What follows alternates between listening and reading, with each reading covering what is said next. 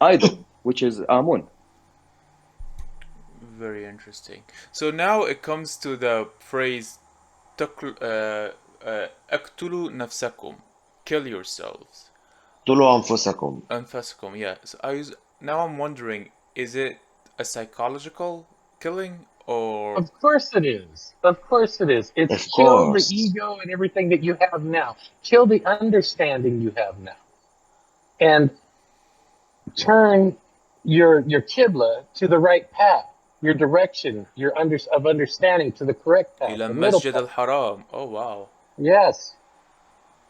And follow Yeah, this direction. That's what happened to the Prophet Muhammad, in my understanding. That's why the whole concept of this going from one to the other, it wasn't about going from one mosque to the other. It was, here's where you were in your life.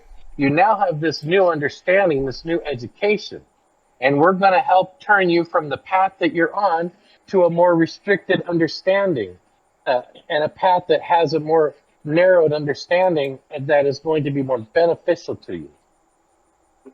but if I may just This on this one, Quran. I actually take the killing yourselves in Surah Al-Baqarah, which is 254, very literal. Because there's a reason I'll say it's literal. And I've heard this argument that it means purify your souls, kill your ego. But if you read the verse, and again, just continue the verses to the end, this is when they took the calf, so they worship the calf.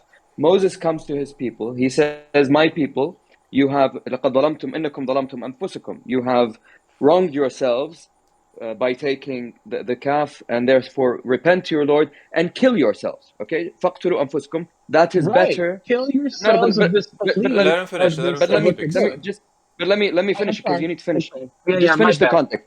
That is Yeah, I'm better. sorry. That is better with your Lord, so He would forgive you. He is the forgiving, the merciful.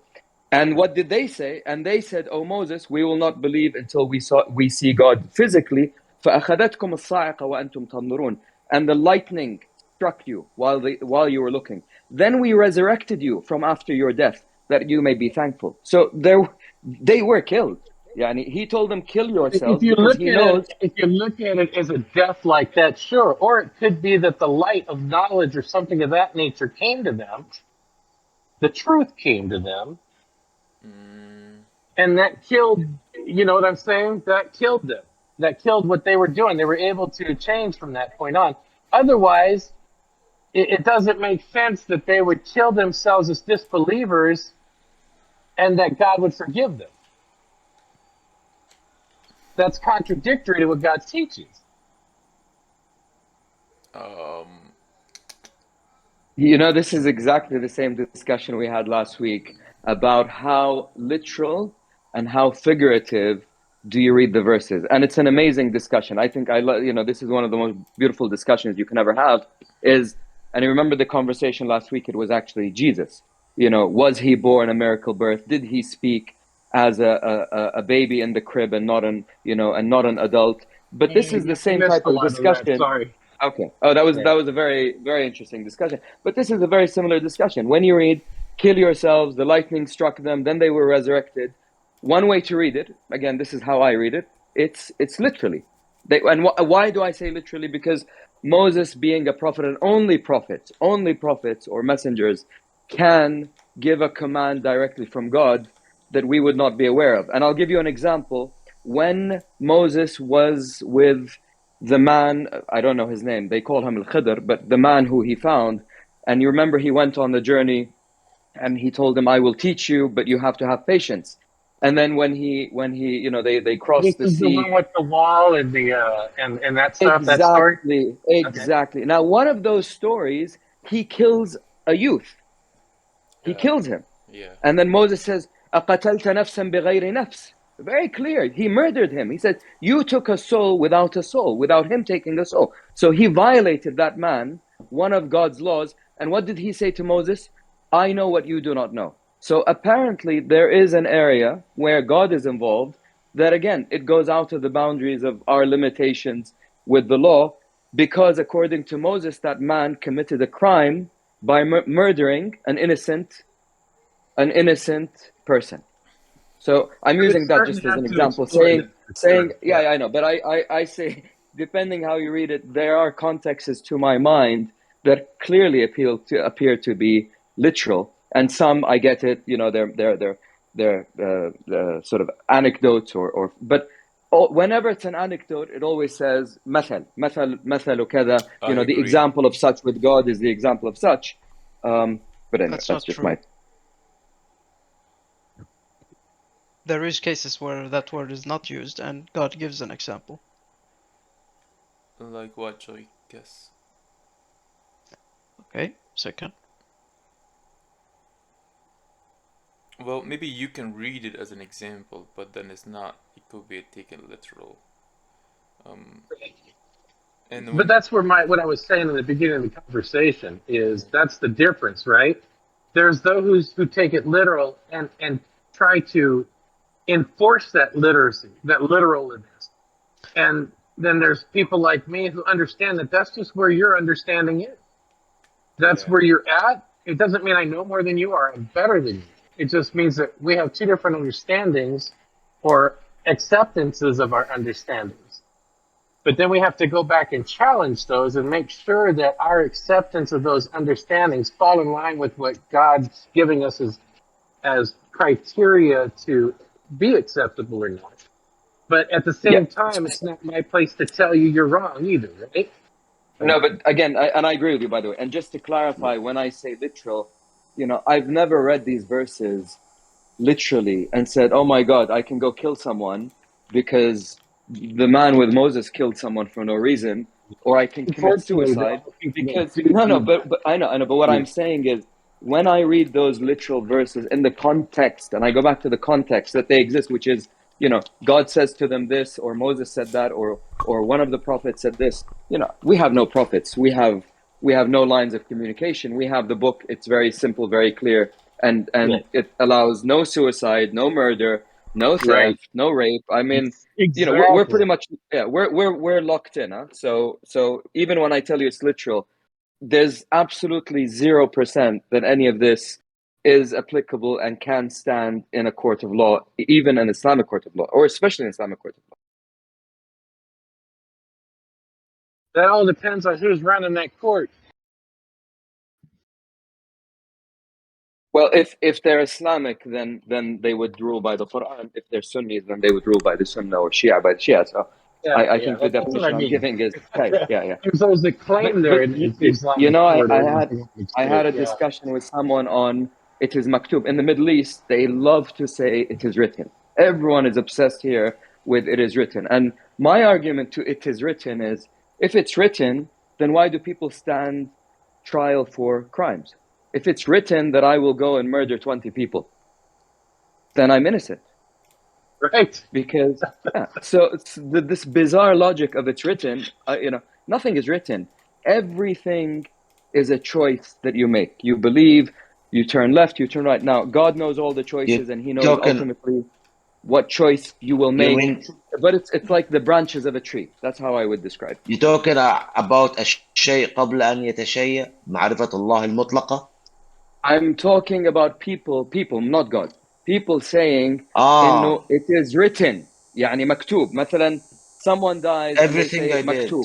Yeah, So if I am obese and I overeat, it is written that I will die at no, 42. yeah, Yeah. that's BS. no. It is written that you're supposed to be obese. No, I you're supposed to agree with control your you diet. because It's you their have first, if excuse. someone gonna say something, you have to define the thing first before it's coming be thing. This is at They use it first. as an Some excuse to circumvent responsibility. I would say yeah, it according to is you, how you act. it Yeah, is go ahead. written if you take it into quantum physics. Okay, let's not go there. No, this is not go there. It's Yeah, gonna. I quantum would say physics once it's confuses done, me. it's written because everything is Yeah, recorded. So that's once Yes, it's done. The fact of doing it writes it in the pages of time, so to speak. Yeah. but everything that could possibly happen is also written. That's my It's understanding. you. Yeah, that's the It's you parameters. That's the when you parameters. make a because decision, Sunni. you choose from what is written what you want to do. Yeah, like right that's now I can mute everyone or disconnect everyone or connect everyone, right? That's like the law is there, right? It's written, but I choose not to. I choose to kind of like continue the conversation. Sorry, that was just a random example, right? But yeah, everything is written, and what we do, what action we take, is kind of like we signed that action, right? Not flexing. I'm just trying to. No, but that's why I was trying to describe it. Maybe it didn't come through clearly as the branches of a tree. If you think of your life, you are a tree, and all of the choices in your life are branches of a tree. You make the decision which branch you follow. God knows all the branches. He knows all the outcomes, and he knows which one you will ultimately take, but you have the decision at each and every turn. You had the decision to join this call. It wasn't Right. preordained and Right. written. It was one of the choices. You may have decided to go and watch TV. You had a branch. Your branch brought you to this conversation. Therefore, it's your choice, your responsibility. I think that's how I reconcile it is written and God knows it, but it's your choice at the same time. I think God knows everything we will do. Like He knows all the possibilities we will take because He designed the laws of nature, right? He can predict the future with 4 billion possibilities, per second or per minute, right? Everything is written. It's just the action we take, we kind of like sign it. So I choose to say a good word instead of a bad one, right? Although I think that's how I take it. Like we just sign the action that we take. Let's try a different explanation. See if this comes across. The ultimate destination that God knows we're all going to end up is in front of Him on the day of judgment. Correct? Right? Every human being is going to face the day of judgment, That is true. and we're going to be judged by the records of our good and bad deeds that are determined by the decisions we make throughout our lives. Right. They're not already written because we have the choices, like you said, with the branches of the tree, to make a decision to go up, sideways, down, left, right, whatever that choice may be. The ultimate destination will always be the same, but we'll be judged on the path to that destination by our actions that are recorded. So Does I that think make sense? I agree. I think because it sounded complicated, but I would also just mention that whilst they are choices, and God knows the choices, even when we talk about someone like Pharaoh, when Moses and Aaron went to him, he said to them, فَقُولَا لَهُ قَوْلًا لَيِّنًا لَعَلَّهُ يَتَذَكَّرْ أَوْ يَخْشَى. Say to him a kind saying or a soft saying, perhaps he may remember or have humility. Yakhsha. So even though Pharaoh was Pharaoh, and God knows Pharaoh's outcome, because in multiple verses he speaks of it, he still tells his messengers to give him the option, give him the chance, give him the olive branch, that maybe Yes. he will remember, and he will become humble, or again, I think yakhsha is humble, but Humble or submit to the truth, or however you want to take it. But yeah. Yakhsha. Yeah, there's also the verse where I think it's in Surah Al-Baqarah where Allah is saying to the angels that He's going to create a new dominion on earth, and they ask Him, are they going to shed blood and so on and so forth? And then Allah says, for I know what you do not know. That would insinuate that Allah knows what's not happened yet. It depends on who actually says that in the verse. Because there is also a verse where Noah says that he knows what you do not know. So it doesn't have to be God who says that. Noah Yeah. says it, or the messenger to know. saying, So look, I'm not necessarily saying that we don't have choice. But like Big Stu was saying, the outcomes and what the totality of the destinations are, and the planning and the routes that the fundamentals of what this existence is, and what's going to be what's going to actually happen on the grand scheme of things. I think this is something that is all within Allah's power and all under His control. It's not something that He's not aware of.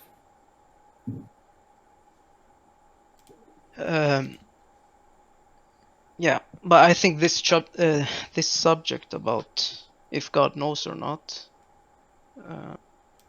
would only be from our side guesses, because I mean, I think he Actually, knows. He actually, knows. yeah, He I, knows I agree. everything. I think, Go ahead, yeah, Light. I don't think it's guesses. Sorry, I was just gonna say it's not guesses, because if you read the Quran, again, we have to have some basis of how we make our conclusions. If you read the Quran, there are verses that speak of the day of judgment in a past tense. So when you read them in Arabic, وَقَالَ الرَّسُولُ رَبِّ إِنَّ قَوْمِ اتَّخَذُوا هَذَا الْقُرْآنَ مَهْجُورًا, and the messenger said, in a past tense, my Lord, my people have deserted this Quran. وَلَمَّا قُضِيَ الْأَمْرُ قَالَ الشَّيْطَانُ, and when the matter has concluded, the devil said, not will say, yeah, قَالَ الشَّيْطَانُ. So clearly in the Quran, time to God is not time. For us, it's a straight line. It moves forward. It's linear. why The do way God speaks, of time, it seems time is a loop. It's not. It's because He speaks of the future in the past, and the okay, past and the past and the present, and yeah, so I wouldn't even dare to guess how physics and time works with God. In يوما عند a day with your Lord is 1,000 of your years. I don't know what that is. في okay, يوم, in a day which was equal to 50,000 years. What does that mean? How does that work? How do the laws of physics become 50,000 years? We yeah, don't have the data points to know, but clearly, with God, and this is it's not. I mean, it's strange. You think about it. He sent Muhammad a day and a half ago. He sent Jesus 2 days ago. Moses probably 5 days Could I ago, answer and to you first before it becomes too much? How do you know the first verse was not said by the messenger while he was alive? I didn't understand which first verse. The one you cited, the first one. When The one with when God abandoned the says Quran. وَقَالَ الرَّسُولُ. Yeah. Yes. It's in the context in the verses. If you read from about 3 or 4 verses before, it's talking about on Yawm al-Akhirah, I'm pretty sure. Okay. That's the problem, because if we take the words to be what we have been taught to be, then we will not understand the verses. When you look at the verse, you see the word qawmi. When qawmi is used for other prophets and messengers, what do God say? And most of them did not believe, right? So why would most of them believe when it's Muhammad speaking? I didn't get it. The word Can you explain qawmi, it again? qawm, So yes, qawm is my people. So whoever yes, my yes. okay. Every messenger is sent to their qawm, Okay. okay? And the So prophets are also sent. قوم Musa, the people of Moses. قوم Yes, عاد, قوم yeah, Hud, قوم Lut. Fine. okay. So if you just for a moment exclude the last messenger, Muhammad, okay, and focus on the others in the Quran, you see that if not all of them have, whenever the word qawm is used, God is telling us that most of them were not believers. So He sends Moses to his qawm, and then we are told that most of them of Bani Israel did not believe.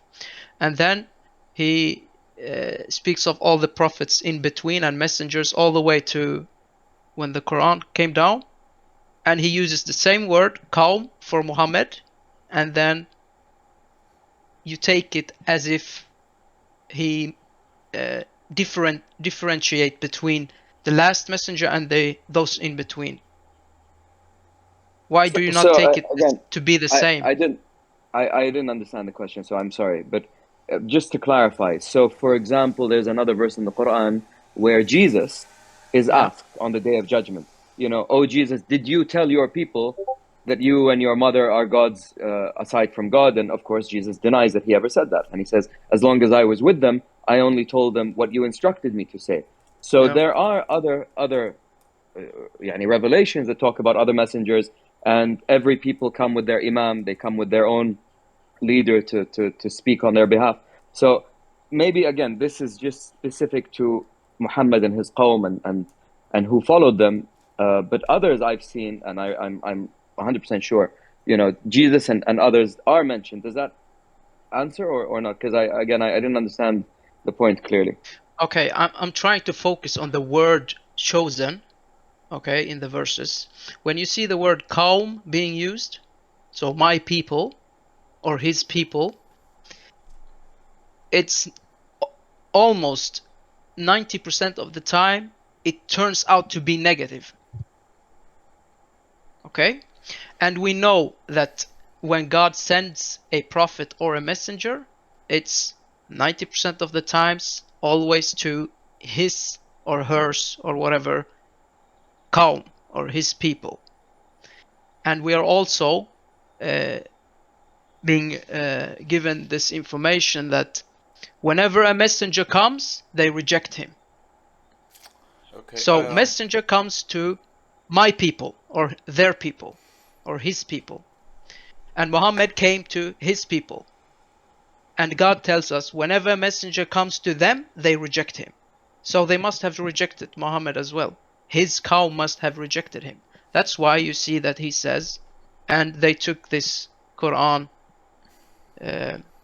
Yeah, they abandoned and this Quran. Yeah, but the abandoned point this is, he Quran. was just trying to bring up verses where it's talking in the past, but it's gonna happen in the Yeah, future. I understand, Yeah, but that's because we're just what I'm talking trying about to say. I'm time. not denying that God doesn't know the future. That's not what I'm saying. I'm saying that's not sufficient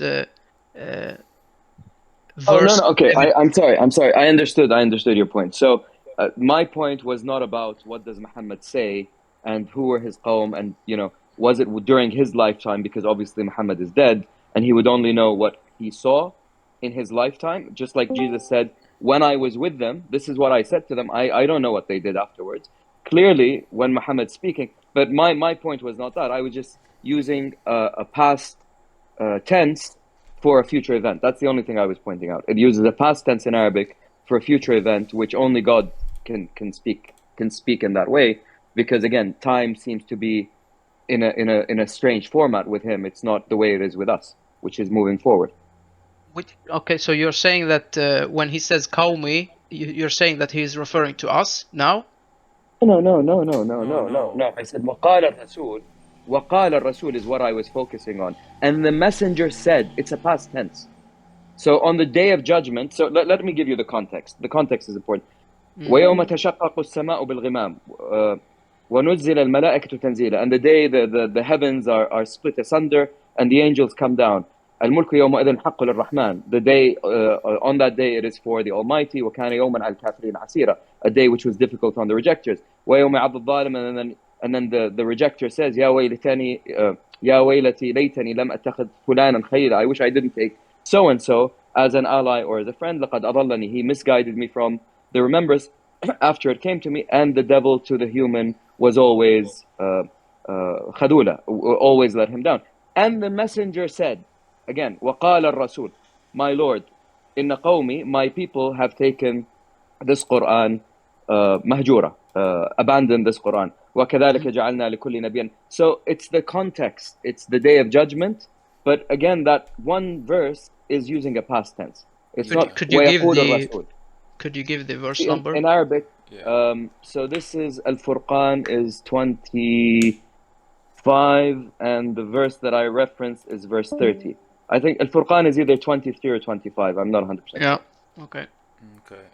What if could I give you another way of reading it? What if when this verse comes where it says that the messenger said, could it be that this single verse is speaking to the reader of the Quran, so to us today? And Hey, those I mean, above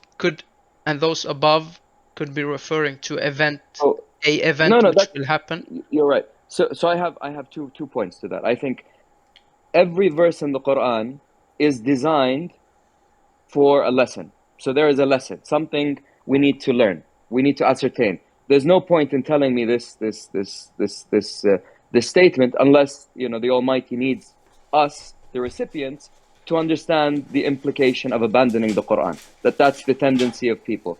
But in terms of the tense, and again, there was a discussion of tense. If you look at maybe another example, Surah Ibrahim, which is 15:22, وَقَالَ الشَّيْطَانُ لَمَّا قُضِيَ الْأَمْرُ, and the devil said when the matter was concluded, إِنَّ اللَّهَ وَعَدَكُمْ, God has promised you the promise of truth, and I promised you, and I فَأَخْلَفْتُكُمْ, and I broke my promise. وَمَا كَانَ لِي عَلَيْكُمْ مِنْ سُلْطَانٍ. So this is speaking, again, of a future event in a past tense.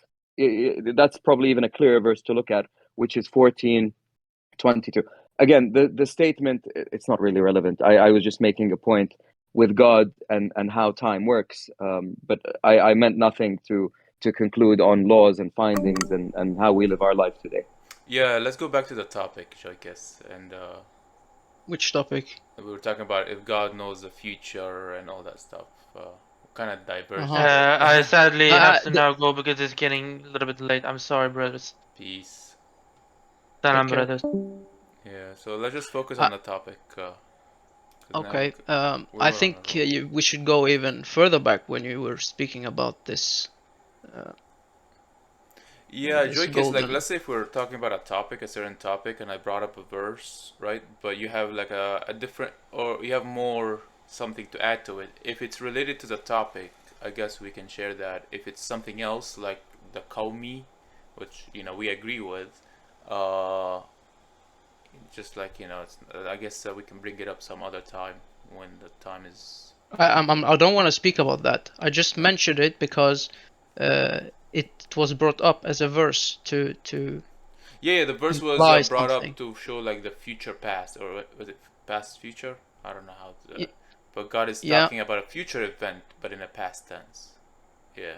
Yes, I understand that, and I'm just trying to give it a more depth to understanding, because it could be saying we know that the Quran was revealed in stages. We already know Oh, that. no, of So course there should be more depth, but the point yes, was the so verse was yeah, but just let to me make a just point. make my point. So this verse where the messenger said something could have been if the Quran was sent down, let's say half of it has been sent down, Yeah, and his people have been abandoning this half, yeah. and then the messenger says, That's actually a great point. Yeah. Yeah, someone tried to do that on the Salah thing. Like they said, oh, the first few verses was like "Iqra bismi rabbika allazi khalaq," But then, what did Muhammad do Salah when the first revelation was sent down? And I was like, that's a good question. yeah. Anyways, But and then I also told if you them there is a verse where God says, "Do not haste in the understanding the Quran. I will reveal it to you." So it looks like even if Muhammad didn't know how to do Salah, assuming it's ritual prayer, there will be verses that's coming in the future that would explain that, or what is Salah, or what is Exactly. Zakat. Yeah. Yeah. So okay. Anyways. yeah, I think you were speaking. If I'm not mistaken, you started to speak about this golden calf or something. Was that the first topic? Golden calf. The point was about psychology, right? How, like, you want to say To be something? honest, I think no, I just think we were all over the place. We didn't really try to have a topic Yeah. in mind. This was a very open discussion. Yeah. We're just moving from idea to idea. I don't think we've indicated at all a specific agenda. It's just moving by itself from one topic to the other. Yeah. So just to give context of what we were discussing. Yeah, we went from Islam being a secular, like, we know if we're gonna live in a country. We started with slavery. I joined it with slavery, by the way. Right? And then And now we're talking about time actually and future. it was democracy. I think it was Democracy. democracy. It was Trump, and then it went into slavery. Then it went to systems. What is God's system? What is Islam? And then it just kept moving. So it's just moving. Yeah. Okay. So there's no certain topic. Can I bring it back full circle? Go ahead, Dark. Back to the theme. So yeah, we were talking about the verse 90, Surah 96. I just remember that was me who was saying, well, if in the first revelation it's talking about Salah, then how does that make sense? And then later on it starts saying that we taught you what you did not know. So yeah, that doesn't really make sense. It's ritual prayer. I didn't say any, I don't remember saying that. But by the way, That the was me. sequence of the Quran is unknown. I wouldn't be able to tell you which verses were revealed first. I agree. So we have the whole book and we judge by the whole book. But to say that it was Iqra that came first, who said that? You know, that's what the historians or the Sunnis or whoever, and they make up, you know, a lot of details, and then they say there was a context, and he said this when this happened, and then that's why they tell you can't understand the Quran without knowing the asbab al-nuzul, the reason it was revealed, and they try to link it to very specific physical events. But to my reading, you know, the Quran is to be taken in its entirety from the beginning to end. It's been arranged this way by God, not by man. And which verse came first, I don't know. And it doesn't bother me because I don't need to know that, because I have to take the entire book in its context to rule and judge and understand it. Right, I agree. Okay. How do you Okay. teach to them? Sorry, I just wanted to touch on that Surah 96, and then I'll let you guys carry on. So where it mentions Salah, right, where it says, do you not see how, is it the master stops his Servant, slave from Salah, right? Oh, yeah. is it in 96? Yeah, is it 96, 7 or something? Maybe 11. But It's basically... 96:10, عبدا إذا صلى. Yeah, so that, I think that means follow closely. I don't think it means ritual prayer. And it makes sense when you look at it from a, I guess, equality perspective. Your master doesn't want you to follow in his footsteps. Your master doesn't want you to be on equal footing. He doesn't want you to be closely behind him in that sense. He wants you to be basically, you're a third world citizen whilst I'm a first class citizen. I think that's what it's saying. It's yeah, but I think if you first maybe look closer to verse 4,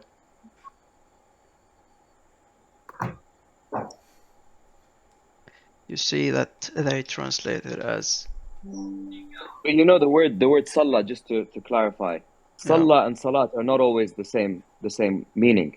They may have the same derivative, but they don't mean the same thing. They're a different context. So when you say Salah, it doesn't mean it's as-salat. As-salat, it always appears in a very specific context, and it has the ritual element to it. It has the voice, it has the timing, it has the evolution. But when you say Salah, فذكر اسم ربه فصلى. So he mentioned the name of his Lord, and he connected or prayed. Let's say if you want to use the word prayed. So the word Salah, mentioning God's name, is Salah. That's Salat, not as-salat. When you say as-salat in the Quran, it has a completely different way of describing it, context. It has parameters to it. I read it differently. Salah and the salat are not exact. They're the same derivative, but they're not the same meaning. I can I would challenge you on say that Go ahead, Joey. you have the word when it says salat, it would be like you're specifying the salah part to something specific. So for example, like you have bayina, bayinat, plural of bayina. You're adding plurality to the word. And when it's a verb like salla, and you add this a and t in the end, then you're specifying the verb to something. So again, maybe. So to me, let me translate the word. If I read Salah, then I would translate it in English as connect or connection. And if I read as-salat, I would translate it, let's say, to be consistent, as the connection with a capital C. It's similar, but it's not the same. So when God and His angels, إن الله وملائكته يصلون على النبي, you know, they don't pray to the prophet, nor do they kneel, but they connect to him. And when God says, هو ملائكة يصلون عليكم, you know, He connects to you. And then when the messengers told the prophet, يا محمد صل عليهم إن صلواتك سكن لهم, you know, oh Muhammad, connect to them, makes sense, and not oh Muhammad, pray to them, because that makes no sense. الطير صافات كل قد علم صلاته. The birds each knows its connection, its salat. The birds don't stop and do ablution and say Allahu Akbar and then, you know, read Yeah, the I'm not Quran saying in I'm a not modest way. I'm not saying that salat is a prayer. That's not what I'm saying. Yeah, I don't think anybody said that.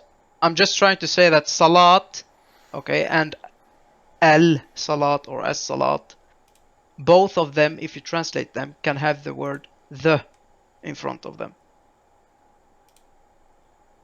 Doesn't have to be just for as salat. So let me ask Laith a question. Could you read chapter 10, 26 in Arabic? I'll post the verse. Yeah, just give me a second. Just need to. 10:26, you said? Yes. 10:26 is للذين أحسنوا الحسنى وزيادة ولا يرهق وجوههم قتر ولا ذلة أولئك أصحاب الجنة هم فيها خالدون. So al-husna. Is that the one you're talking about? Yeah. So a word al-husna, right? It's alif lam, and husna is singular. It's not hasanat, right? So is this a specific good deed that we have to do, or is it? What is it? I mean, it doesn't look like it's a deed, because للذين أحسنوا, so those who, let's say, perform good, Yeah. will Al-husna. receive the good, the singular al-husna. So it is a thing that they receive. So you receive it. that's You're how not you the one read it. who. Yes. للذين أحسنوا الحسنى وزيادة. So there's something that is given to them, which is al-husna, and more. ولا يرهق وجوهكم قتر ولا ذلة أولئك أصحاب الجنة هم فيها خالدون.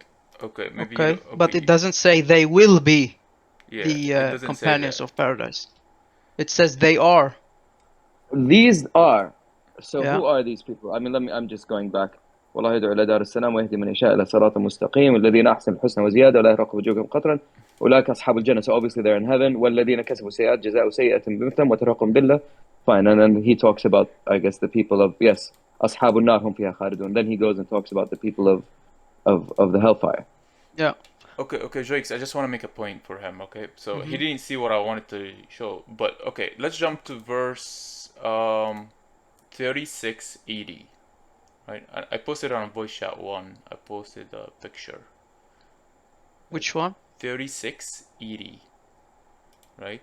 I just want Light to see something.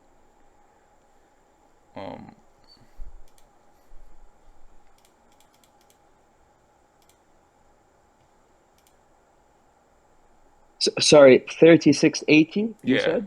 الذي جعل لكم من الشجر الأخضر نار فإذا أنتم منه توقدون. Right? So al-shagar is also alif lam, shagar is singular, right? It's not shagarat. So is No, this... so الذي جعلكم من الشجر, the one who made from you from the green trees a fire that you use to ignite. Right. That's how I would it's not translate. trees, it's tree. It's the word is singular, right? It's not shagarat. It's shagar. It's the green tree. Yeah. So my point is... No, it's not a shajara. It's a shajar. A shajar is plural. It's not singular. It's not a shajara. Shajari. يعني شجرة تخرج من طور سيناء. That's a specific tree. So there's a tree. If you read it, it says شجرة تخرج من طور سيناء, which comes out in the land of Sinai, and it gives a specific. It has very specific qualities. But this is a shajar, which is plural. So I'm reading this as it's plural, not plural, singular. because if you look at salat, al-salat, is that plural? So the plural would be as-salawat. Exactly, right? It's As-salat. as-salat. So As-salat as-salat is singular. Is singular. As-salawat is plural. Well, but okay. that's because you have the ta at the end. Well, التاء that's fine. المربوطة. Yeah, the tema marbuta. But the thing is, I'm looking at the way, like I'm looking if it's singular or plural, and it doesn't say, right? It just says accusative feminine noun, and Can I offer an idea? yeah, and al-shagar is just genitive masculine noun. It doesn't say singular or plural, so it looks like they're both written in the same style, right? I think it's because it says al-shajar. I think it's talking about the tree, as in all the trees. That's my point. That's my point. It's not one specific tree that is the green, al-akhdar, right? The green. It's not a specific green tree. Yeah, but it would say al-shajara al-akhdar. Ah, It says al-shajar, so it's talking about trees in general.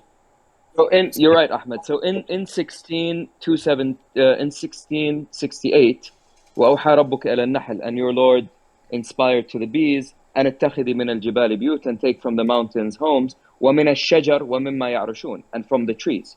So it's not a tree, it's the trees. okay. It's always Yeah, a but- شجرة. But the thing is, الشجرة al-nahl الملعونة also. في القرآن. Al-nahl.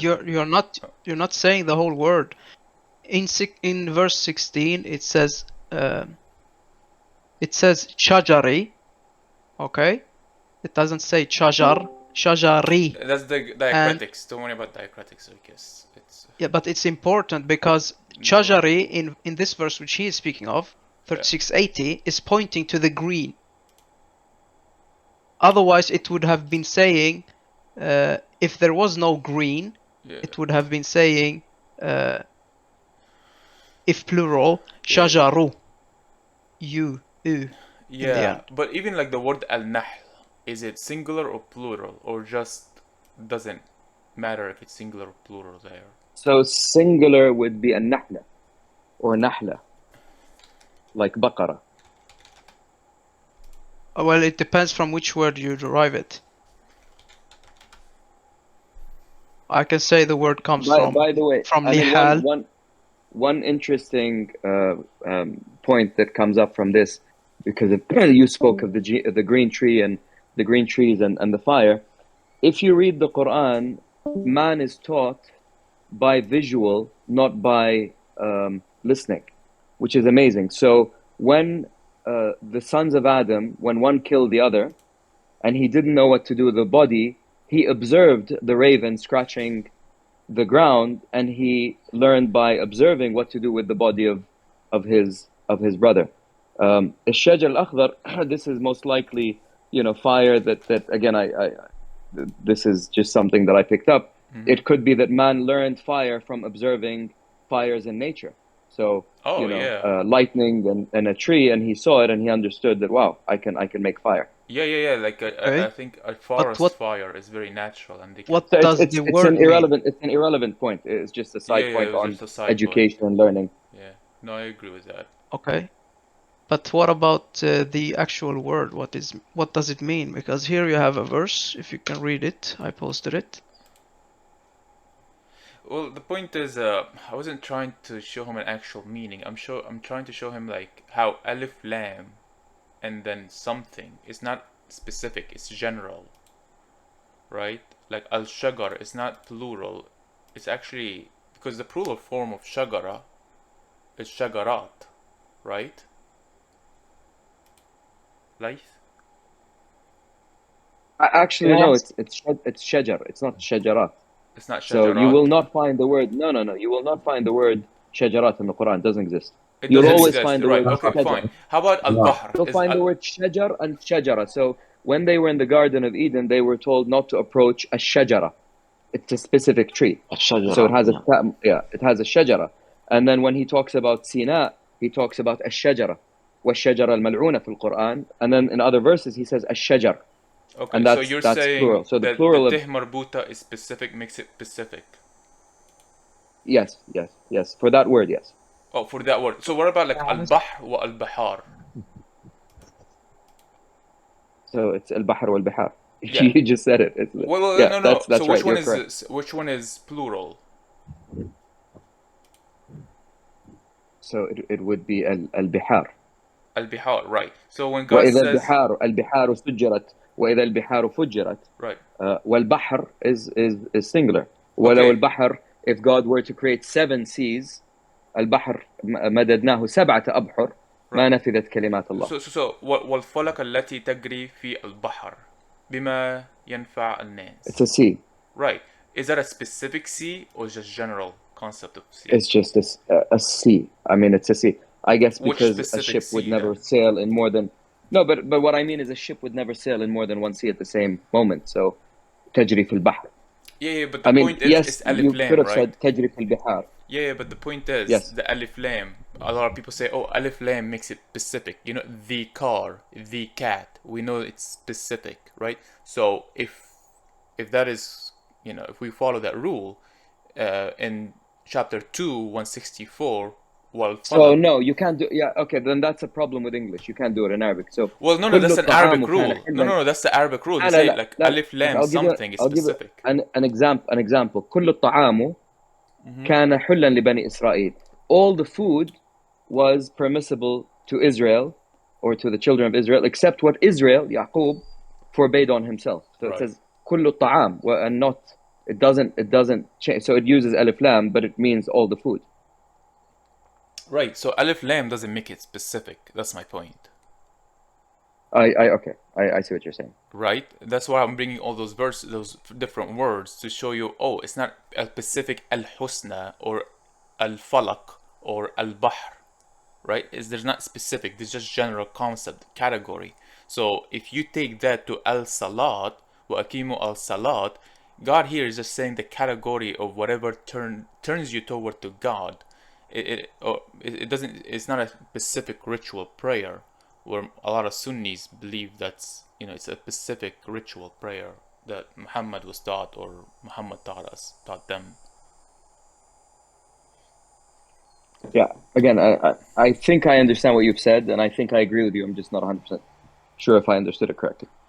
Yeah, because But I think what you said makes sense. I kind of got it. yeah. So al-salat is just the noun form, right? So when guys say yusalli or usalli alayhum or something like that, right? It's not, you know, you can't just say, well, there it means blessing or means helping, but it means, I think it means to turn toward, right?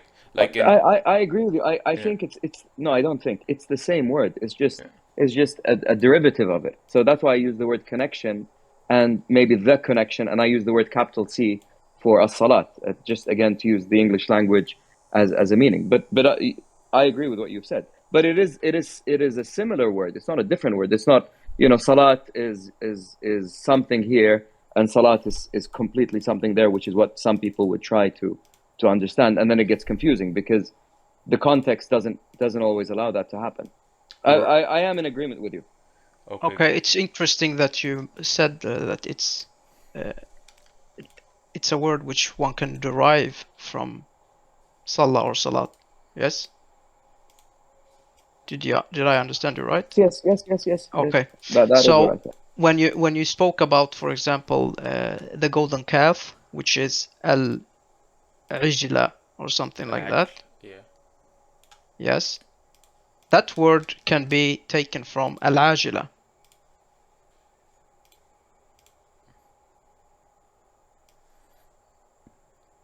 Why would you change that word's meaning? I don't get it, because al-ijl al-ijl is referring to, it's a singular here, but it's referring to a thing.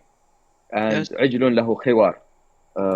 And again, khiwar is emits a voice, if I am to translate it in English a bit loosely. But why would you change the meaning to ajala or I'm not come changing early? it. I'm trying to show I'm just trying another to understand the narrative. meaning. I'm showing another narrative which supports the idea that it's not physical. The fact that we see the word, for example, akhirah, appear many times in the Quran, that word is the opposite of al-ajila. So when God says that people who are certain in akhirah, doesn't necessarily have to be afterlife. It could be. That's It could be when God tells us, "Do not hasten in the book." Then you are waiting for akhirah. Is that why Siyam is necessary in order to gain taqwa? I have a different view of what siyam actually is, but Yeah. So exactly. This is why I use the word Siyam, so that it's according to the context of what Siyam actually means. I'm not bringing a translation to try and bring a new topic. I'm just trying to keep on the same topic. But so we're looking at Salah, and sorry, I kind of threw me off a bit. Like we're talking about. So but Sir Ahmed, on al-ajl, just because before we move on that. So al-ajl, no, but al-ajl, I would say no. It is a kaf. It is physical, because if you look at the other verses that speak of the same topic, so in Taha, which is 2097, it says, and they speak to Samiri, قال فاذهب فإن لك في الحياة أن تقول لا مساس وأنا لك موعد لا نخلف وانظر إلى إلهك, and look at your God that you were worshipping. We will burn it, then we will destroy it and throw it in the running water. So clearly there's a physical thing that gets destroyed. Can you make yourself a god or ilah? Can you make your nafs ilah? You can make your ego, your desire as your god. Yes, you can. Is that physical? It's not physical, but why does my ilah have to be physical? My ilah can be physical or non-physical. To this guy, but nothing is physical. You just said that.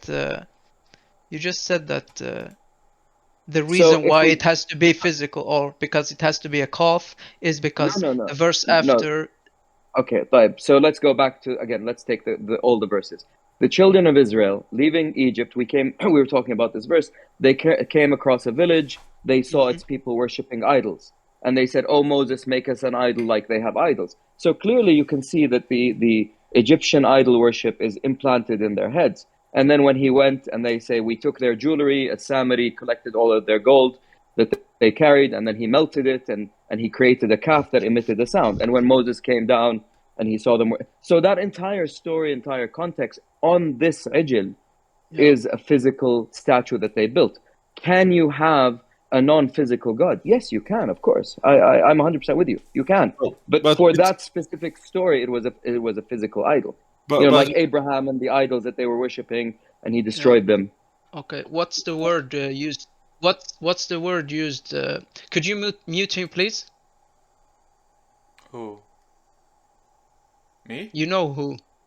Oh, what's the word used for those who saw people worshipping idol?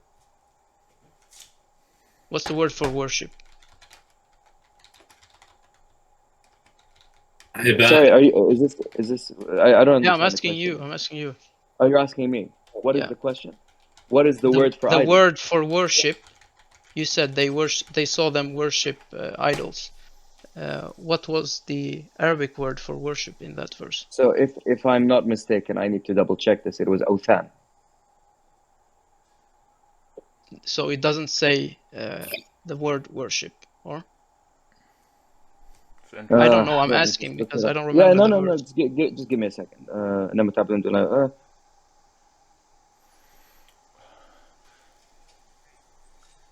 So Joix has like a different interpretation of a lot of words and a lot of verses in the Quran. So that's why he always like asks those questions and kind of try to challenge us.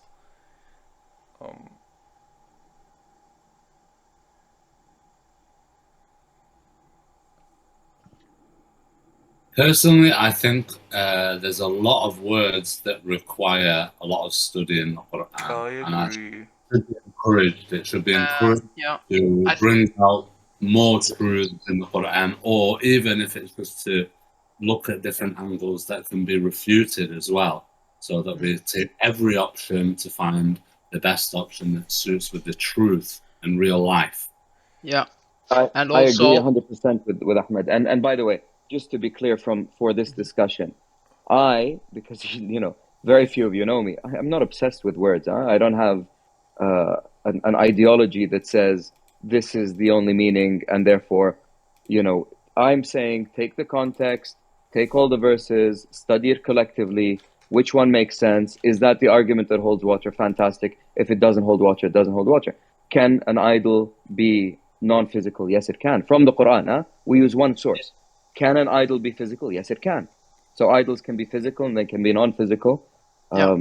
But again, I would caution, these days, this day and age, trying to be politically correct is a little bit dangerous. People like, oh, science and the understanding of science and religion is no longer compatible with science. It forces people sometimes to give meanings that are very difficult, and they involve a lot of linguistic changes just to say, this means this because it's just the view that I have today. Okay. I think I just let it flow I smoothly. okay. Sorry.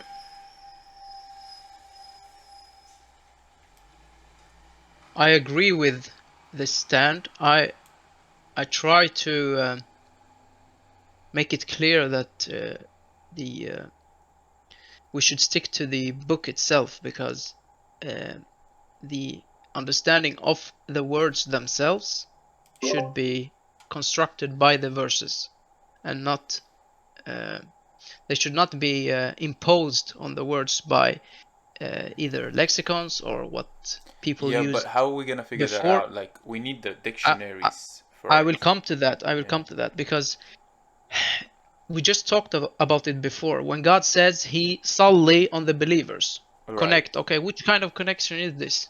Are we just speaking a empty connection? No. No. So what I'm trying to say is this connection is about getting closer to God, and so He makes you understand. He makes you know what you believe in. He increases your faith. So everything is for the positive when you connect with God. We should not limit the ability of what God can do for us. Oh no. Yep. I agree. I So, agree. and one of them which people have so hard issues with, is that if he is the author of this book, then he is the one to explain it, no one else. Exactly. So Yeah. why do people have it hard to understand that God can, even when you sleep, He can put things in your head? He even says it in verses. When they die, we take them, and for those who did not die, we take them while they sleep. Yeah. I'm not sure. I don't Anyways, believe in extra wahy from, I don't wahi believe means just instruction. It doesn't mean revelation. I think it it means doesn't mean revelation. It means think instruction. I think instruction is different. No, I think there is an Arabic word for instruction. You mean wasi, maybe? I have to look for it. We don't need to. Mu'azza, mu'azza, We don't need to mu'azza. go But, deep in but that. gentlemen, we're not disagreeing because Yeah. we've all said لا يمسه إلا المطهرون. None can grasp it except the sincere. Yeah. Yes, you need a clean slate. You need to have no preconceptions. You need to walk in, read this, allow the text to speak for Okay. itself, and not give it meanings that are and for those of us who came from other backgrounds of either being Sunni or Shia or whatever, we struggled for many years to get rid of the Right. preconceptions of what a word means until we got to the point where we no longer carried those preconceptions and we allowed the book to say what it wants to say. And that's what in alayna bayana. It is for us to make it clear. So I Yeah. agree, but I agree. And again, none of us is saying anything here that forces a meaning. We're just Yes, saying what is the context. Who is the someone that you're referring to? someone who rejects any other ideas which are not in any translation online. Previously, Yeah. I know that you said, if I remember correctly, you were here one day, and I wrote in the text chat, I wrote that the word they translated as Bedouins I think it is Arab. You commented on that and said it's clear that those are Bedouins. You just said now that since you come from this background, you had a hard time to get rid of your understanding of or what you were taught about certain words or certain verses.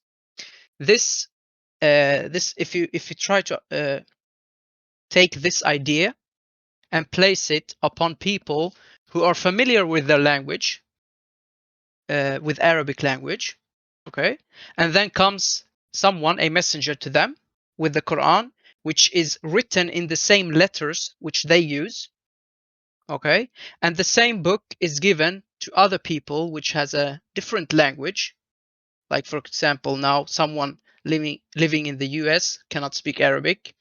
Which of those two will have a hard time objectively understanding the verses?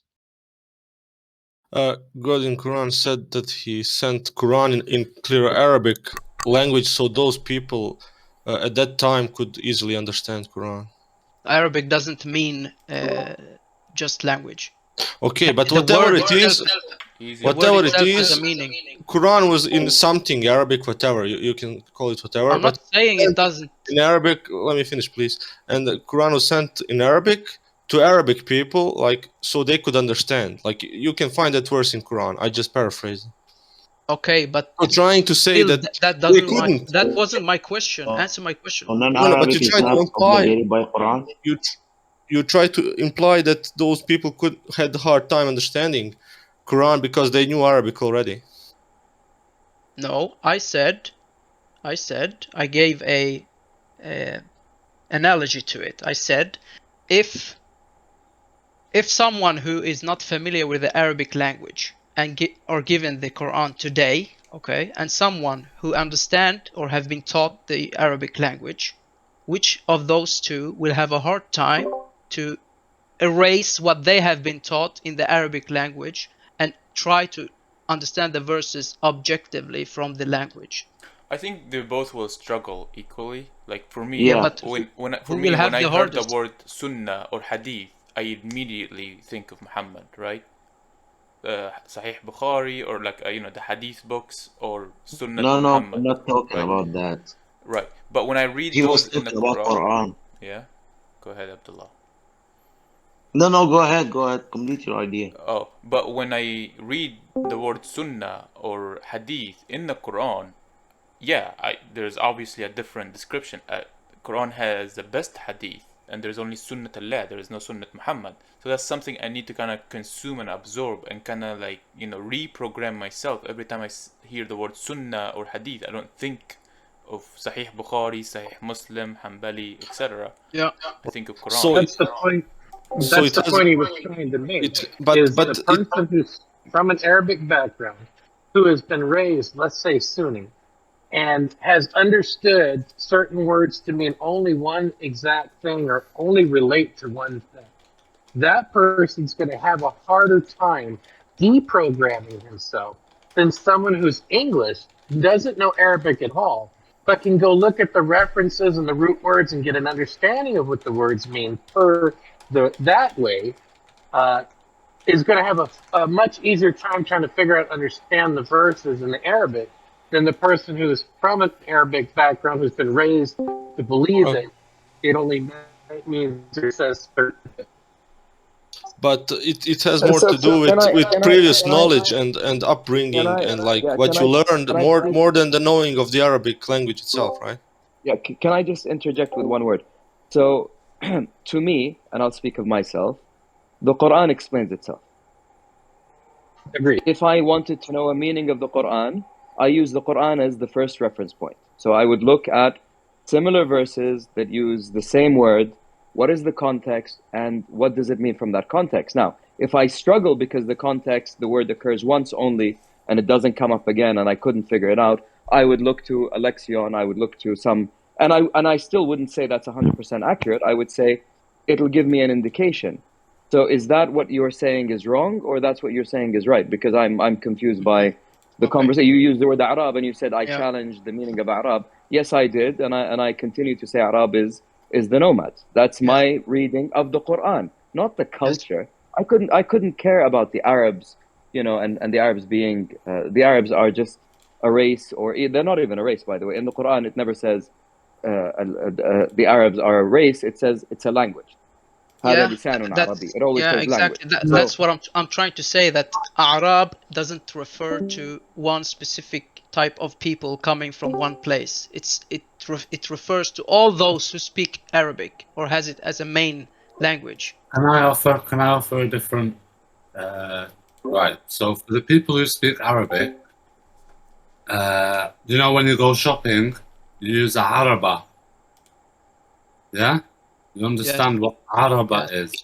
Yes, So if we shopping look at cart. the meaning, yeah, so it's a cart. Yeah, so it carries something, and this Arabi, the lisan Arabi, is carrying the message. This is why it cannot be tainted, because it's so accurate in its literature and the way it's. Ahmed, can I just mention a couple of verses here because it's important. So if you look at 9:120, it says ما كان لأهل المدينة. It was not for the city dwellers and those around them ومن حولهم من الأعراب, and those around them, so in their vicinity or in their surroundings, from al-Arab. And then there's a couple of other verses. It always says A'rab and Ahl Medina, the city dwellers and the A'rab. So if I used the Quran to explain al-A'rab and I didn't use any pretext, I would say it's the opposite of city dwellers, which is the nomads, people who are wanderers. Now, why would that make sense? Just give me 1 minute to explain, and then I'll mute myself. If you look at behavior of people, we know for a fact, and I live in the Middle East, so I can tell you this firsthand, the Bedouins, the people who are always traveling, have a different moral standard and moral compass than people who are established in cities. Why? Because they're always on the move. Similar to the gypsies. Let's use the gypsies in Europe and use it as a comparable. The gypsies in Europe, because they're always on the move, they behave in a certain way. So they make promises, they you know, they're very they live for the moment because they're there for 3 days, 5 days, and then they disappear. Whereas if you're a city dweller, I know where you live. I know who you are. You know, so your behavior as a city dweller is a little bit more consistent because people know you. You have a reputation, people will come back to you. And if you look at it in that context and say, it's the nomads because of their lifestyle that they are very quick to agree they're hypocrites. You know, they don't stick to their word. They're very elusive. I can see that. But if you tell me it's a race of people who speak Arabic and they're hypocrites, why? Why would a race of people who speak Arabic be hypocrites? That's it doesn't make sense. It becomes the meaning becomes bizarre. I wasn't trying to say that they're hypocrites. I'm trying to say that it's a descriptive term in terms of something that is like a Araba. So if you're talking about the travelers, like according to history, like that area was the Silk Road. So there was people carrying things from continent to continent over those crossings, and they were the people that would mix with the city dwellers because they would be passing through. They would be coming from one end of the Silk Road and passing through and doing trade.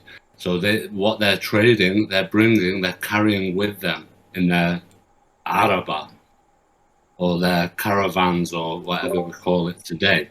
But this is just something that was my own observation, and I'm not sold on it. I can understand what you're saying, Lee. However, I see in the verses that also like Arab is more of a descriptive term. This is why it's used in terms of the way that the Quran, the language that it's revealed, it's Arabic, it's carrying something. So I agree with that. Wait 1 second. I think it's consistent with what Laith said, because he said those are the nomads, and what you described are, you know, the verb form of nomad, like Arab, right? Like you're carrying something and you're moving around. That's what nomads do. They don't settle down in one place. They move around. And one more thing is, if we define Arab as like the Arabs or just like a certain race, I don't think God is meant to be a racist and say all the Arabs, or if you claim to be an I, Arabi, you are a hypocrite or you're gonna be a disbeliever, whatever there is. that's not what I Yeah, said. yeah. You're Because I twisting think it. it was because of what I said last time, because I attributed the word wrongfully to Arabs because I was just using it in terms of how people are using that word today, and I was just showing how that's misused in the Quran. But I did use it a bit wrongfully in a way, and I think that's probably misinformed Laith, because I think it might. I think Yeah. I can extend on what you said before about this shopping cart, because it makes sense. If you think about it, if you want to refer to Arabs, you say Arab. You don't say Arab. Arab, often in Arabic, when you put this A in front of the words, in many words, it becomes the opposite of it. So Arab are those who, in this sense, would be full of expression. So Quran Arabiyun, it's full of expression. So kind of like you said, a cart full with something. And then Arab would be those who are opposite to it. So they are sticking to one thing. In that Interesting. sense, So wait a minute, Laith, what's the difference between Ahmad and Muhammad? One of them is a name, one of them is a description. Really? Yes. So Ahmed So is a the name. Prophet's name is Ahmad. Ismuhu Ahmad. Yeah. And that's very clear. Jesus says, Ismuhu Ahmad. But his description is Muhammad. So the meme makes it an adjective, I guess. Meme, meme in the first of the noun. I'm just trying to. Not necessarily. The meme wouldn't, but it's just the context does. Because he qualified Ahmad with ism, it becomes a name, or it became a name. Ismuhu Yahya. So when you use the word ism, you've qualified it as a name. But when we read then Muhammad, we have to understand that if his name is Ahmad, then his descriptor or his description is Muhammad. Yeah, and the Joyce. praised, or the one who is praised, or Yeah. whatever the English derivative is. Again, I'm not 100% sure on that. And Joyce, what's your understanding? Because I know you posted something and I didn't really. yeah, I just wrote it. So it would be the same as saying Muslim. When you put the mu before the word, then it's something which you are constantly being. So Muhammad is constantly being Ahmad or Hamad. And Ahmad means he is more Hamad. Late, I got a question for you about the previous topic about Arabs and city dwellers. So, like, why do you think that when one word is mentioned after the other, it's something different? It's not part of the first, or the first doesn't include the second. Because when in the Quran it uses words as opposites, that's how I can read it as being the opposite of what it. So let me give a different example. The word ummi. Ummi in traditional Arabic means unlettered, or someone who doesn't read or write. That's how they commonly use it. But if you read the Quran, it says al-ummin wa ahlul kitab. It always uses the ummiyin in opposition to those who receive the scripture. So the meaning that the Quran gives it is actually Gentiles. It's people who have not received the scripture. Exactly. And not, yes. And Nabi al-Ummi is not the uneducated, unlettered prophet. It's the prophet who never received a previous scripture or wasn't following a previous scripture, which is very consistent with what the Quran says about the prophet, that no one taught him before this. He didn't know. They claimed that a Jew was teaching him, and that's very consistent with what we know of Muhammad being lettered, being educated. My view very clearly. Yeah. Right, but I can give you another example. For example, like when it says "malaikat wa ruhu fiha," right? We all know that ruhu fiha is a malaika, is an angel, right? Yes, but this is a very specific angel. So it's like one is part of the other, right? So can one be part of the other? On that example, is a ruh a malaika or is he not? I wouldn't know. But he's clearly distinct from al-malaika, and it's singular, by the way. It's not plural. It's Right, one. So right. ar-ruh is a singular, al-malaika are plural. Right. So what I'm saying, like ruh fiha is malaika. So also can city dwellers also be Arabs in the examples that we talked about, like part of Arabs? Like when God mentions two things like one next to each other, it's not that they're always separate. Like oftentimes one is part of the others. Like when it's mentioned, I don't know which verse it is. Like when it mentions prophets, it says prophets, and then it like names few of the prophets. Like it doesn't mean that these few who are named afterwards are not prophets, like not part of the first noun. So that's what I'm thinking. Like, what's your main? I'm not sure I've understood the question, but just because you have opposites doesn't mean you can't move from one to the other. I can be a kafir, and then tomorrow I can be a mu'min, then I can be a kafir, then a mu'min. I mean, you can jump between them. Is that what you mean? No. No. I'm not talking about jumping between things. I'm just saying like when it says like okay, it's not like an example like it says day and night. Okay, those are two different things. But when it says like prophets and Dawood and Musa, like that doesn't mean Dawood and Musa were not like prophets, right? So the same thing I would apply to this verse and ask you like, what's the main reason for you not to think that that's the case with Arabs and the city dwellers? Like, why wouldn't Arabs include city dwellers as well?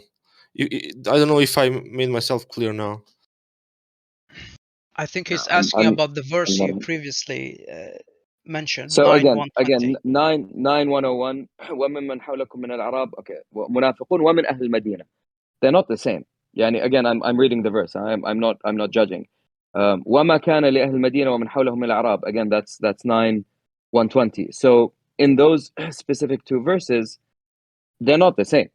It's describing one, and then it says, and in the outer rim you have the others. It doesn't say that the others are also city dwellers. It doesn't describe them as that. I'm using the verses that I'm looking at.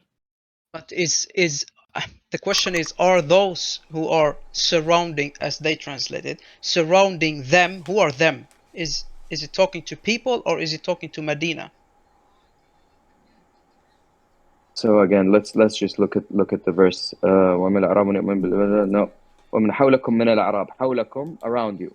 And Yes. those around you of the Arab munafiqun. وَمِنْ أَهْلِ الْمَدِينَةِ. So he says, those around you of the Arab, so he calls them Arab, are hypocrites, and from the city dwellers. So he actually says in this that verse 101, both of them, in this case, he's saying are hypocrites.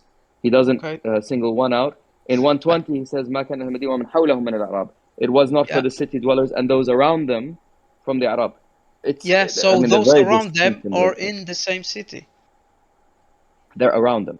So again, in the outer rim. But that's where if you accept what I said of Bedouins, that's where Bedouins are. Bedouins are always camped outside of the city. Again, we have until today Bedouins. They're not located in the empty quarter. They actually live on the outskirts of the cities. You drive up.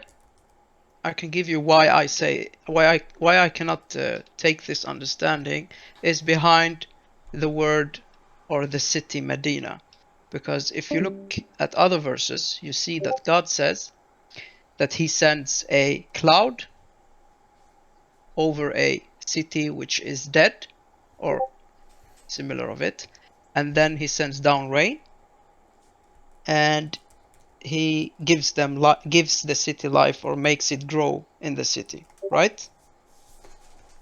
You're familiar with any verse speaking of this? I know the verse you're talking about. Yes. So this concept where God brings a cloud says over a town, city. بلدة ميتة. Yes, exactly. This concept, it's a concept which God is describing, is what happened to this city Medina, because the cloud itself is what came.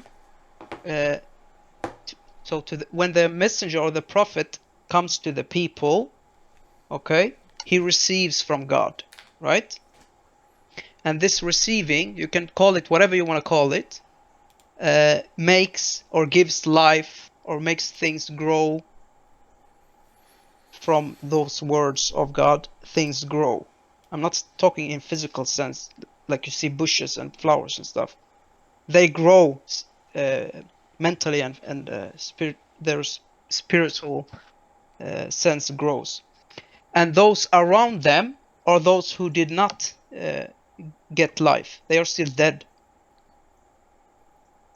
So the Bedouins which you refer to are those people who are hypocrites because they didn't get this life. They are still dead in their head.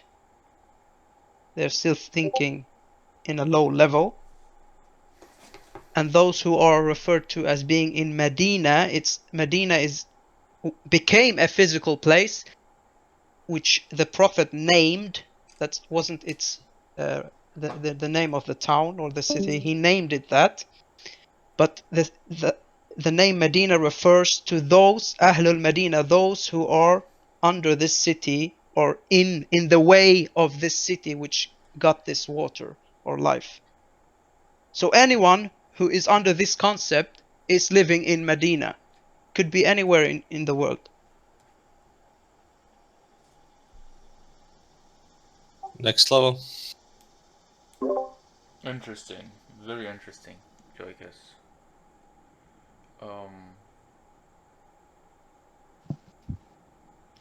How do you get those ideas? I read. I would challenge you with one verse, and if someone can be honest and just tell me what this verse says, which I posted, and explain to me a couple of questions which I have, okay? And if you don't know, say you don't know. It's better than guessing. Because this verse, if we go by the translation, then I would ask, why would people ask for vegetables? And why would Moses call them something lower? Why do Moses ask them to go back to Pharaoh in Misr to find what they asked for? And should we expect that whoever wants vegetables are to be considered people that should be in the surrounding of someone like Pharaoh? And why do God end the verse with, that is because they disbelieved in our verses? So someone who disbelieves in verses asks for vegetables. Doesn't make sense. And also, which prophet did they kill? Those who went with Moses, which prophet did they kill? Or prophets, plural. And which is the truth referred to in here?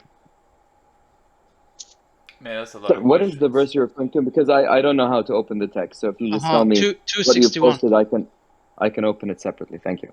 Chapter 2, verse 61. Yeah, listen, like it just starts with, we cannot endure one food, طعام واحد, right? Yeah. So, you know, can We you... spoke about this before, and you said, I don't remember who said it to me. I tried to make the point that ta'am doesn't refer to things you put in your mouth whenever it's used. And I tried to explain the difference between ta'am and akl. That ta'am is the taste, and akl is the things which you have eaten, or the things which you already tasted and can eat now. Yeah, and I disagreed with you because it was kind of a stretch the way you tried to do ta'am. It's not talking about food in that verse. It was at chapter 6, 145 Yeah, but to here, 142. if you look at this one, is it food? I think it's food. Like, what's wrong with it? Sorry, 261. That's what you're Sorry, talking chapter about. 2, verse 61. Yeah. Is this Okay. food? Yeah. Yeah, and So I'm aware of this. What is the question on this? Okay. Why did they ask to go back to Egypt? Is that the No, question? why is Moses calling their question about vegetables? Because it's translated as vegetables, right? yes. herbs and cucumbers. Well, they and were garlic. very specific. Onions and Yeah, and okay. adas and very specific. Yes. Why do Moses call it something lower? Because God gave them special food, right? Manna and quails. Right.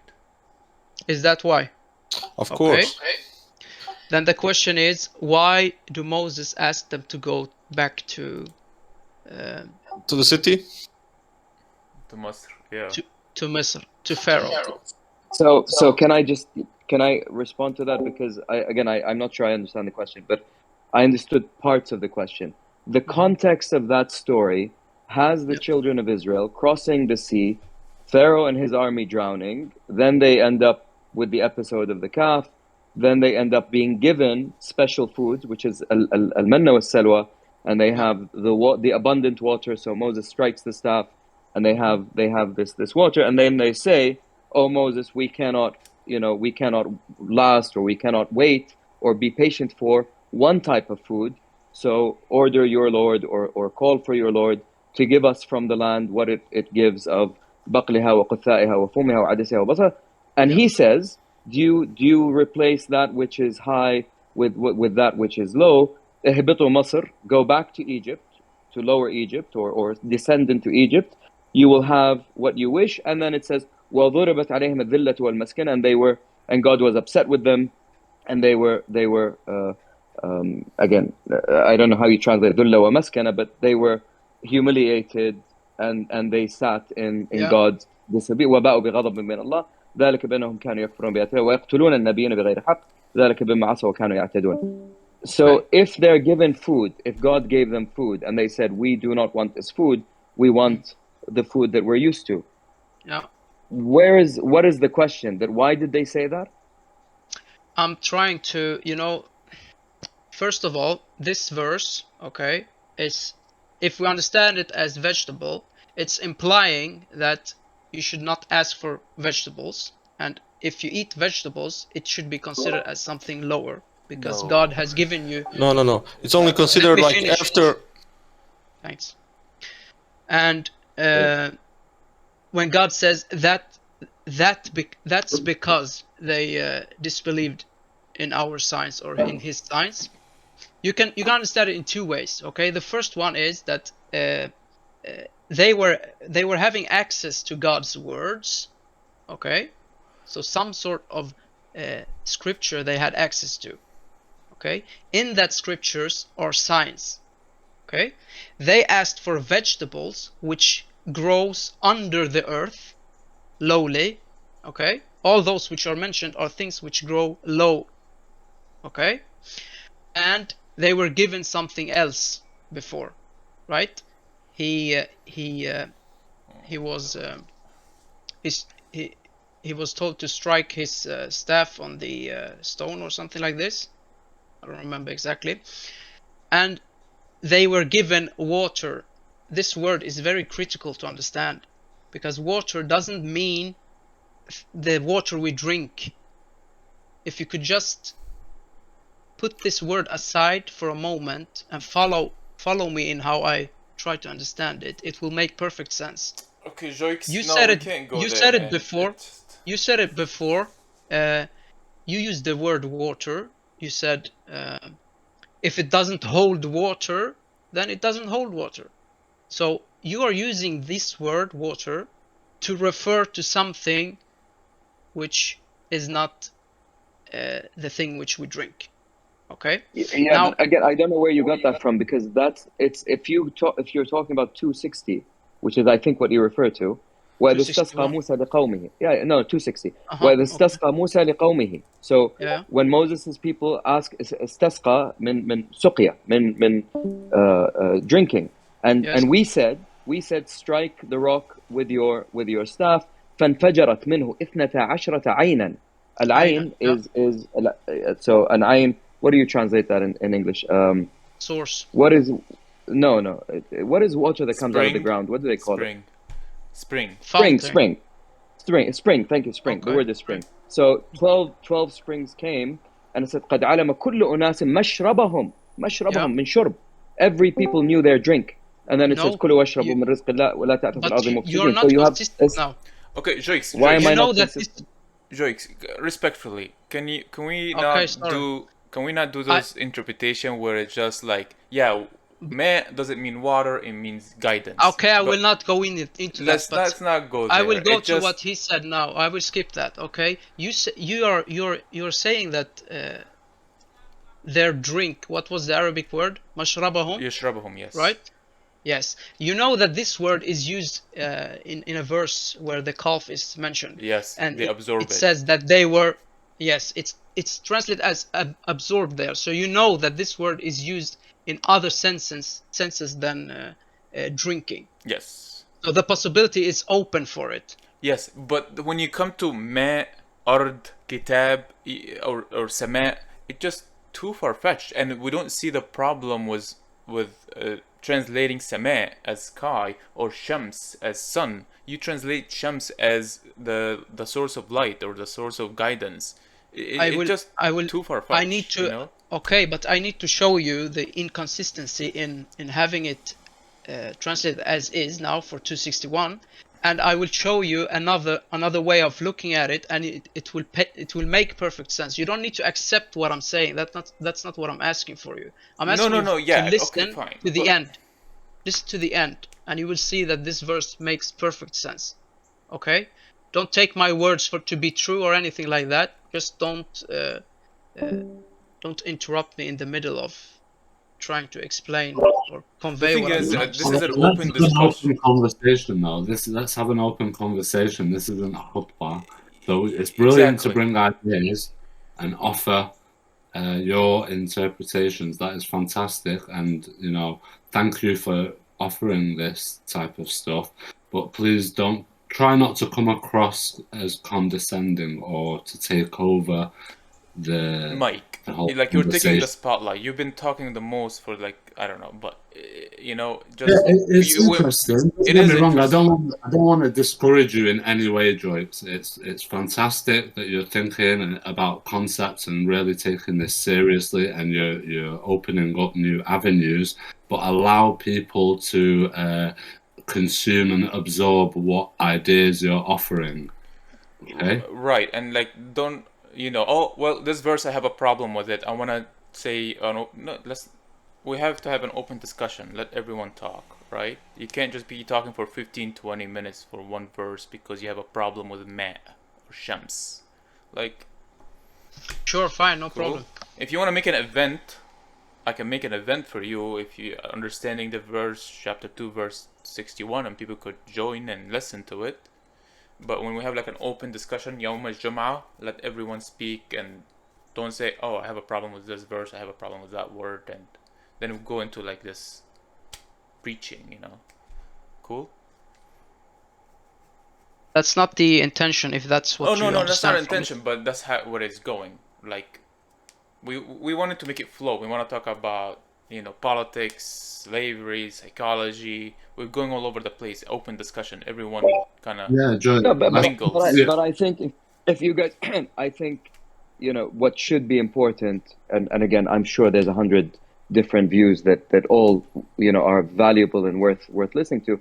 But what is the conclusion that you can end with is important. So, did the children of Israel, and just to go back to this topic, did they really not have water and food and go back to Egypt? Let's assume they didn't. How does that impact my life?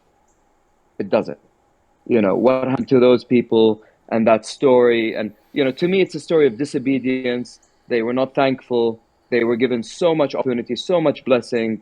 God's messenger was with them. Actually, you had two prophets with them. You had Aaron and you had Moses. They were showing them miracles. They were showing them signs. And they continued to rebel. They rebelled with, they crossed the sea. They were arrogant. They're like, Moses, what have you done with us? My God, we're going to be destroyed by Pharaoh. He crossed the sea. He performed miracles.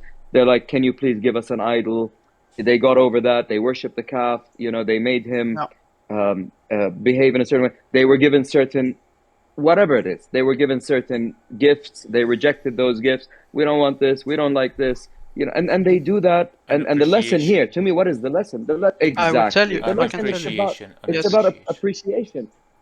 We appreciate the small things and the big things and the medium things. And I think the lesson is لا تكفروا بنعمة الله. Do not reject God's blessing. God's blessings, your health, your family, everything, the sky, the rain, the vegetation, everything is God's blessing.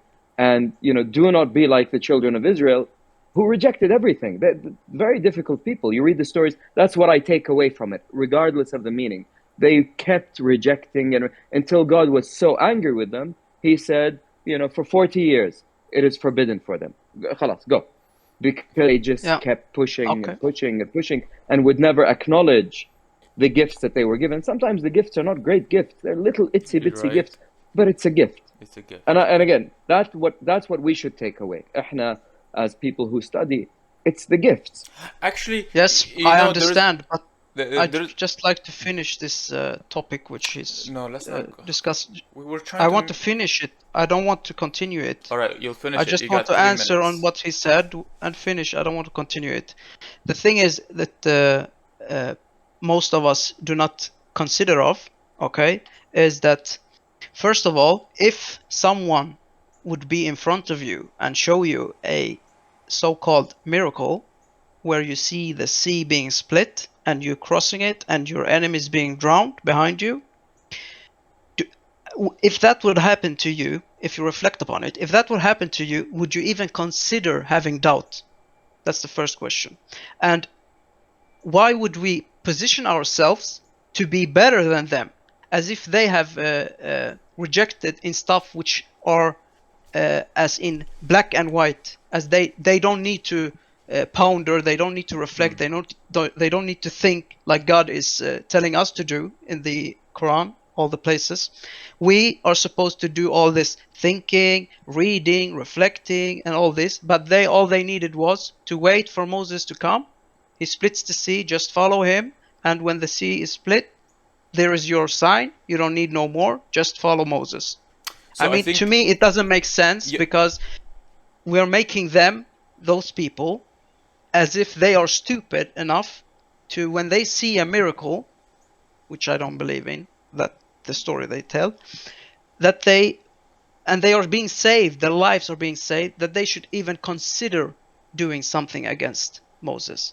Who is powerful enough to make God split a sea. So we agree with you, and that's why we started this conversation. We had psychology in this conversation where they came from, a society where they were polytheistic, and even let's say they had miracles, right? They went back to the old days, like their brain, it was programmed to worship, statues or people or whatever. That's why they asked for a god, right? Anyone possible. Right? Like, but they had to reprogram themselves. They are tested the same way we are tested. Yeah, it doesn't matter if they saw a miracle and then they reject it on the next day, or they say we forgot about it, or we just don't care anymore. We want the old life back, right? They want to go back where they were previously, they were behaving previously. Life, you want to say something? No, I agree, and I think, don't underestimate, and I don't mean this in a bad way, but don't underestimate the human psychology and the ability of humans to reject everything, miracles and signs. The story of Moses, by the way, is one of many stories. If you look at 1793, or actually it goes from not even from 90 to 93. It says وقالوا, and they said, and this is speaking to Muhammad or Ahmed, we will not believe until you تفجر لنا من الأرض ينبوعا, until you bring forth from the earth a spring, or you have a garden of palm trees and grapes, and you open what فتفجر الأنهار خلالها تفجيرا, and you make the rivers burst forth. أو تسقط السماء كما زعمت علينا كسفا, or you bring the sky down. أو تأتي بالله والملائكة قبيلا, or you bring God and the angels down. أو يكون لك بيت من زخرف, or you have a massive palace. أو ترقى في السماء, and you go up to heaven, and we will not believe ولن نؤمن لرقيك حتى تنزل علينا كتابا نقرأه, until you bring a book which read قل سبحان ربي هل كنت إلا بشرا رسولا. That just tells you human psychology, that faith and belief, it's not when we read and we say, oh my God, they had these miracles, they should have all believed. People don't believe if God doesn't open their heart and if they don't open their hearts to God. I think that's the test that you're talking about. It's not easy to believe. Again, maybe we make it simple. It's not simple. You know, getting to this conversation, to this group, saying we believe in God alone. You know, we will not worship idols. We will not worship ourselves. We will not worship our children. We will not worship our wealth. It's very easy to say that. In reality, looking at the Quran's history, you know, generations before us failed to do that because it's not easy. It's not easy. It's just the human psychology. It's not easy, and miracles do not. Satan, Iblis, you know, he knows God more than you and I know God because he was there and he was part of the conversation. Yet he rejected God or he disobeyed God, and his ego took over and he paid the price. So seeing a miracle, and I think this is the lesson, is not conclusive to you attaining faith. It's just God trying to help you attain faith. In some cases it worked. In many cases, the children of Israel are a good example. The people of Muhammad are a good example. The people of Saleh, you know, they slaughtered the camel that was sent to them as a sign. And they said, bring a sign. And he brought a sign. And they slaughtered it and then they were destroyed. That's, again, I'm saying that's probably what we should be focusing on. It's the lesson. It's not that we're going to see a miracle and God is going to send, you know, to us in this day and age anything that is similar to what was sent before. Right. Okay. And the I don't see it Ahmed that way. Tam I see had it that something to we say. are all the Right. same. Oh, sorry. Ahmed Tam had something What to I say. wanted to do was maybe to point out something that I think Joyce is trying to point out as well, rather than try to hash it out, which I think is a long process. Me personally, I the reason why I'm I'm willing to listen to ideas that Joyce is bringing up, and I'm quite interested in these thoughts and ideas, is because I truly think that the language of the Quran has been corrupted extremely to an extent where it is quite necessary to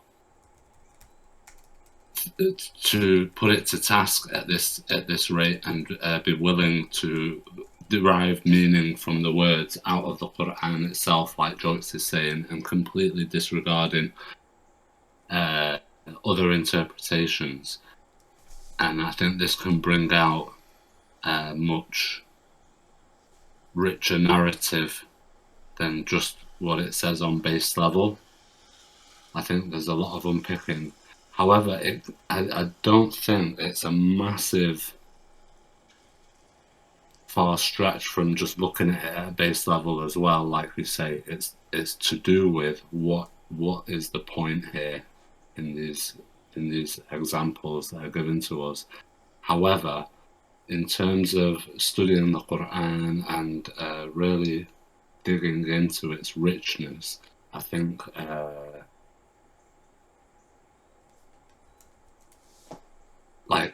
with a lot of people, we've barely touched the surface, and without studying like this and bringing up ideas like this, I think it's gonna hinder us from actually coming to a greater understanding of it. If we be consistent from the beginning, we have all maybe all of us here have agreed that this traditional understanding of certain words we completely disregard, and we have taken the time and effort to truly look into what they really mean. For example, salat and hajj and all these. Okay, so if that is acceptable for us, only a couple of words, how is it even logical to take from the tradition the stories, so the other words, and accept them, but not accepting salat and hajj and whatever else we change? Yeah, even with the word Arab and disassociating it with the word Araba, I think it then becomes something that is to do with a race of people, when I don't think it is anything to do with a race of people. It's to do with the context of what's being spoken about, and it's a descriptive term. Yes, he was living in a city where people spoke Arabic and others did not speak Arabic. So to refer to those who spoke Arabic, he must refer to them as Arab. What else should he call them? Does it say that they speak Arabic, or does it say that it's coming as a No, I'm language? just giving the possibility Carry for. So is it a language that can carry, that the people can take the load of? It's carrying something for them, Yes, or is it yes, talking it could. about a language? So, for example, if I receive a book and I'm here in England and that book is in Chinese, it doesn't carry anything for me. There's nothing that I can take out of that book that is going to benefit me. So it's not doing any Araba. So when it comes in a language that is Arabi, But just to be clear, Ahmed, the opposite of Arabic speakers is A'jami in the Quran.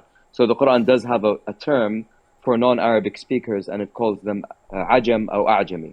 So whenever the word A'jami appears, it's those who do not speak Arabic or don't understand the Arabic language. So it's not open for again, the Quran interprets the Quran, and look at A'jami, you'll find all the people that don't speak Arabic. Well, like is that Joix would say, derived from the word Ajama? yeah. Ajama. Let me see. Thank you. So Okay, just to but give you the yeah. specific verses, 16:103, وَلَقَدْ نَعْلَمْ أَنَّهُمْ يَقُولُونَ إِنَّمَا يُعَلِّمُهُ بَشَرٌ. We know that they say that a human is teaching him. The tongue, لسان الذي يلحدون إليه, the tongue that of that which they refer to is أعجمي, and this is a clear Arabic. وهذا لسان عربي مبين, and this is a clear Arabic tongue. ولو نزلناه على بعض الأعجميين, and then they would not have understood it. ولو جعلناه قرآنا أعجميا لقالوا لولا فصلت آياته. They would have said, if only it was made clear to us. أعجمي وعربي قل هو الذين آمنوا. So أعجمي is the opposite of Arabi. أو لسان عربي, the opposite of it in the Quran is أعجمي. Or you just said it, or maybe it's the opposite to the word you translate as clear. Mubin? No, he said it. لو فصل لنا or something. You said. Yeah, it's not something that they can carry something from. It's a foreign tongue. It's foreign, so it doesn't do Arabi. Yes, exactly. God says that he did يفصل الآيات. He does this fasl on the verses, but only the believer can see this fasl or tafsil in the verses, and those who do not believe do not see it. For them, it becomes أعجمي.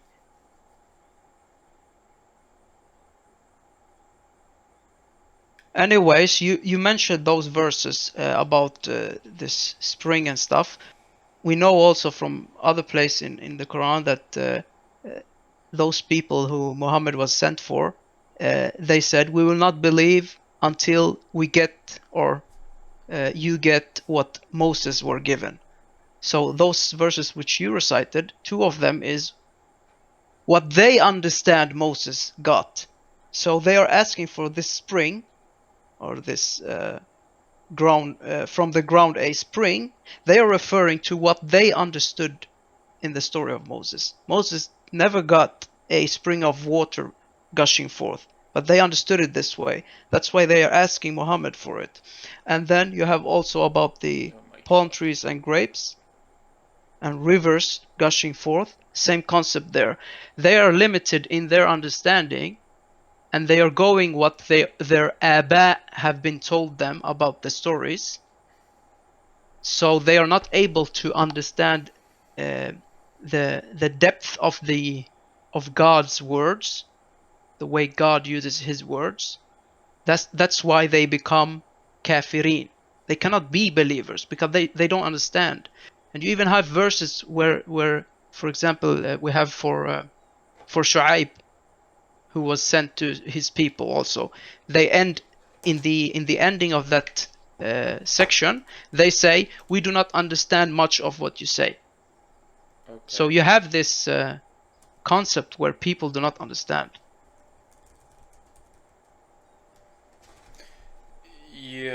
I think I believe that Moses was giving a spring and vegetables and all that. I don't see a problem or a contradiction, and we said it. The moral lesson was appreciation, right? If you have a deeper understanding, uh, okay. If you read it differently, that's fine. But let's try to move the conversation and try everyone to have a contribute Yeah, no to the problems. discussion, right? Like I It's don't want in life first. talking for 2 hours only, or someone talking for 2 hours only. Let's have an open group discussion and don't make it I answer to thought me. I thought I was controlling No how way, much I dude. No, talk. no, you're not So, control. I took you as an example. dude, I just picked on you. this is me putting mute every 2 minutes. So I'm so sorry if No, I'm no, no. speaking. I was just using you as an Please example. mute me. لا والله من جد معلش mute me if I talk too much. Oh hell no. That is absolutely not my intention, and I will never derail this You know conversation. what? So my apologies to everyone I should have picked on any Karkin. over speech. I should have picked on Karkin. Thank you. Sorry, man. Thank you. You're welcome. Anyways, yeah. So wait a minute. Jigsaw never spoke. Do you wanna add to the conversation or say something? What?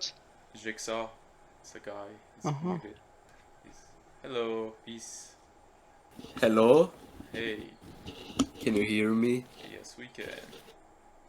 Do you wanna say anything? I really don't have any questions right now. I'm just popping in to hear about what you guys have said. Oh yeah, no. It's an open discussion. You can talk about anything. But if nothing Yeah, to say, oh, go ahead. maybe I have one question. Do you guys believe that the birth of Jesus was a virgin birth? It wasn't. No, I don't. I don't either. I do. So I will say I do also. Thank you. Okay, that's two. Because I believe that the virgin birth happened. Yeah. With Jesus and Mary. Yeah, the virgin birth, you know. Yeah, I mean, I think the Quran is written in the way where two perspective could be possible, like two interpretation are possible. But how? Can I have your interpretation on the virgin birth on not being a miracle? Okay. Yes. Like So Which one? there is a verse where it says there is a no verse or change something? in God's sunnah, right? لا تغيير في سنة الله. And I believe that's like the laws of nature are static. Okay, they don't change. There is no change at all. And God says, how can he has a son? How can he have a son when there is no partner, when he has no friend to mate with, right? So it's impossible for God to have a kid because there is no goddess that equal him in Wait, power. can I interrupt you? Good. Yeah, you can. Like, it's not about like whether it's his son or not. It's about whether it was virgin birth or not. So Yeah. I don't So see- I'm Yeah. setting up the kind of like my belief. So those are the premises, right? The laws of nature are static, and God cannot have a son because he has no wife. And Can I interrupt you again? yeah, I'm getting there. So Can God break the laws? no, he will not. See, that's a good question. I was actually reading that verse yesterday where they said, hasten us the punishment of Allah. And God says, I will not hasten it because I already gave a word. Right? So God is limited by his own word. I wouldn't say limited. I think he just chooses to follow his word. Yeah, so, I mean- okay, maybe limited is a bit of a negative, I think connotation. God can do virgin birth miracles. Doesn't necessarily mean that their father is God itself, like Christians believe. I know, I agree with that. No, but I was getting there. Like I was trying to say, well, we humans never saw a virgin birth, right? We just saw it. We see it in the Quran and in the Bible, and also like if you look at other culture, like maybe the Egyptian, they also had a virgin birth. So it looks like, Yeah. But in the Quran, it doesn't. As I have read, it doesn't say there was witnesses when Mary had Jesus, and when she begotten him. Yeah, and also there is no witnesses. I mean, there was. Yeah, I But see your in point. the Yes. Quran, it does say that God blew into the Yes. Her womb, into the soul. But I feel like Mary. Yeah. yeah, I think there is also a verse where God says when He created the nafs, right, and then He made two azwaj, and I think He breathed, and He also breathed His soul into it. I think every human has God's soul or ruh. And it Right. wouldn't really make it wouldn't really make sense if Mary wasn't a virgin also while she had a birth, because if she had a birth without God's miracle, then it wouldn't make sense if Mary was a virgin in the Quran. What?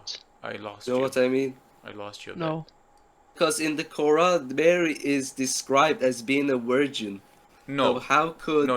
She's it musliha. describe? It doesn't say azra. Azra is a virgin Arabic, the Arabic word for virgin. But musliha But means. it says Mhm.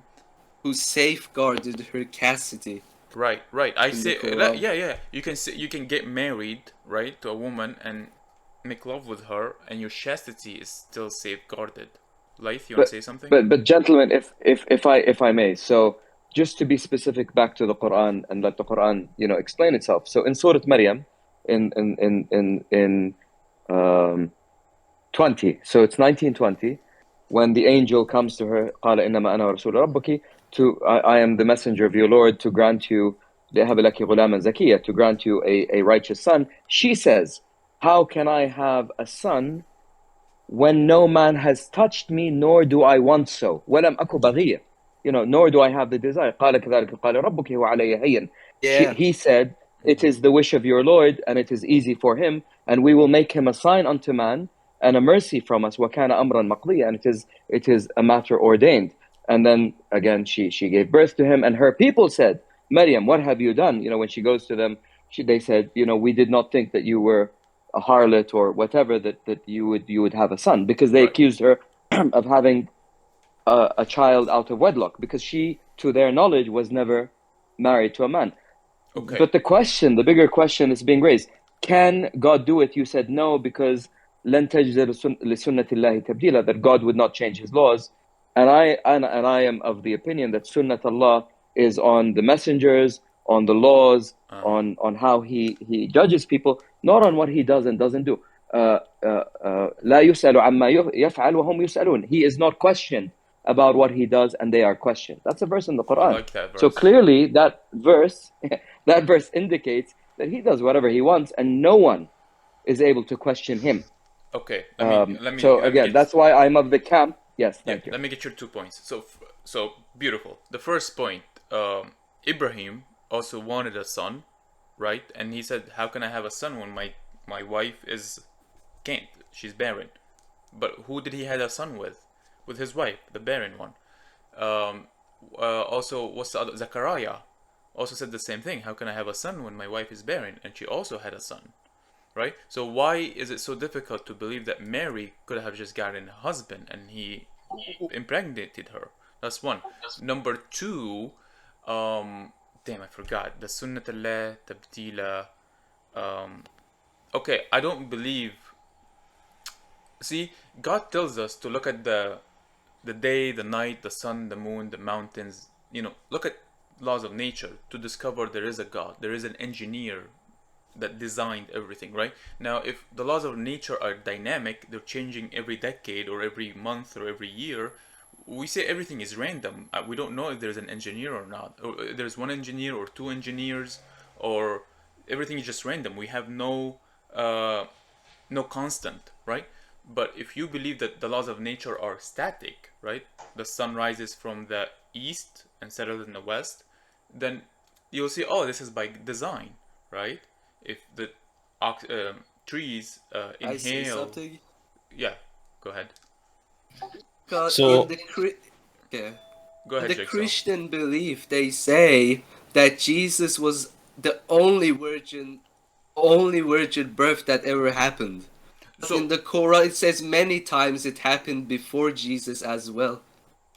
so the Quran could be. Jesus was a special one, though, a special event, because it says that Jesus was exactly created just like Adam. Exactly, and Adam had. Okay, so you're according to Even you, Adam didn't have a or a mom, biological father or mother. or a mom, or no mom, no dad. So how are they similar? They're similar because because Jesus didn't had a father, you know. I Yeah, think you but should focus on the word created. What does created mean? It doesn't always have to mean the creation of during birth. no. It could be referring to the actual guidance. So Adam, whoever that was, you can say it was the first, it doesn't matter. He was created, meaning he was given knowledge, etc., like Jesus was given. It's kind of a You can stretch. you can follow you can follow up on the word created all over the place in Quran. You But will it see doesn't that say Jesus is the only created like Adam, because it happened many times before. Jigsaw, are you example- Turkish? No, Okay, never He's mind. I was just German. trying to. Oh, he's German. His accent. I thought it was. I'm not German. I was born in Norway. Oh, Norway. Okay, close enough. Close enough. So for the virgin birth, I read this. I posted something in voice chat one where they say, the awkward fact needs to be stated immediately. The modern scholar consensus is that the doctrine of virgin birth rests on a very slim historical foundation. But I don't realize my knowledge of scholars, because even they can be wrong. I just only follow the basis of Quran. Well, yeah, okay, great. But you brought in Christianity, right? And the Christians get their belief from the Bible. Oh yes. And the scholars say, well, No, because even in the Bible, it doesn't even say that Jesus was the only begotten Son. It was mistranslated. That is true, right? But I'm just trying to show that the Bible rests on a da'if hadith or da'if foundation, like weak. It's not even strong. So if you find virgin birth in the Bible, there's no evidence, right? It's based on hearsay or based on wishful thinking, like. But anyway, if we go back to the Quran. But if I can just point out one thing on what you're saying, the topic, by the way, it's not Jesus. I think that the bigger topic here is, can and does God interfere and therefore perform miracles, i.e. bending time and space and the laws of physics? Because that's where we were discussing the children of Israel and what was the food that they ate, and the springs, were they springs or were they not springs? It's still the same topic, huh? Okay, good. And you went back, so that's actually the bigger topic. It's not It's not Mary and Jesus. It's, does God interfere or does God not interfere? Now Very again, good. Now you're reminding the bigger me. question. Yeah. So I believe, you're gonna hate me for this, but I don't believe God interferes. Yes, he can, but he will not, right? God takes responsibilities of everything. So when he says, like, I sent down the manna and the quails to the Jews, I think that was already pre-programmed in nature, right? That those quails and manna would land in that specific spot at 5,000 years ago, and it was the same time the Jews went into that spot. That's what I believe, right? Like, buffalo migrating to a specific area, and you 2-3 years later went to that area and you saw those buffalo migrating there, you would say, oh, this is from God. Like, God kind of pre-programmed everything. That's why, like, the story of Noah, I don't believe God interfered and drowned the people. I think there was already a typhoon that was already pre-programmed in nature and it's going to happen, and God was telling him, like like the weather, right? Like, we can predict the weather and when there'll be a hurricane or typhoon or a tornado, right? It's the same thing. Noah was like, God told Noah, get out of here, there's gonna be a flood, and they said, no, we're not getting out. So yeah. Can you read?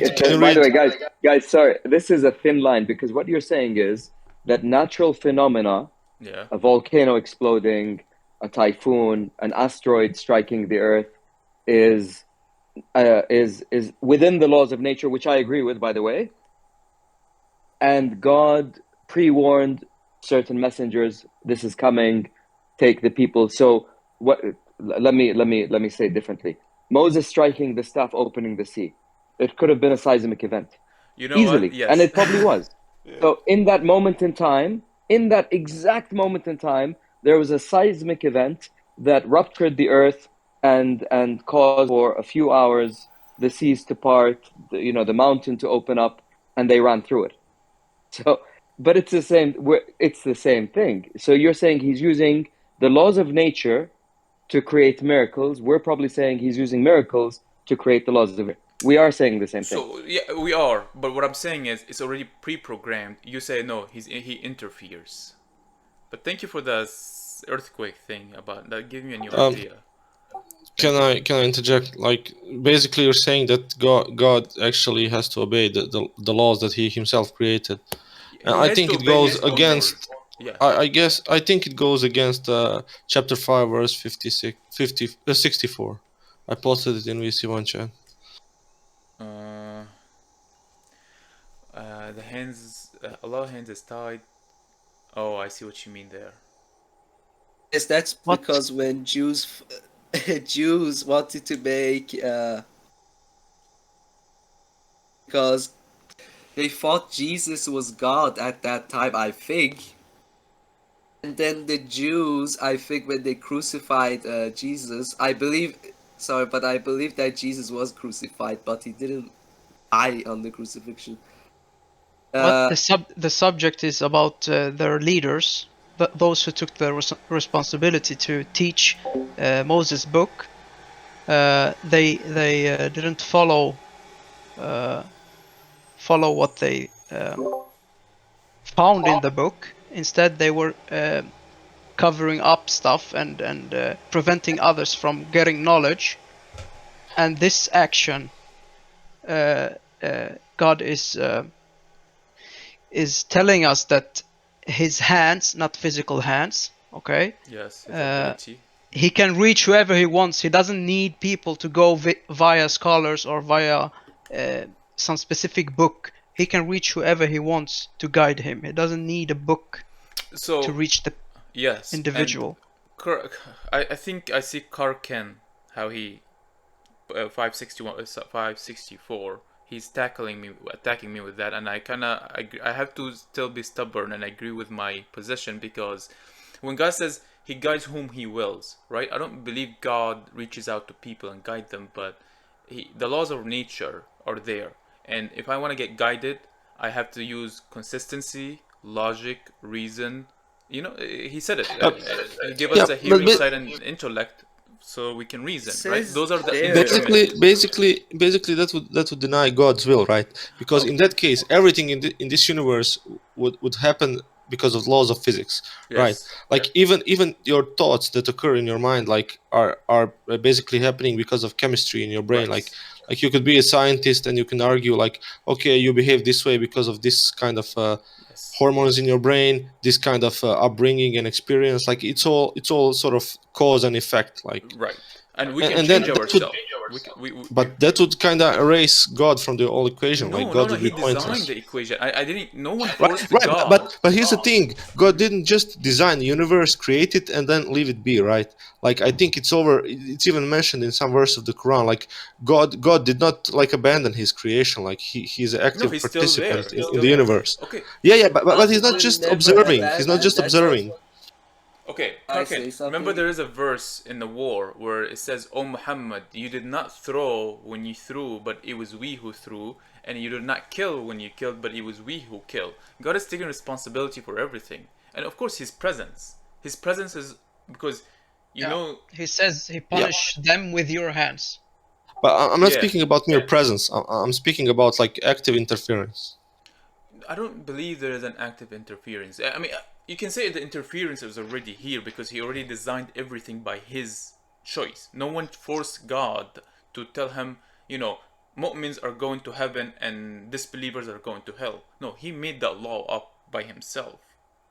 Right, but okay, like, but maybe okay, maybe I get you wrong, but maybe God is like interfering in a sense that he already made a move like millions of years ago during the creation Yeah. of the laws and that, with having in mind all the effects and outcomes, right? But in that term, like he's still like affecting it through the laws of nature, right? It's not like he created. Millions of years It, ago. yeah, I it's wouldn't say not like now. it's not like he created it like without the knowledge of the outcome, without the intent of that specific Oh outcome. no, So like it's just every so then it outcome, would be just every arguing semantics. billions and millions of outcome are already recorded, right? That's how the laws of nature work. Are designed. Could I just add something? Right. All right, go ahead, Joix. Sorry, Karkan. Okay. If you think about it, just take one human being. If that human being has a specific mindset, it doesn't matter what comes in front of him, he will challenge that. Correct? Okay. Do you agree? Sure. Okay. So, if you put fear in that human being, will he still proceed, or will he start to doubt and try to find excuses and whatever? It depends on what his goals and intentions and what he wants. I don't know. I'm telling you, if a human being doesn't have any fear whatsoever, okay, no negative feeling, no feeling that prevents him to continue on his way. Yeah. Okay, that human is different from the one who has I agree. feelings. Okay, so when God says that He will increase us in faith, or that He will make us secure, yes, okay, inside, okay, and He will open our breast, He will open our heart, or He will right guide us, or whatever. That could be describing the sense where, for example, you do not feel, or you are not affected the same way you were before. So before you could be scared or getting this fear. I feel like you describe two different human beings, because all humans can fear, and then you meet this new entity called it human without fear, and now you're kind of mixing. No, I'm saying that God is the one who removes our negative no, he does not. Okay, yes, he does, because that's how he designed the laws of nature, right? You can be more brave and less scary cat, if that's the right word, right? But you have to practice that. God is not going to give it to you. You have to achieve it. You have to attain it. Yeah, exactly. But that's what I mean. In that way, you have God being involved, and you also have one more level which no one is discussing, and it's the moment where we sleep. We have no idea what happens when we sleep. We just wake up the next day thinking as if nothing has happened. Okay? It could be possible, like I said before, that during this period we might have been given something, or something has been taken from us, or whatever. Either case. So you have an interference in that moment. Yeah, maybe that's why you should write things down before you go to sleep, and not wake up and thinking today is work day and it's actually a regular day off. I did that today. But you know what you guys are saying, and again, I'm trying to understand it. What you're saying is signs exist, but they're phenomena of nature, and it's up to you to decide whether that phenomena is God inspired or just a freak of nature. Yeah, no, everything is God inspired. Even is that a freak of nature? Even the bees, God inspired the bees to take place on the mountains or the trees and do what they do, right? They were instructed years ago, millions and millions years ago. That's how I see it. Sorry for cutting you off. No, what do you mean with science? What do you mean with science? You said there is science. What do you mean with that? So what I mean is, you can read an event two ways. A volcano erupting, a village being wiped out. Pompeii, whatever it's called. Yeah. Is that God inspired, God created, or is that just natural? Some of them are natural. They occur in nature. They're not God inspired. They happen because you're living on a tectonic plate. You're living in the wrong place, and some of them are actually caused by the behavior of the people. So again, وَمَا كَانَ اللَّهُ مُعَذِّبُهُمْ وَأَنْتَ فِيهِمْ. God was not to destroy them whilst you were amongst them. God was not to destroy them وَهُمْ يَسْتَغْفِرُونَ, while they were seeking forgiveness. So God says that He would have destroyed them if two things had not happened. A, you were not amongst them, and B, they were not seeking God's forgiveness or repentance. So clearly to me indicates that God interferes through nature. It's not contradicting Sunnatullah, it's not contradicting the laws of nature, but you have to know when it's God and when it's not God. Well, So I can again, argue. how do we determine the difference? I don't know. I can argue he could have just told Muhammad to leave, just like he told Ibrahim and Lot to leave, and Noah to leave, and other people to leave, right? He could have just told, "Hey, get out of here."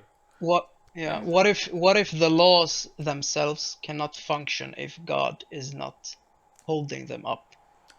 Yeah, I think there was a verse in the Quran. If God God is the one who holds up the universe and the earth, or right, and if He stopped holding them, they would just vanish or something like that. I mean, why do we see it as a moment rather than something ongoing or something constantly going on?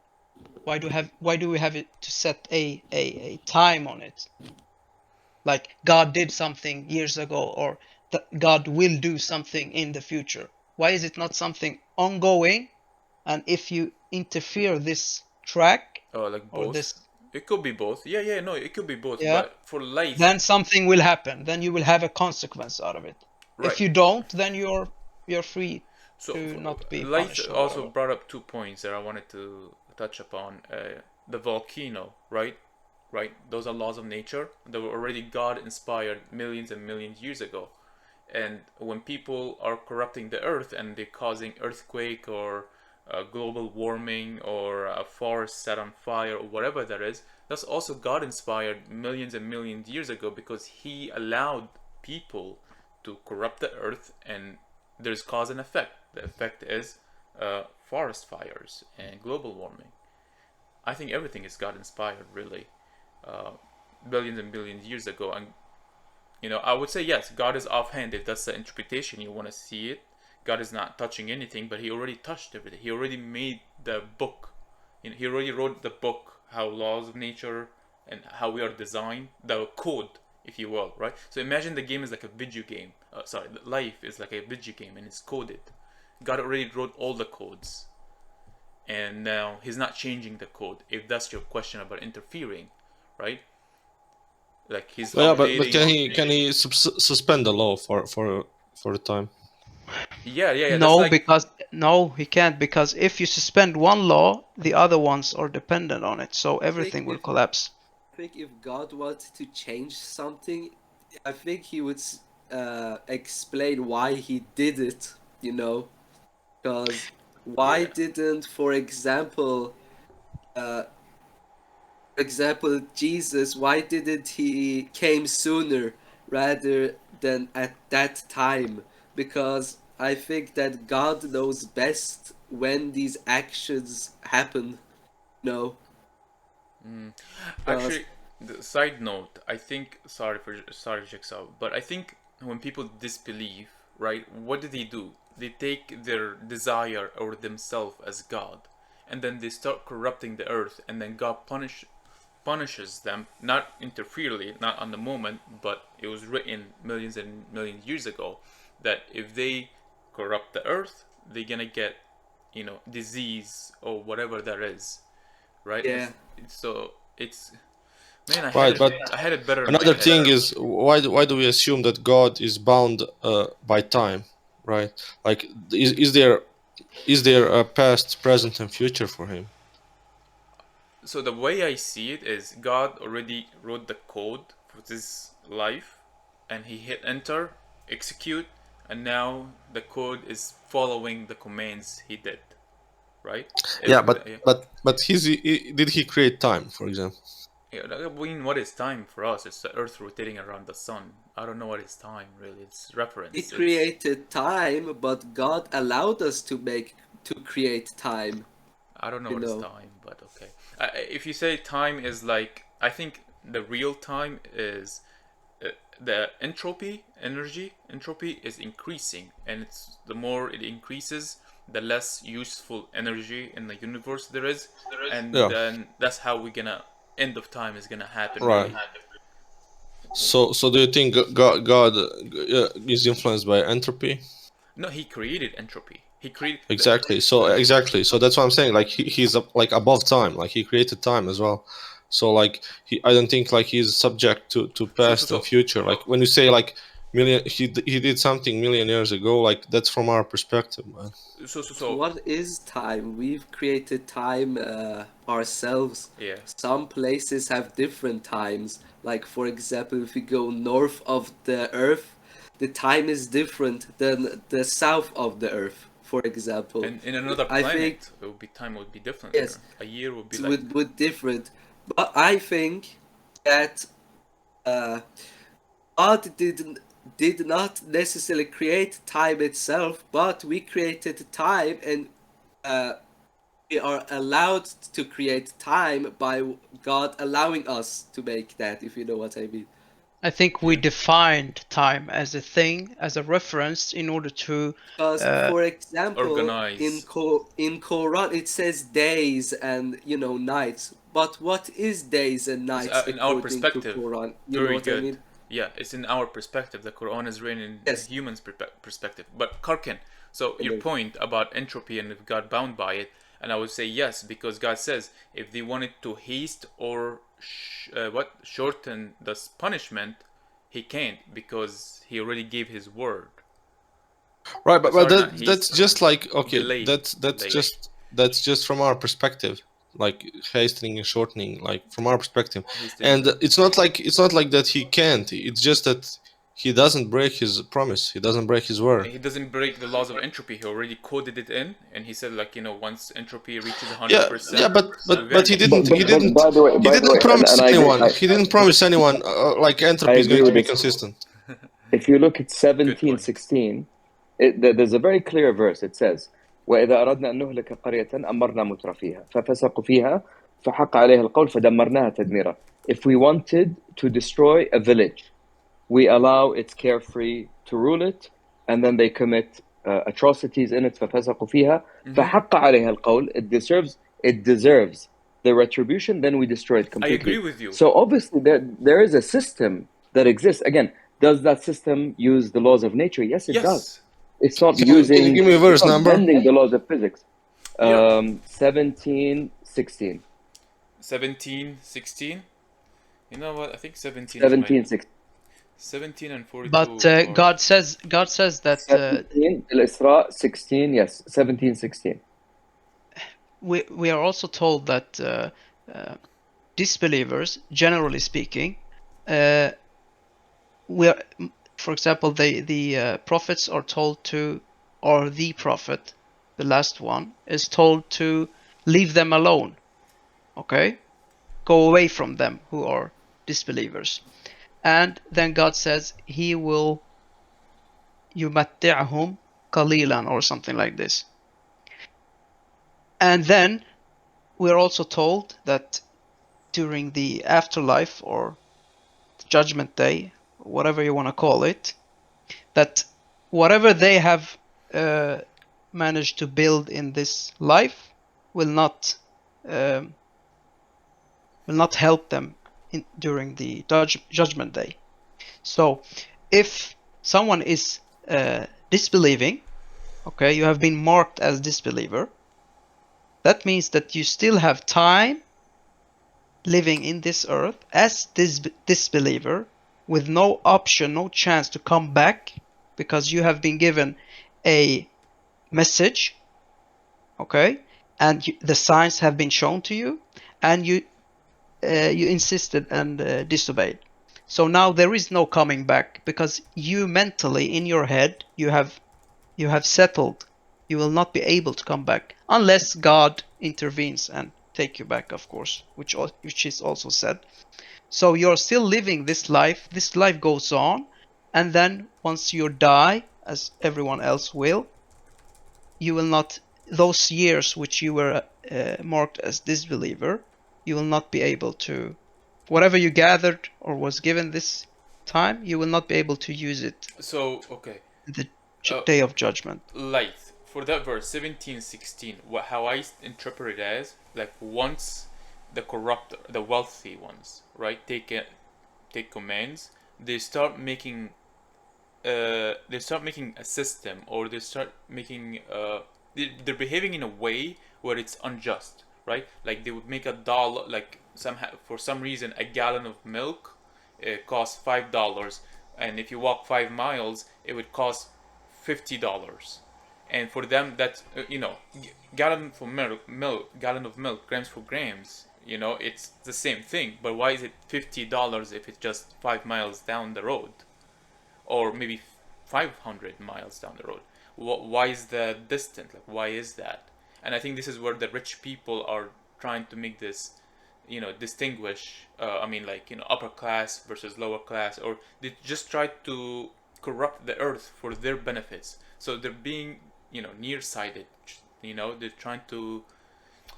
I don't know if that makes sense. I had it better in my head. But what I'm saying is, like, when the arrogance take charge, they try to extract from earth, even if it destroys it or destroys human, just for their benefit. And that's how the community or a city or a country gets destructed, corrupts. But that's the point. Yani, we're Destroyed. not. By the way, we're not disagreeing. What No, I'm we're not saying disagreeing. is We're just having different the perspectives. laws. No. The laws of nature. Okay, thank you. The laws of nature are applied, but what we don't see and what we don't understand is who's driving the laws of nature. Maybe that's the point that I'm trying to make. That Yeah, the way I see it is, God already coded the video game and he pressed execute, and that's it. There's no interference. There is no change of the code. But by the way, can I sidetrack a little bit if you guys will allow me? 54.1, I find amazing. So 54.1, which talks about one of the signs of judgment being this. Okay, the traditional interpretation, translation, the splitting of the moon. اقتربت الساعة وانشق القمر. وإن يروا آية يعرضوا ويقولوا سحر مستمر. What's amazing with that verse, and I don't remember where I've read this.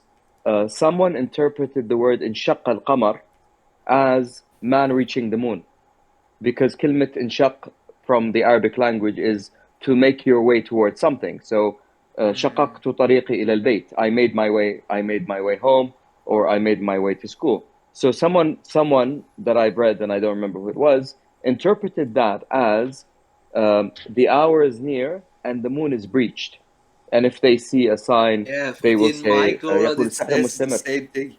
It says the hour has drawn near and the moon is reached, rather than Okay, split into amazing. Because you know what's amazing? If that's the interpretation you accept, the following verse says, فَإِنْ يَرَوْا آيَةً يُعْرِضُوا وَيَقُولُوا. If they see a sign, and it's a sign, they reject, they turn around and say, this is continuous magic. And the funny thing about the landing of the moon until today, the amount of people who think the moon landing was fake is in the hundreds of millions.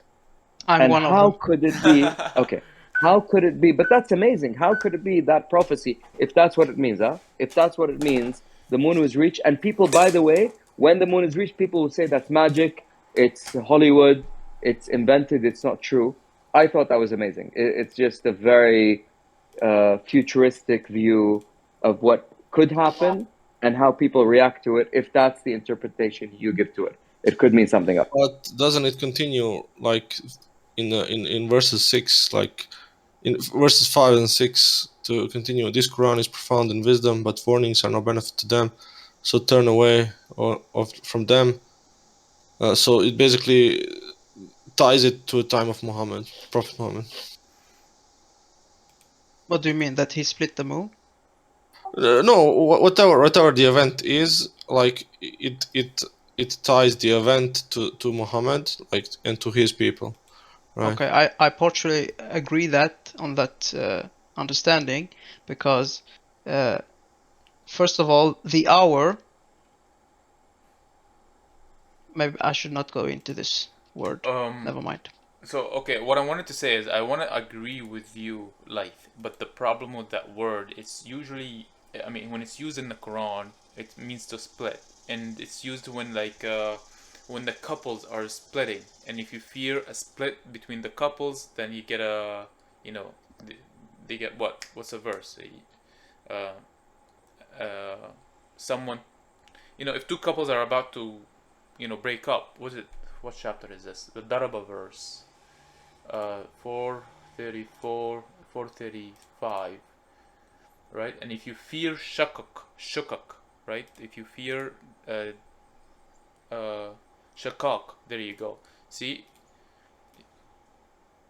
if you fear distinction between them, then get an arbitrator or whatever, someone to judge between them from his party and her party.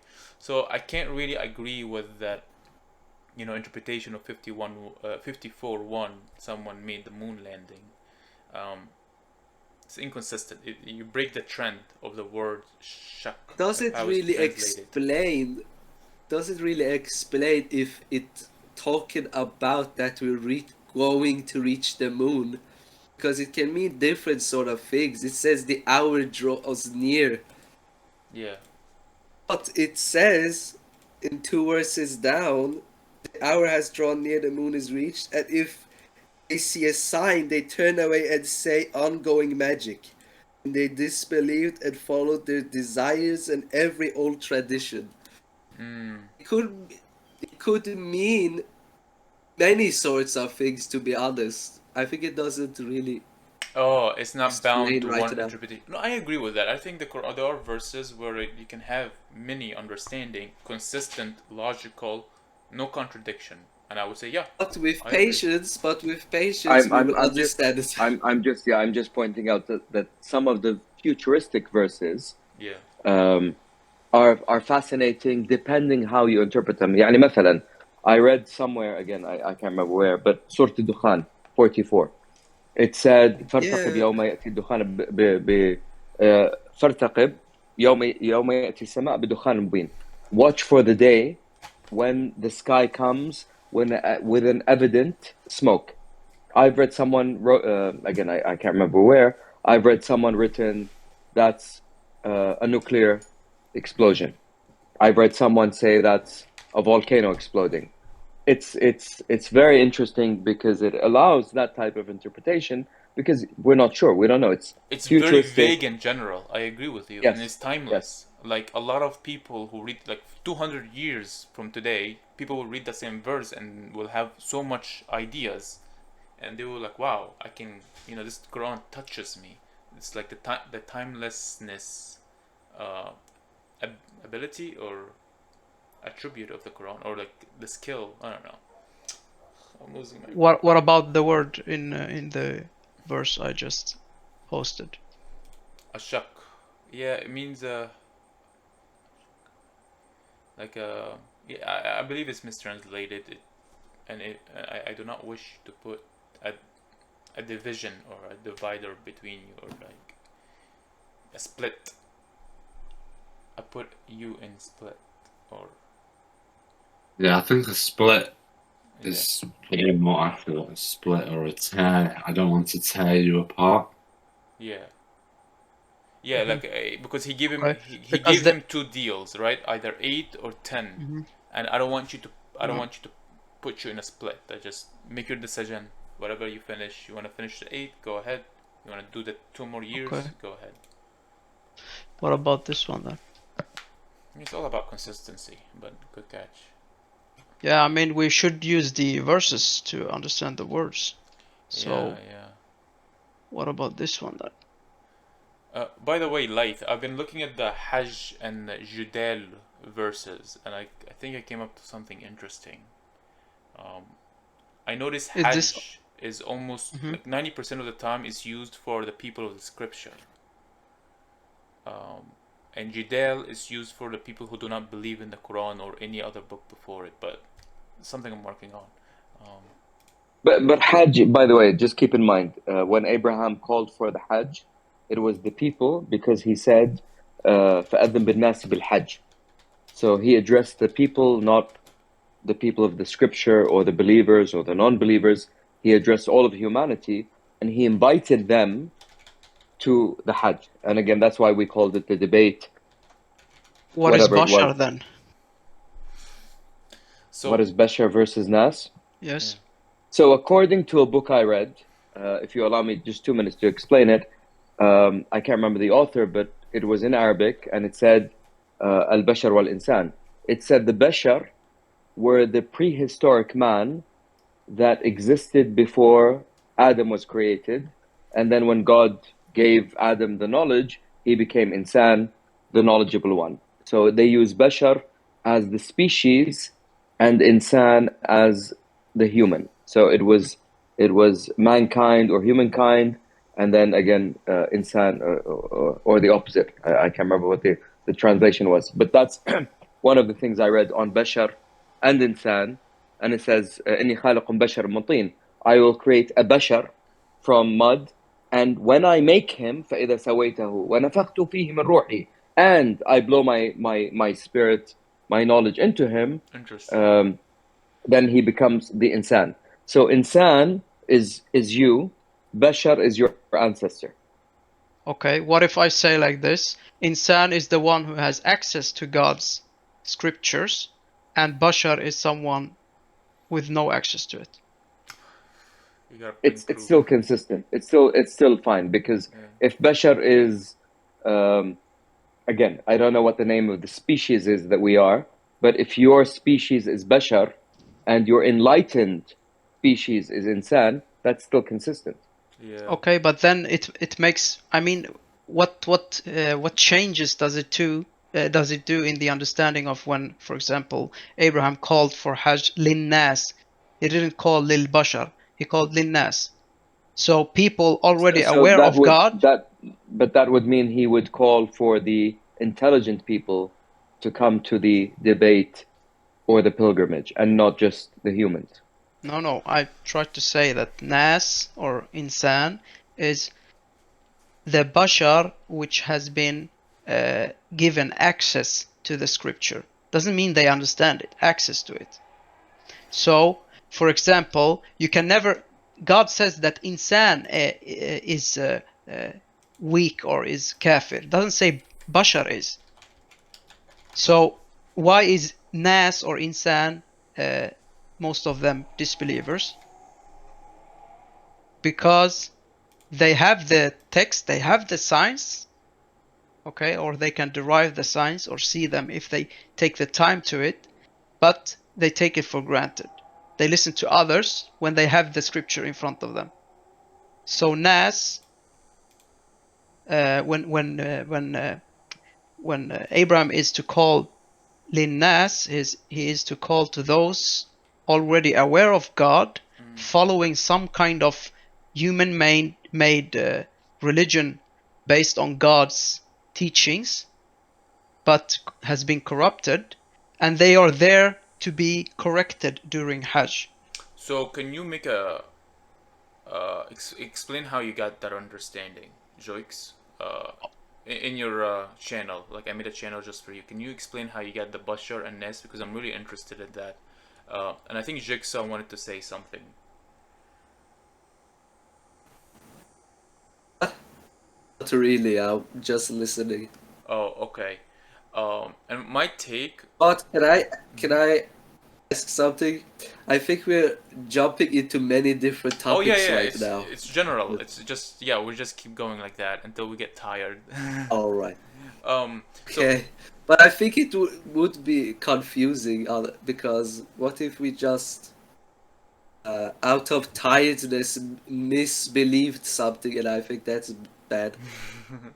yeah. What about this one? Um. If we go back to the word, same word. Ashak.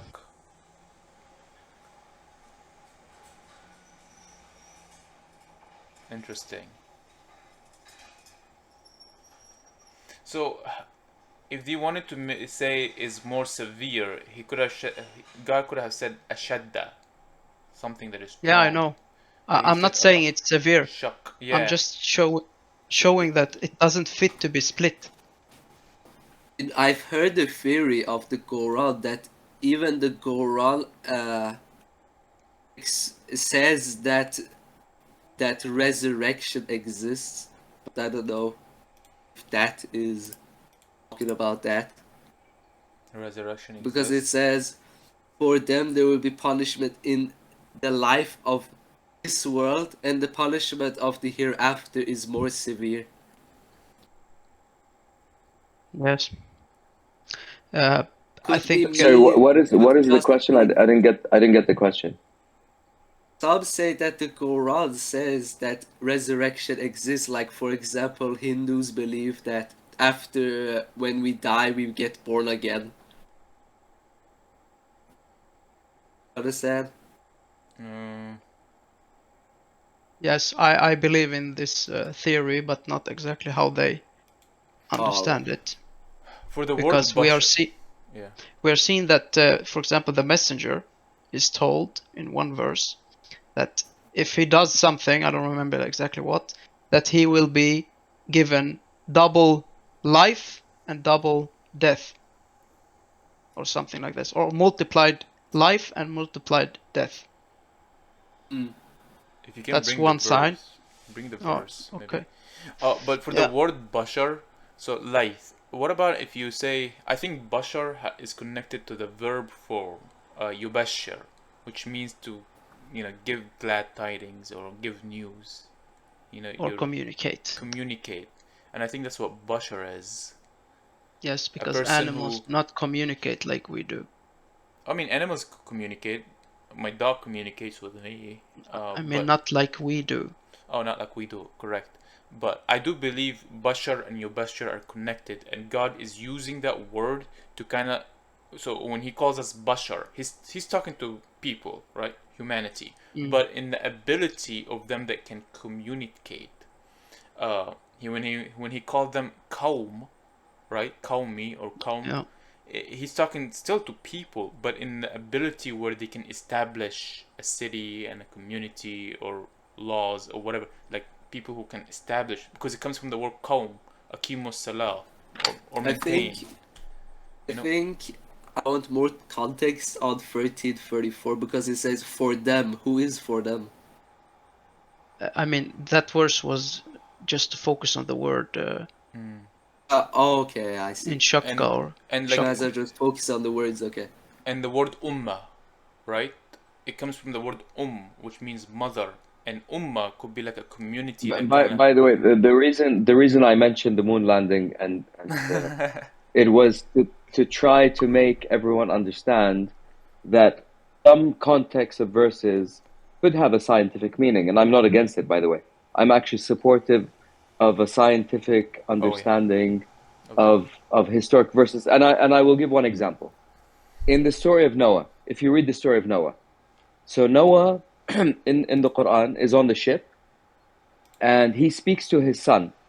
وَبَيْنَهُمَا مَوْجٌ كَالْجِبَالِ, and between them are waves as mountains. This is exactly what the Quran says, as mountains.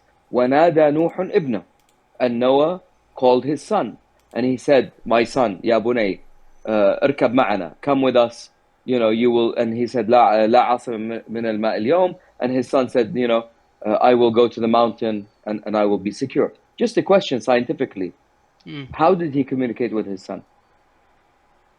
Yeah, good question. Maybe it wasn't If physical. he has waves as mountains, that's the Quranic description, and he was able to speak to his son. We really underestimate the people of the past. We think they're very primitive, sticks and stones. They barely got fire. They maybe invented the wheel. They couldn't Maybe they understand. had I'm eagles or actually birds that were sending messages. no. What I'm thinking is I think societies were cyclical. They reached the peak of technology, they got destroyed. Peak of Oh. technology got destroyed. It sounds to me as if Noah had a mobile phone and he was talking to his son in a mobile phone, saying, "My son, join us," and his son said no. But if you just reimagine these stories and get rid of all the preconceptions that we think of primitiveness and how people would operate, it changes everything.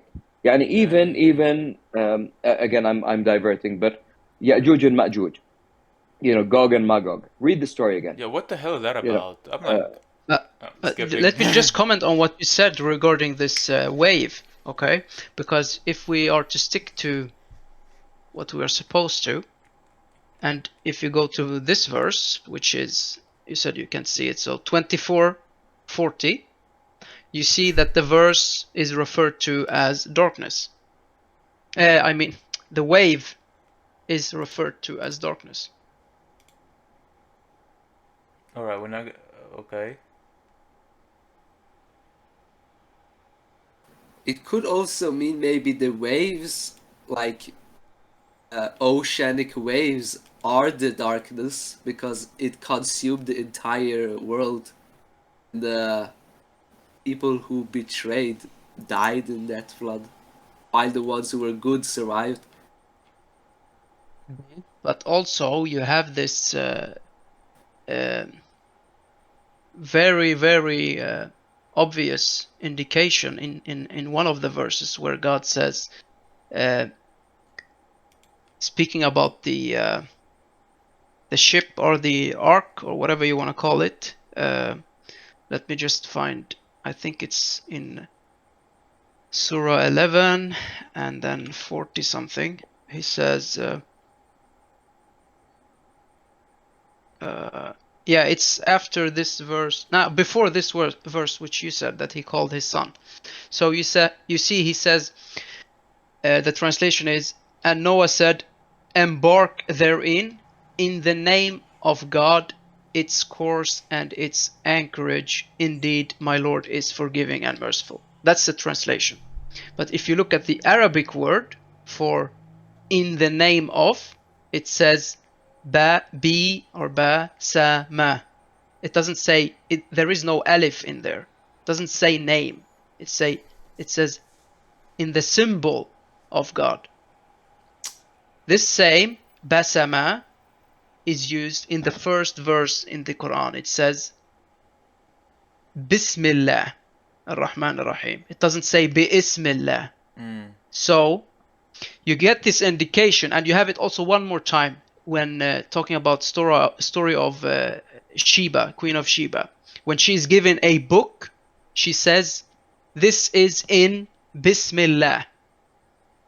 So the book is written in the symbol of God, if you want to translate it simply. And from there, you see that whenever bism is used in Quran, it's referring to a book or a text or a scripture. Okay? So Noah, what he is telling Noah is to basically engage or use the scripture which he had been given. So Noah's Suhaf Nuh, that's what he is taking the believers on with him. So you're saying, and it's enough with this word.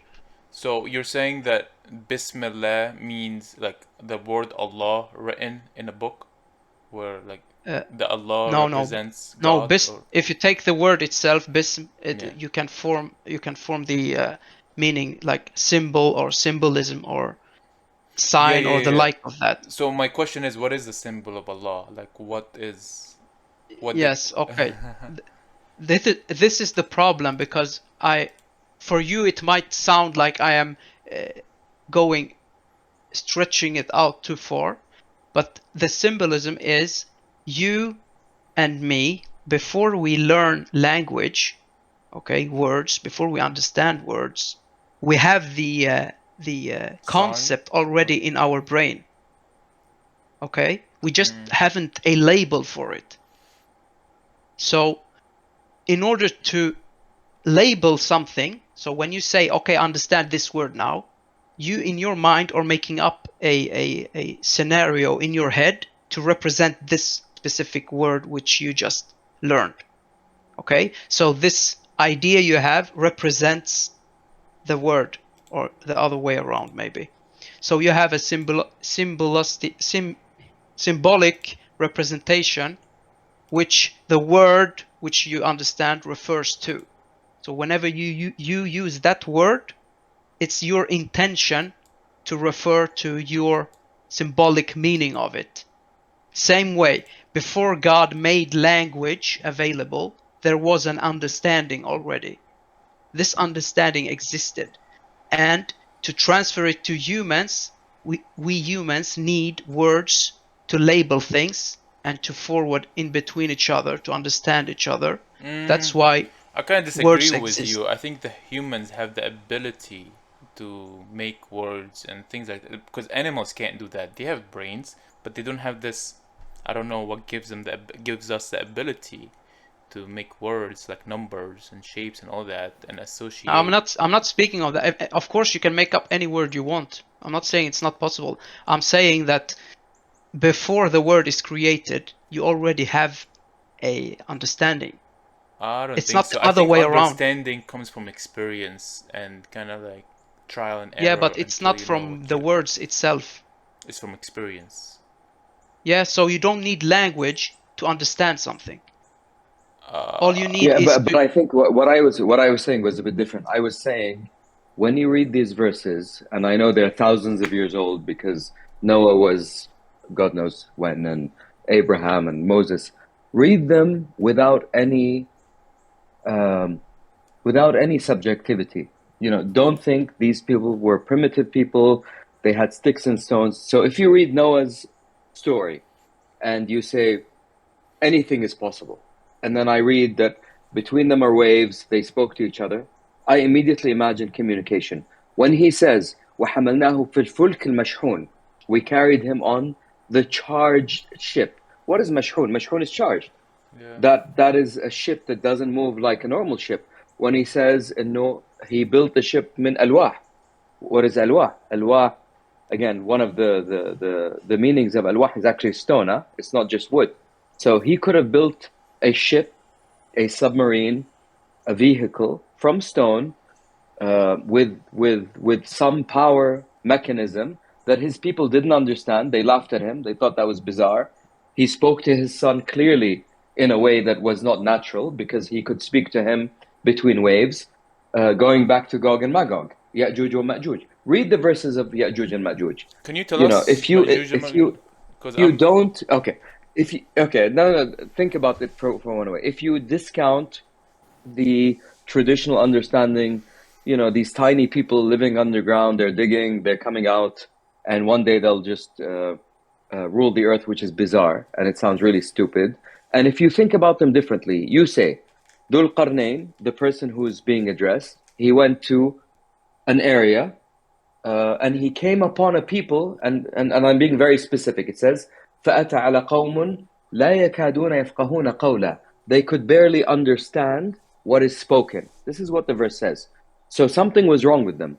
They couldn't understand what was spoken. But he spoke to them because قالوا يا ذو القرنين إن يأجوج ومأجوج مفسدون في الأرض. Oh, ذو القرنين, you know, Gog and Magog are creating corruption on the earth. Can you help us?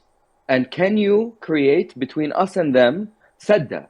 هل تجعل لنا بينك وبينهم بيننا وبينهم سدة? So they said, can you create a barrier? And he said, no. He said, no. He said, actually, what you need is ردم. You need a landfill. إنه سأجعل بينكم وبينهم ردمة. آتوني زبر الحديد. Bring me iron ore or lead. And he poured the lead.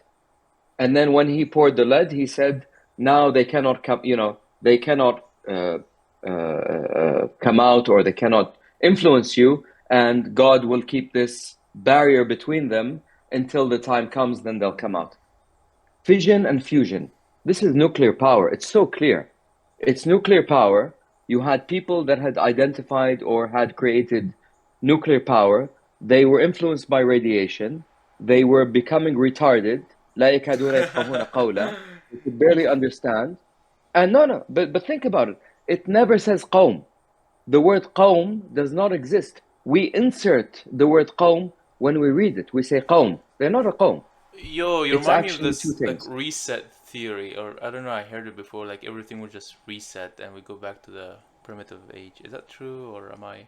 It's not reset. Referring It's to cyclical. It's cyclical. You assume the people of the past were idiots.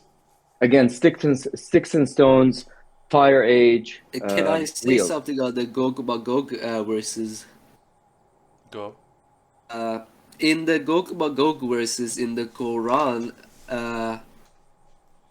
it explains of a person who's called the two-horned one. So who could that be?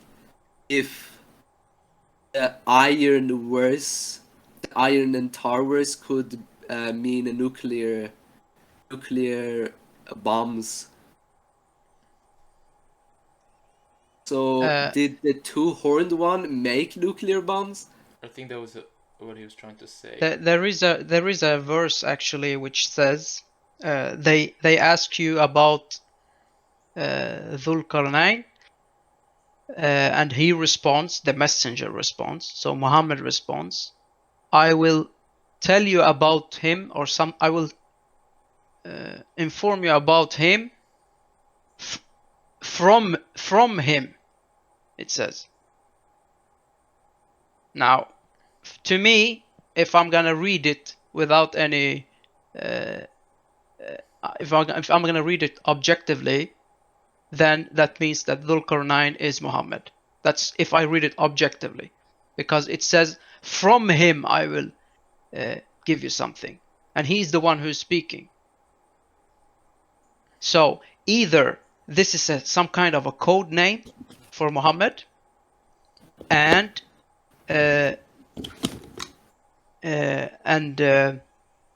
those what were they called?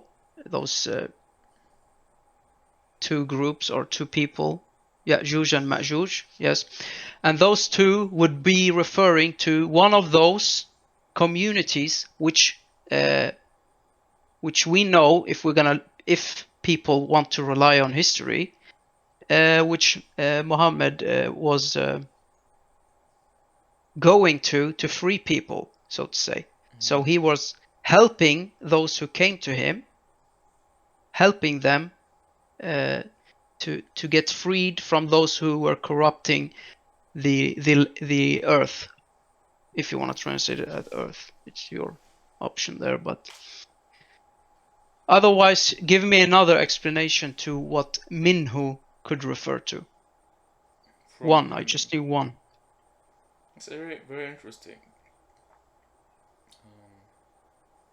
And Ya'juj and Ma'juj, I think we've spoken about this before. Maybe not with you who are here now, but I know it's been mentioned in some channel. It's rather speaking about Ya'juj and Ma'juj. So Ya'juj is the one doing something. Ma'juj is the one taking from Ya'juj.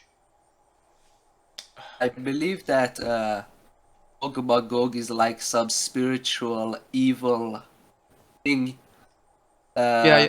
But who was the Zulkarnain, or the two-horned one, who managed to stop that spreading at that time? Okay, I'm just trying to tell you that there is one verse. I cannot find it now. Maybe someone else can. I don't know what to search for. There is a verse which says they ask you about this two-horned guy or whatever, and Two-horned one. Yeah, two-horned one, and he responds. The messenger responds. So Muhammad responds. Oh, so the two-horned one was alive at the time of Muhammad? According to the verse, it cannot be other than the messenger himself, because it says, I will tell you about him from him. So he's speaking about himself in third person. You're saying that Zulkarnain is the two-horned one is an is a adjective for Muhammad? First of all, Karnain doesn't mean two horns. No, it's coming from the word. Yeah, it's coming from the same where God says when they translate the word for city or community or whatever. Oh, Qarnin. Is that true, Laith? Let me. What? Ahmed Tem, Laith, can you? I mean, look, again, the reason I mentioned this was very clear, because I think that a lot of these futuristic or even historic stories, they could have multiple meanings, lots of variations. We don't know what they mean, by the way. This is all speculation. When I say, with all due respect, when I say fission, fusion, and read the verses and think fission, fusion, nuclear power, it actually has a story. Now, you tell me, no, this is Muhammad, this is something else. You could be absolutely right. And I'm not discounting anyone's views. What I'm saying is, human history, and this is the point I'm trying to make, it's cyclical, it's not linear. We assume Stone Age, the Fire Age, the Stone Age, the Bronze Age, the Metal Age, and then wherever they got to today. Yeah. And what I'm saying is no. I think, and I believe human history is cyclical. That when you talk about أصحاب الفيل, the people of the elephant, فأرسلنا عليهم طيرا أبابيل. We sent to them, معلش, طيرا أبابيل. Birds in formation. Let's use that translation for now. ترميهم بحجارة من سجيل, which launched upon them, or which attacked them with fiery rocks, or again, I don't know what the word is. فجعلهم كعصف مأكول. Just for a moment, think about it. When Lut was leaving the village, and he said to his wife, do not look back. And you all know this. Don't look back. فَلَا يَلْتَفِتْ مِنْكُمْ أَحَدٍ. Let none of you look back. And his wife looked back. What happened to her? She died. Why? That's a retina blast. That's a nuclear explosion. That's a retina blast. This is what we have scientifically today as nuclear explosions. Don't discount and think the history of mankind is linear. It's not up and down, up and down, up and down. Do you know that today, if there was a third world war today, the next stage, and I've read this multiple times, it'll be horses and carts. Horses and carts. The next generation, horses and carts. Because they have no idea how this technology was created. The microchips, the transistors, the gasoline engine. They have no idea. They've come up and I lived. agree. And if you agree with that, read the Quran without any preconceptions of a linear historical context. Yes. I'm just sharing this, by the way, for your knowledge. I could be completely wrong, and what I'm saying could be completely rubbish, and please ignore it. Don't say, late you said. I didn't say anything, and I'll deny saying anything. Okay, just to add to it, okay, because I don't believe that people were stupid before, and I think the issue we have is that we are looking too much backwards and less on our own judgment day coming, so forward. And this looking backwards is more deceiving than it is fruitful for us. If you look at the Quran verse, there is what I know in Sorry to cut you off. When he says وعلم آدم الأسماء فعرضها على الملائكة, and it says when he taught Adam the names and he displayed them to the angels, and he said, inform me of these if you are truthful. And they said, لا علم لنا إلا ما علمتنا. We have no idea except what you taught us. So something was shown to them, and the angel said, we don't know what this is. What is that? That's knowledge. Yeah, okay, Adam had knowledge, and that's a ruh. I think we're jumping forward. I just want to finish this previous point about history, because God is telling us what they did is their responsibility, and what you do is your responsibility. There are verses which are quite clear, telling us to focus on what you are doing here and now and forward, and not what they did before. So either we use the Quran to understand what happened before, or we use the Quran to develop forward. You cannot use both. You cannot use it for both, because if you are using it for both, then you are limiting yourself by what you understand from before, and what you understand from before can never be proven. However, what you plan and do with time forward can be proven in front of you, because it's an action and there is a cause and effect. So you see it manifests in you and in front of you and around you. But looking backwards, you can never prove anything backwards. There is Agree maybe 100%, and I agree with your statement, by the way, 100%. We should not assume that the people before us were stupid. We should actually assume. I mean, I beg you to watch all of these scientific channels. They'll tell you, we have no idea how they did this. We have no idea how they did that. We don't know how they built this. It looks, that looks like there's Like some the pyramids machinery and involved. philosophy Yeah, and so they're on. not. Damascus steel. Forget the pyramids. Pyramids are complicated. Damascus steel, which is nothing. It's just metal. We don't know how they did it. They found, some sort of mixture. We don't know what Like it is. the temples in South America. Oops, he left. I think by accident. Oh, yeah, might be. Yeah, a disconnection. Yeah, there we go. Oh. There he is. There's the devil. But you mentioned before you went over to Juj and Majuj, you mentioned something about Noah, and you said that his ark was built by what? Stone, or what did you I say? said alwah. I said alwah. Okay. And the word Okay. alwah in the Quran is used to refer to stone because when Moses came down from the mountain, he came down with alwah. Yes. So could it also be referring to that? It could. I mean, you could be looking for something built of stone. It doesn't mean it's built of wood. I mean, he didn't come down with stone. He came down with stone-made something. So stones with inscriptions or the like of it. So there were God signs on them, or text, or words, or whatever you wanna. Yes, Yes. but the So word could is Noah have alwah. been? Yes. Could Noah have been building his whatever fulk is with the same thing which Moses were given? So stone inscribed. Because one of the verse is obvious. It says stone inscribed. It could mean anything that has been inscribed to the stone. Yes, but was when it comes inscribed by the words of God, what was inscribed on it?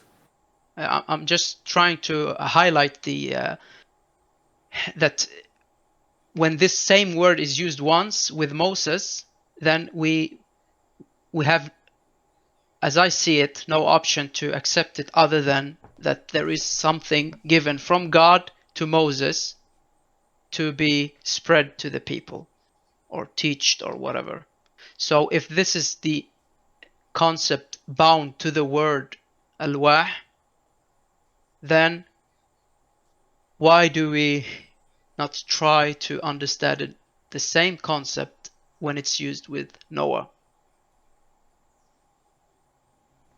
Again, I'm not trying to sort of give anyone a meaning. I'm just saying, if it's alwah, and if alwah means stone, which it does, in the case of Moses, then you should accept one of the parameters of Noah building the ark is he built it from alwah. وحملناه على ألواح ودسر. We carried him on alwah ودسر. وتركناها آية, and we left it as a sign. You should be looking for something built of stone that survived the flood. It's not built of wood. It's built of stone. It was submersible because obviously. Was it just built by stone, or was it? Or Maybe was the it majority of the resources stone. added, or like, If we look at the word itself, alwah is derived from the root word for lawha, as in lawh mahfuz.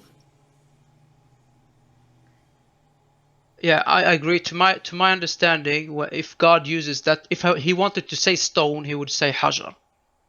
So to my understanding, it makes more sense. No, because alwah is what Moses came down with, and that was hajar.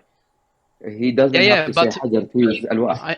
I mean that. That's okay. I'm just trying to understand. Can you give me the verse on the ark being made of stone? You want to look at وحملناه على ألواح ودسر القمر. القمر is 54. Sorry, 13. 54:13. Thank you.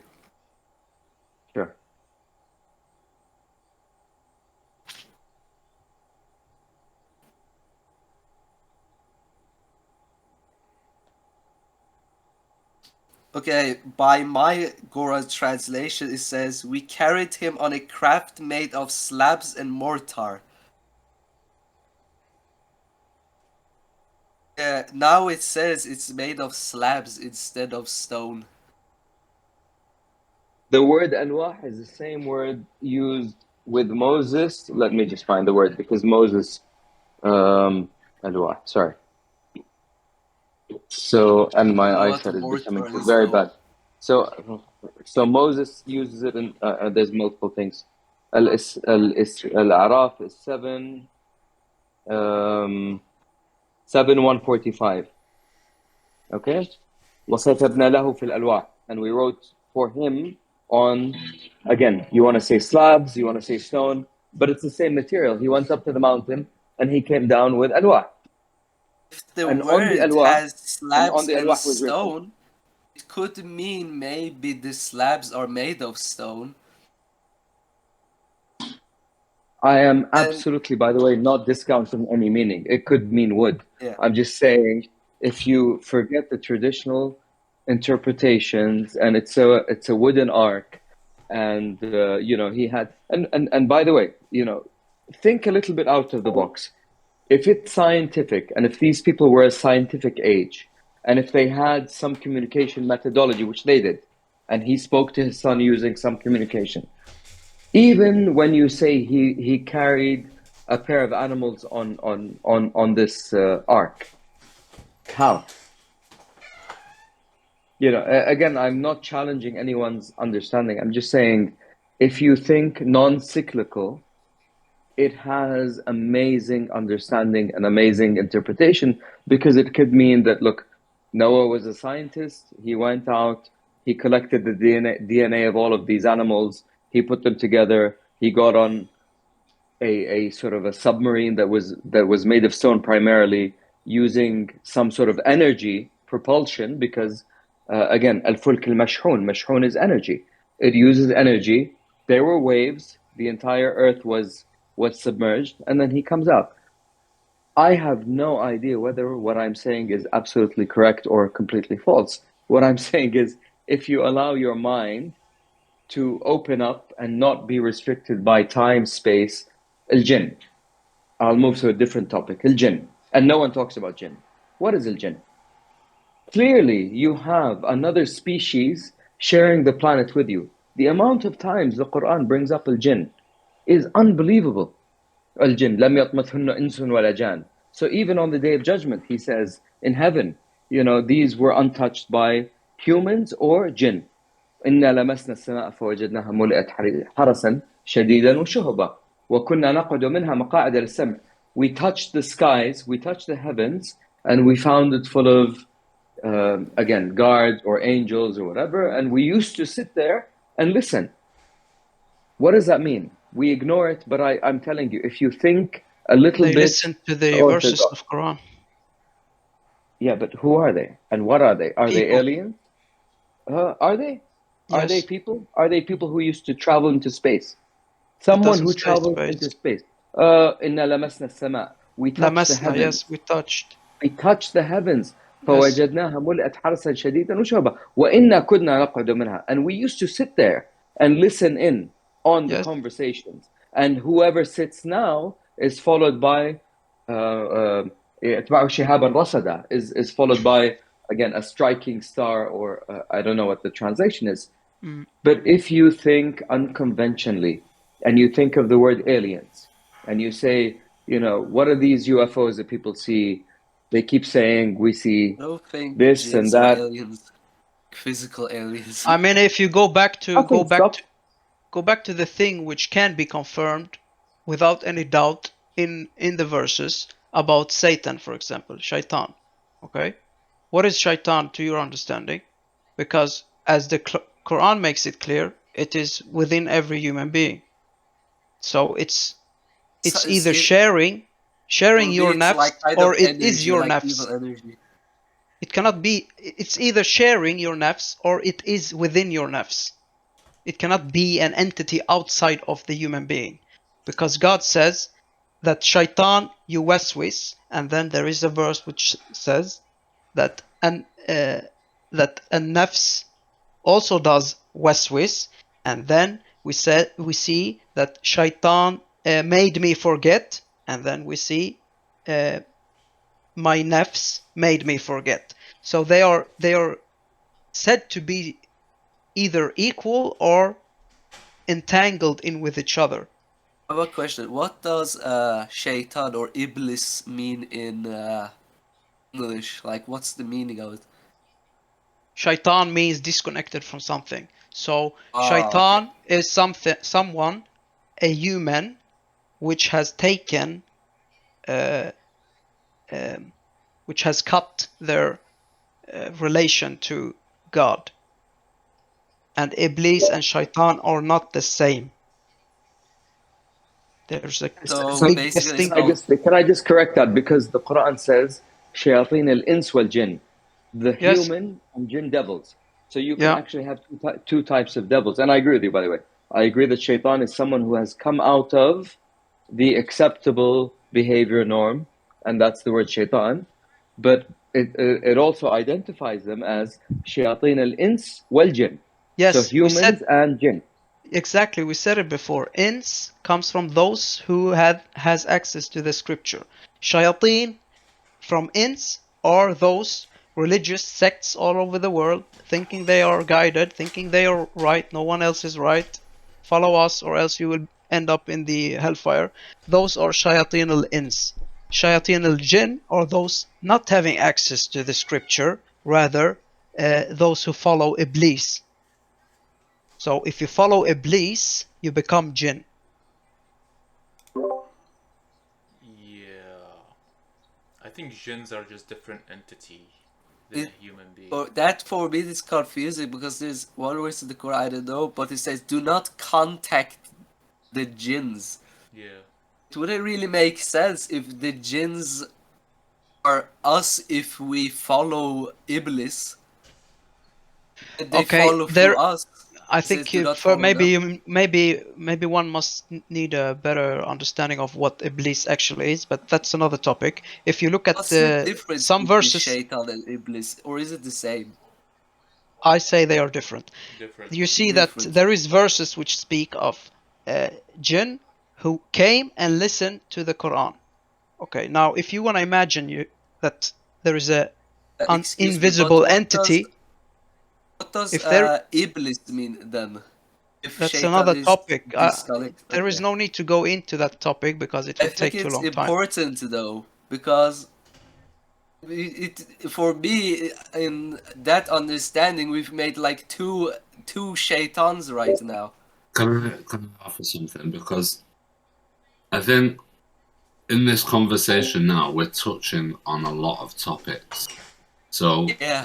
like Jokes was saying, if something seems to be a bit too much of a topic, then I can understand why somebody wouldn't want to get into something straight away. Because a lot of these topics, I think it's a good idea for, rather than being in a space where everyone's coming up with the same idea, I think this type of environment where people are offering different ideas is really productive because it allows us space to learn and to apply this to our reality.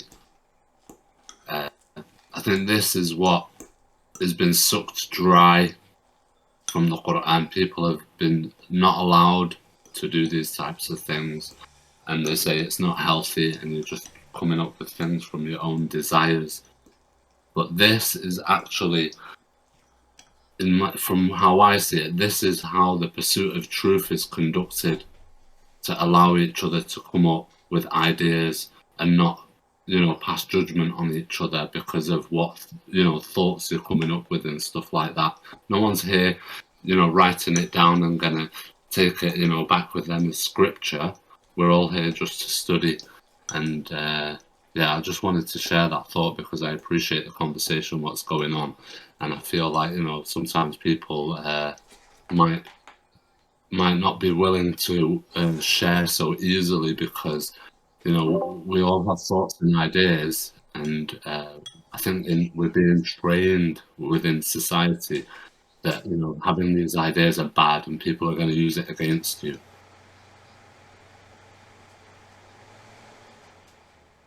But yeah, all these topics are so deep, and I think we could have like these talks about one specific topic and allow everyone to come through with their thoughts and ideas and their evidences, their verses, obviously, because that's where we turn to in the end.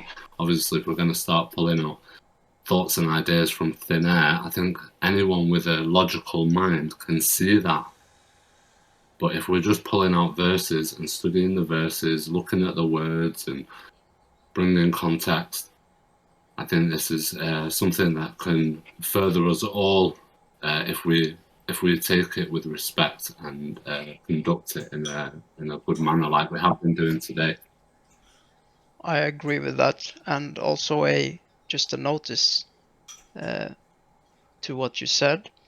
I feel like, and it happens also to me many times, that whenever an understanding is presented and one tries to get as much information or knowledge from this idea or explanation, then it's very easy for our subconscious to provide us a thing which we have already settled on, and it pops up without us searching for it. It pops up in front of us, and we refer to a verse to justify that no, this explanation cannot be right because this verse.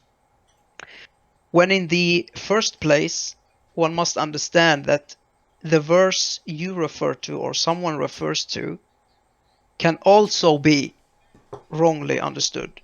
So it's not enough to just get But by the way, can I add to what you're saying? Yeah. Because I agree with you. I think the whole purpose, Ahmed, of this discussion is to really say, do not have any preconceived notions. Do not walk into this with an agenda, meaning this is how human history was, this is what people said in the past, this is what people found out. If that's how you approach the Quran, it doesn't make sense. If you approach the Quran with a completely blank state, open mind, and I accept everything, and I say, you know what, show me. And it shows you every story and every anecdote and every... I'll use an example. When Noah, and I'll use Noah as an example, when Noah says to his son, my son, come with us, and again, between them is whatever, the mountain, and waves like the mountain, and his son drowns. And then what does Noah say later on to God? And no, my Lord, my son is from my family, and وَإِنَّ وَعْدَكَ الْحَقِّ, your promise is true, and you promised me that you would save my family. And what does God say to him? إِنَّهُ عَمَلٌ غَيْرُ صَالِحٍ فَلَا تَسْأَلْ مَا لَيْسَ لَكَ بِهِ عِلْمٍ. He, your son, is an act which is not righteous. Do not ask about things which you don't understand. What does that mean? It actually means your son is illegitimate. He's not even your son. That is a bastard. Your son is not your son. That and God says later on in the Quran that the wife of Noah was an evil person. Imra'at Nuh. He speaks about her very specifically, when he says the wife of Pharaoh and she was a righteous, and speak about the wife of Noah who was not righteous. That woman was not righteous, and the wife of Lot, of course. So the wife of Lot and the wife of Noah were not righteous, and God says to him, do not speak to me of what you have no knowledge of. It means it wasn't his son. And God's promise was always true. God said, I will save your family, but that was not your family. Unbelievable. The meaning of that verse, when you understand it in that context, to me, is beyond belief. And wow, how could it know and get to that detail that you had a bastard son who was not your son? What if the word Ahl is not referring to family? Oh my god. Come on, Joikas. But you have Ahlul Kitab. Does it mean family of the book? Good point. Yeah, you can laugh I'm not laughing. Oh, Yeah, I sorry. mean, look, go to the He is context laughing. You again. see It's it. The context. thing It's is, context. It's context. yeah, exactly. So we look at the context and stuff, but I think the more we get to know the text and study the words, like Joyx is saying, we've got to be willing to look at a word in that way to say, hang on, have we got to reprogram our brain to accept the actual usage of this word to not be the same as what we've been told? Because I Yes. find with a lot of words in the Quran that they've been manipulated and just used in ways that don't go with what the Quran's actually talking about, because it's to fit another narrative. We were talking earlier about this idea of a religion. My personal perspective is that the thing that every single prophet had in common was that they refuted all the religions and said, just turn to God. Forget your religion, forget your idols, forget your practices, forget all that stuff that your forefathers have told you. Just turn to God, and that's it. So that's just the word. That's the words that are being used now and branded around are all fit to suit a religion, not like you say, Laith, a system that fits with reality. So when we're discovering words like Salah and Hajj and Siyam and all this stuff, this is all context that fit with reality. It has to fit, like we were saying before, about today. We have to be able to apply this today and understand it in our reality today. And within our community, with our own community, not just within reality as the world as a whole. We should be able to see it within the people that we interact with in real life. Yeah. And in that sense, concepts above sets of specific rules or ways of doing things are easier to or not bound to time, because the human nature will always be the same. And if you understand a concept and from there you're able to reach the things which are ma'ruf, then you have submitted to the words of God instead of taking from what you have been given by others. So the Quran itself is more likely, the way I see it, more likely the tool to work on your ways of thinking. You should be able to realize which is wrong and which is right. God gives you the tool you need to work on your ways, how to think, how to make a conclusion, etc., etc. And then you use those principles and those teachings to make a conclusion. I mean, we haven't been born here with sets of rules. This is how you take a shower, this is how you eat, this is how you do this, blah, blah, blah, blah. Rather, he has given us the option to choose to see which of us will reach this level of being able to recognize what is supposed to be ma'ruf. Yeah. Because God tells many times in the Quran, do it in which is ma'ruf. What is ma'ruf? Well, what I was going to say in terms of that is, I think it's to do with learning asma'u kulluha. We were talking before about the word ism, and I was, my understanding of that is it's to quantify something. So you know the attribute fully of something. You know its true value. Yeah, because in terms of Mala'ikat yasjudu Adam, it was because he used his ability that from what Allah taught him by giving him all the asma. And that's why that he was able to make the malaika do sujood to him. Yeah, but I think on that point, Ahmed, if you just focus on the malaika have absolutely no power to disobey any command they're given. It actually says that in the Quran, that they obey every command.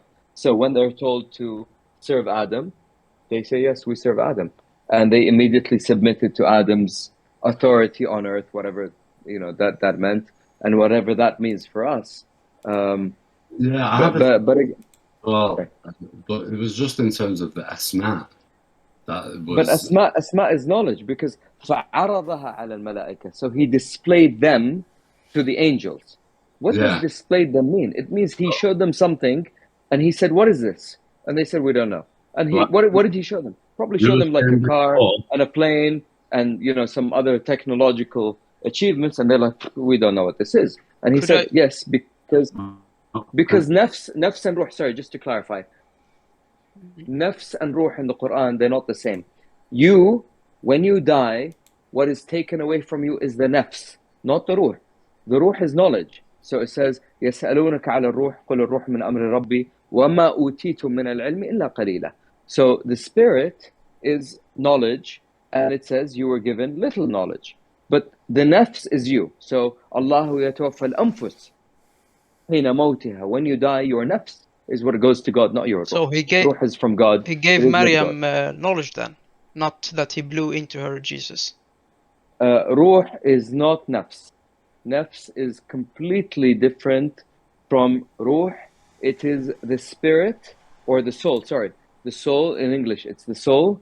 And ruh, if I were to translate it, it's the spirit. So you have spirit and soul. What dies is your soul. Yeah, but what is accountable is your soul, not your spirit. Yes, but you said ruh could be understood as quote-unquote knowledge. Yes? Yes. Because okay, so when God says we blew into her... Yes. So he relates it to knowledge. God says yes, from his knowledge he blew into her. Yes. Okay, so it cannot be a virgin birth then. Again, it doesn't negate the spirit or the soul. Sorry, it doesn't negate the soul. The soul is the soul, and the spirit is the additional. So again, what makes you different as a human being from animals? Sorry, you're lagging. For me. Whoa. Okay. What makes you different from animals is. What happened? He disconnected. He said he lives in the Middle East. So. Yeah. Oh. Maybe he's getting a sense. Maybe you can change the server on the this voice chat to be closer. There is a free VPN extension that you install your Chrome. Yeah. Maybe that fixes the internet issue. I don't know. Give him a minute. He'll be back, God willing. I mean, it's. What I was trying to get to before with this Isman and Adam being taught all the Isman. Well, as I was trying to say it is he learned all the attributes or the quantification. It's like he learned the science. Our Laith is back. It's like he learned. Sorry, got disconnected for a moment. My apologies. The practice of us learning that type of study now is known as science. And for example, the story goes that Adam was told to give the name of something.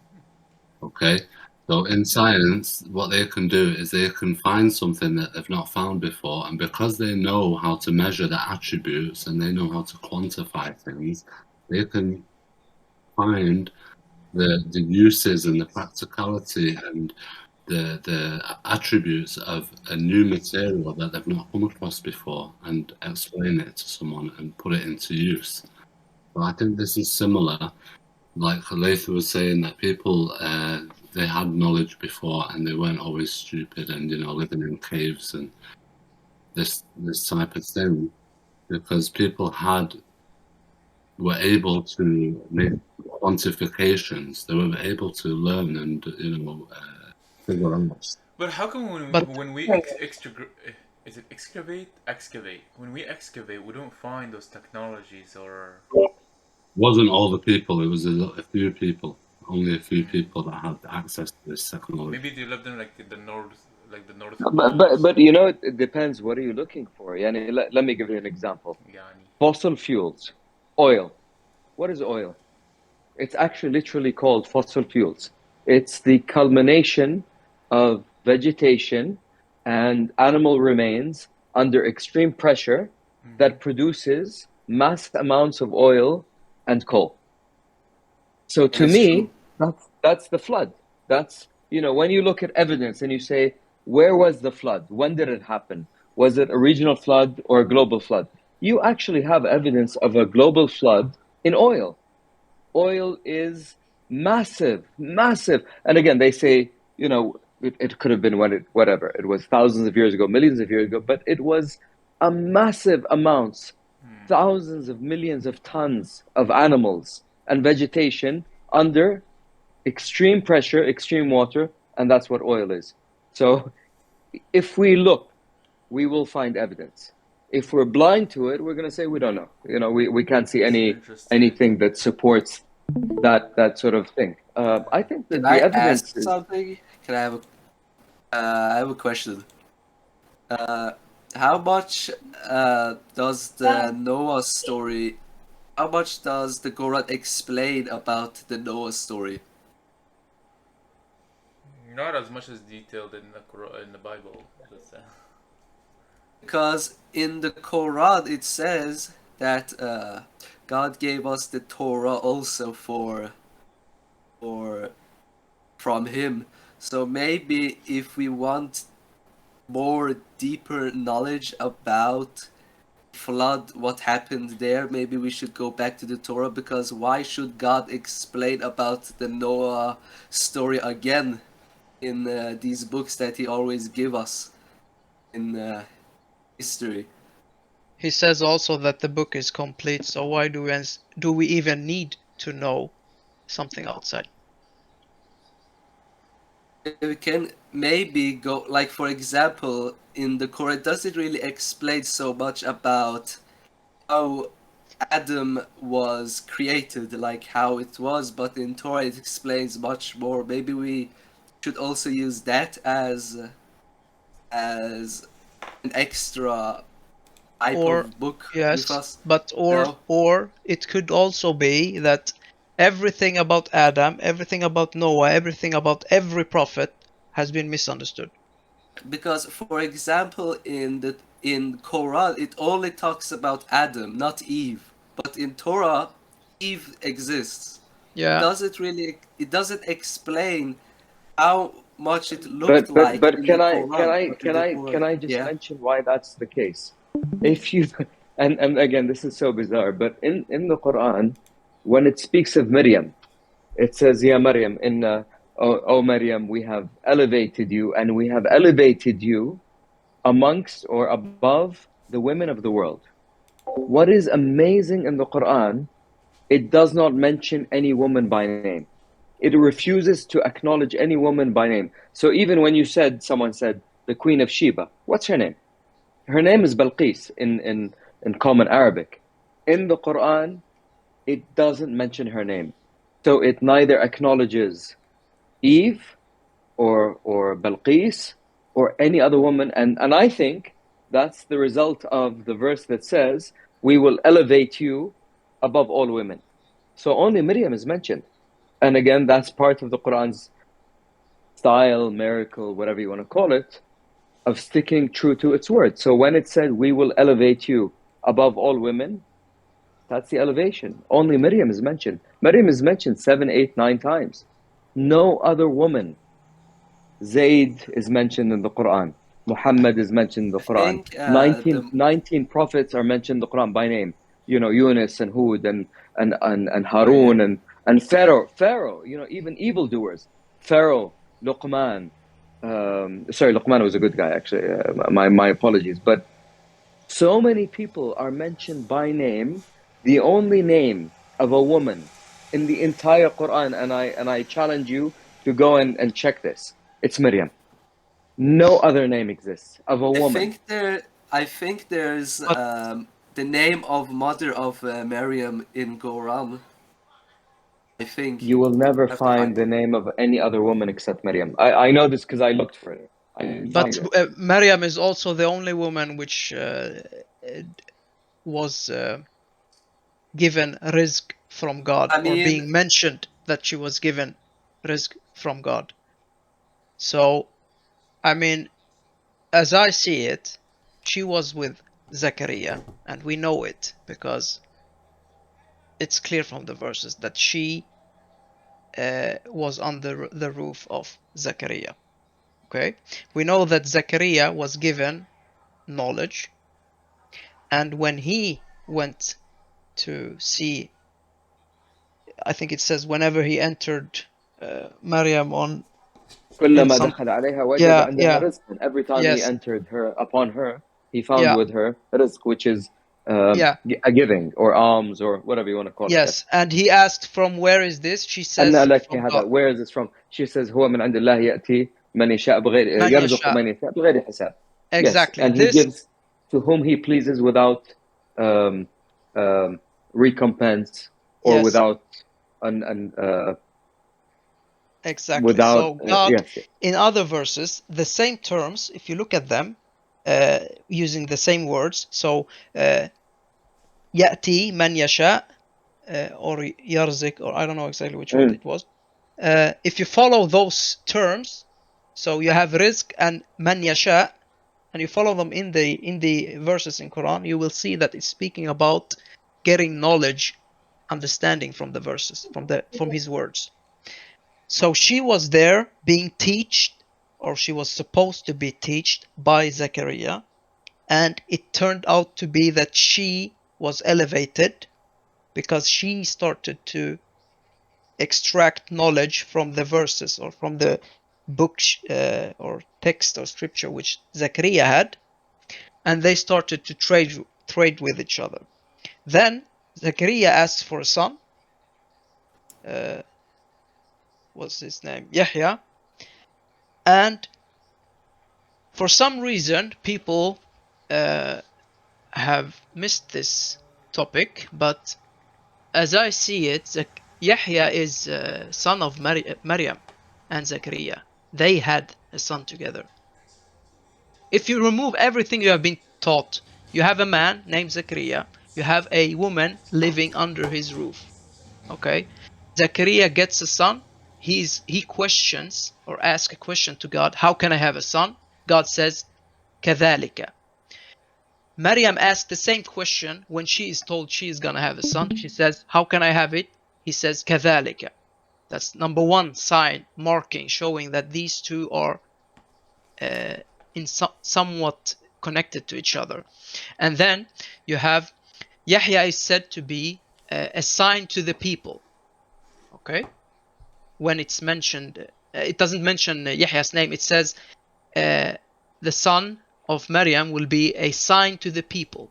Okay? We know that Jesus was never said to be sign to the people. He was Rasul ila Bani Israel. He wasn't a sign to the people.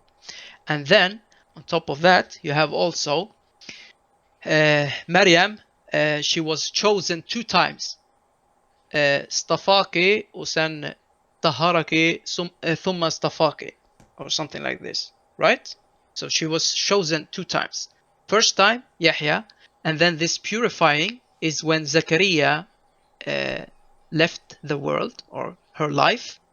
So he did tahir her from those people who were arguing who will I think kafil or yatakafil, or I don't know exactly the Yeah, word. but you know what I'm what I was saying is a little bit simpler than that. What I was saying is out of 114 chapters where maybe 30 men's names are mentioned, including evildoers. It's not just prophets, Fir'aun, As-Samiri, you know, all these people who have no significance.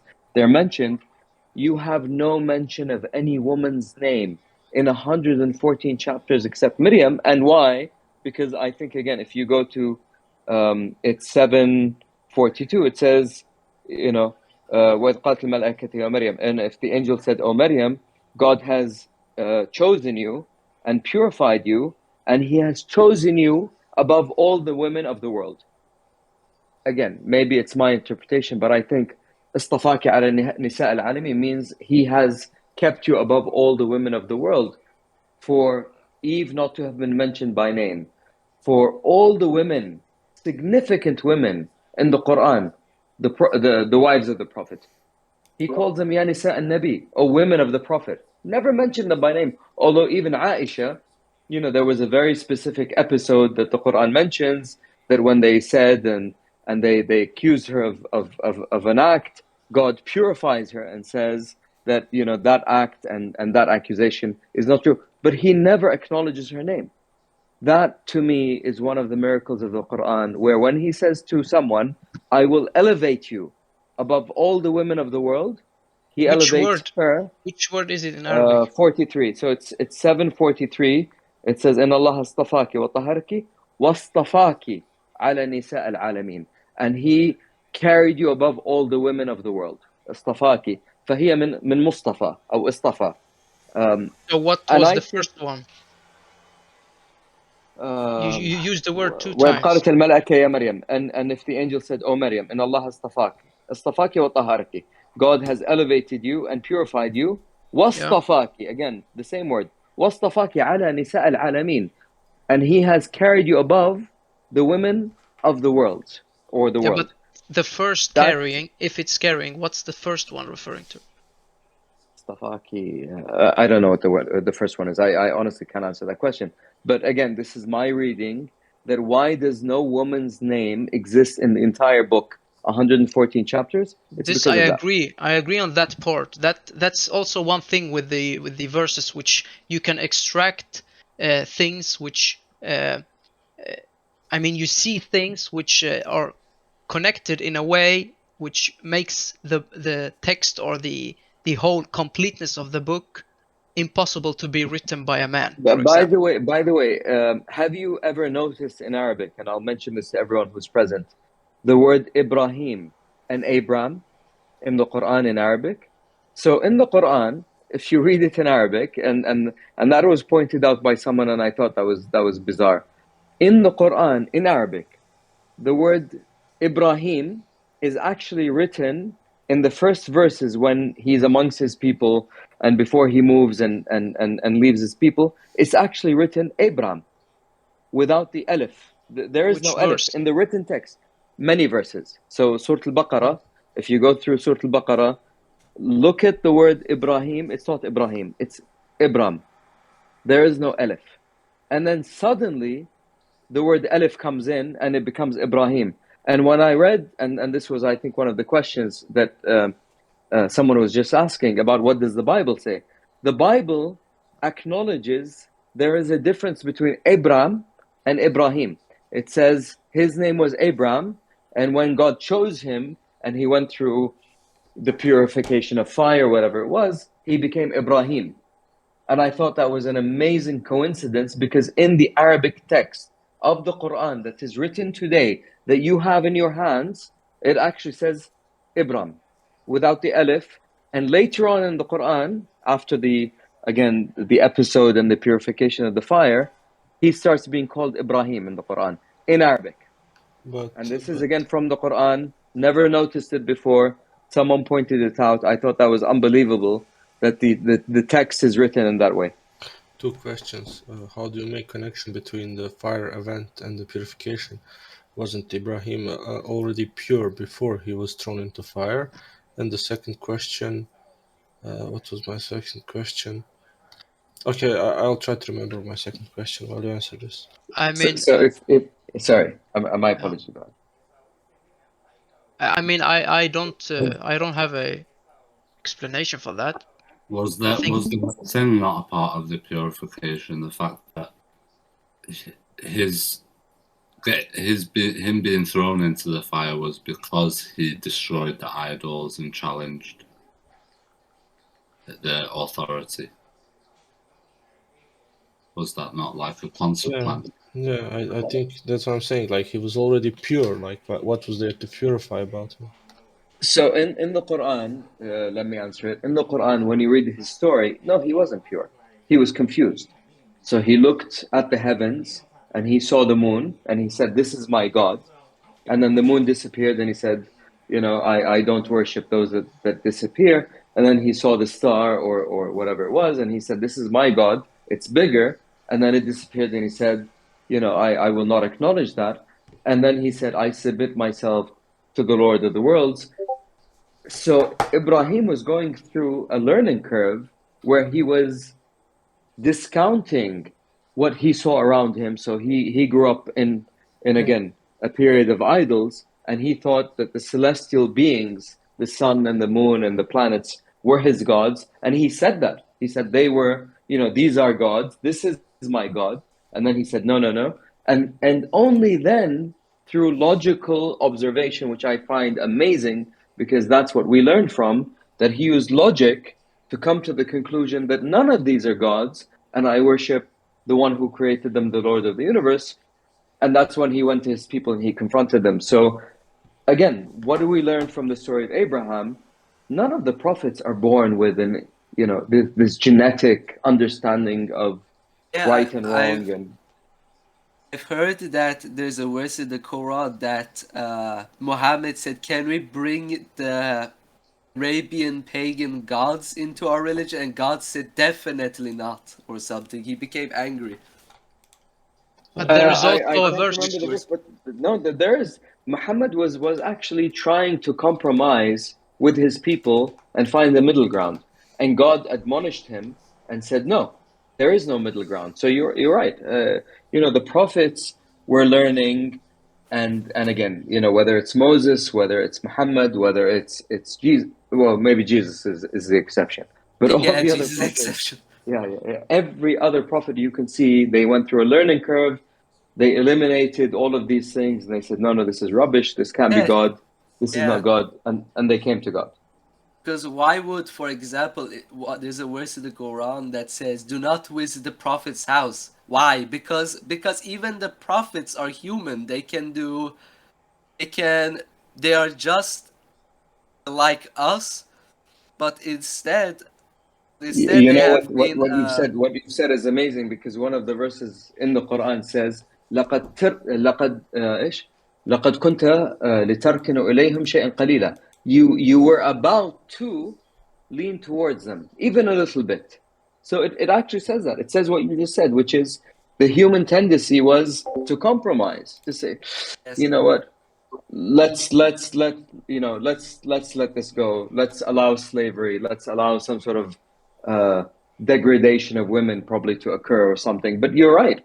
Even the what the prophet, and he is the dangerous prophet. thing about that is, for example, I've studied Christianity a little bit. I went to Christianity. They say the same thing as us also. Like prophets can also do sin, but they say they betrayed. For example, they believe that Solomon betrayed entire monotheism or Christianity because he contacted devils and made like what's called like houses towards the devils, and they conclude that Solomon betrayed, so he's not a prophet anymore or like that. But in the Quran it says beautifully, like it's Quran literally means reminder, because what bad things we have done in the past, so we don't follow the confused pathways anymore. It says that it wasn't Solomon who betrayed, it was the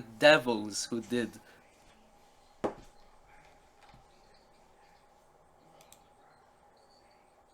Okay, but I think one keynote before one takes any stance on what actually Abraham did, Quran, one must. I think I don't remember the verse, I'm not Clear point, 100% you sure, guys. but I think that it is Abraham who says it, and he says that he rejects everything they worship except God, meaning that they knew God and they worshipped God, but they had intermediaries. It's not this vision we have or this teaching that people were building up statues and stones and just starting to bow to them without this mindset that there is a higher power. They just use them as they do now with the stone in Mecca. It's the same concept. So they're using something in between, something materialistic in between them and God, thinking they are worshipping God, but they are worshipping something in between. And then when they are asked, their answer will be this thing or these people, it can be people also, we are worshipping them just to get closer to God. I mean, there is a verse which literally says that. And so when we see, for example, that God says, and they do not believe in God except while they are mushrikeen. So Quran clearly says many times, "Do not worship anything else besides me." So it clearly says it. yeah, I mean, what I'm trying to say is that this information we are being given is to be expected from reading the Quran only, not referring to history, is that previous people were doing the same we are doing, not but our societies are doing today. They think themselves to be worshipping God, but in fact they have so many things in between them and God. Yeah. Yeah. So all this mentions about the sun and the moon, I mean, he didn't just wake up one day and decided to, yeah, I'm gonna look for a God. He knew there was a God, but he couldn't put the nail on it, or how to say it in English, I don't know. I think by our material nature, we always look at God in a materialistic way, and that's how we lose the real path to monotheism. You Yeah, and see it also throughout the the word different itself, nations the all the word time. ilah is also misunderstood, misused, and horribly translated in many verses, because it doesn't refer to what we understand when we hear the word God. Because in our mind we think of the Almighty, the All-Powerful, etc., etc. Of course, there can only be one. Yeah. So God is saying there is only one which is or has these attributes, but it doesn't mean that other gods doesn't exist. No. Hold on. Oh. I actually have to put my foot down on this one. Very clearly in the Quran, no other gods exist, and it says, let me find the verse for you. But it says, if other gods had existed other than God, then everyone would have gone with his creation, and there would have been turmoil. I Okay, will you find the verse misunderstood as me we then. speak. I'm saying the only God. Understand the difference when God uses God and when they use God. It's not the same. When God uses God, the word God, it refers to the one with the attributes.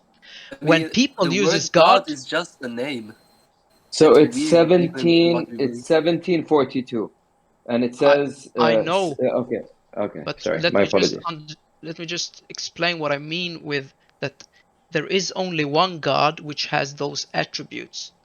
So when God says, if there were more than one God of those attributes, then of course it wouldn't work. But he also says, so where are those gods which you used to worship? He asked them during Judgment Day, where are those gods whom you used to worship? Meaning that in their head, they have constructed the idea that there could exist more than one God. So a man-made understanding of God is not the same which the one concept God is using or referring to. Yeah, I think that's what you're referring to as well when you're talking about the misuse of the word ilah as well. Yeah. So there's this idea of God, even to say the word God. I think it refers in modern, societies. The worst problem with the idea of the word God is like what I was referring to before. Is this idea of religion? I think it's like it's putting a monopoly on something to say we're all right and you're all wrong. Yeah, when you start labeling stuff and inscribing them, they can never be changed. That's when you have basically created your sect, and from there, generation going forward will follow whatever was originally, but they will not know how this was originally formed or labeled or decided. Like for example, you check now in India, they see the cow as something holy, but they don't know why or how it started. Can I add my interpretation on one God or add a verse to it? On chapter 263 it says, "And your God is but one God, there is no God except He, the Almighty, the Merciful." So it says that God is one, but in that oneness is He, because we definitely cannot determine how God looks like. I was just trying to think of that verse. Ilahakum wa ilahuna ilahun wahid. Is that the one? It's chapter. I can say the chapter. Whereas, Can you bring it up, Joyce? Because you've got Yeah. the screen Yes. share. Yeah. Which chapter verse? 263. Because some nations or religious pathways, they believe in one God, but they believe in like a monad structure. No. Yeah, or they have constructed their own meaning of God itself. Yes. So they recognize that there is a higher power, but it has to be in their way. So they are. That's why it's like it can be ilah, but not el ilah. Exactly. Yeah. So It's there's a not difference in the words. It literally says there is no illah except Allah. So there is no illah except Allah. Okay, but there is Literally. also so you either we say let me tell you a very quick story because Yeah. you reminded me of this. I was traveling on the train. This was 1997, and I was reading the Quran, and I can't remember what I was reading. And for some reason, I was imagining, for no reason, there were multiple gods. That there was God, and then there was another God, and another God, and each God has his own sort of creation and his own universe. And I can never forget this. I flipped the verse while I was reading, and it said in Arabic, "Say, if there were other gods than God, then each God would have gone with its creation, and there would have been turmoil." That shocked me to the bone to this day. That the Quran, the most bizarre book on earth, and you think you can understand it, it actually speaks to you if you allow your mind to open up and listen to it. A verse responded to my own internal questioning, and that answers your question. Gods and multiple gods and a God. It's very clear. It leaves no doubt in the reader's mind, who's running the show. There is only one master of the universe. That master is unbelievable. He has all the power. He has all the say. We worship him. We serve him. إياك نعبد وإياك نستعين. There is no other beside him. And for us, and the reason we are where we are today is because we have forsaken every human and every prophet and every messenger, and we have said that all of these people that have come across history, we don't care who they are nothing, absolutely nothing, when compared to the Lord of the universe. They are nothing, not even on the same planet. To me, human, kind, jinn, ins, whatever they are nothing compared to God. And when you realize that distinction, that there is only God and nothing but God, then you've understood the meaning of life and why you're here. And that's really why you're here. You're here to pass the test. Again, we can get philosophical, but it's really a test. Can you believe in God alone? Can you believe in God without others? Or do you need others with Him to give you confidence and support? وَإِذَا ذُكِرَ اللَّهُ وَحْدَهُ اشْمَأَزَّتْ قُلُوبُ الَّذِينَ لَا يُؤْمِنُونَ بِالْآخِرَةِ. And if God alone is mentioned, those who do not believe in the hereafter are offended or whatever, اشْمَأَزْ. They feel animosity. وَإِذَا ذُكِرَ الَّذِينَ مِن دُونِهِ إِذْ هُمْ يَسْتَبْشِرُونَ. And if those other than Him are mentioned, they feel comfortable. And I remember reading and hearing, and until today, stories of the Sunnis and the Shia and the Sufis and all these sects and the Christians who elevate human beings and irrelevant people.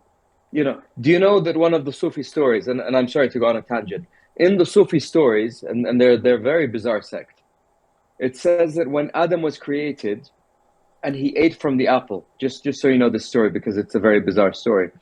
When he repented to God, he said to God, in the name of Muhammad, I seek your forgiveness.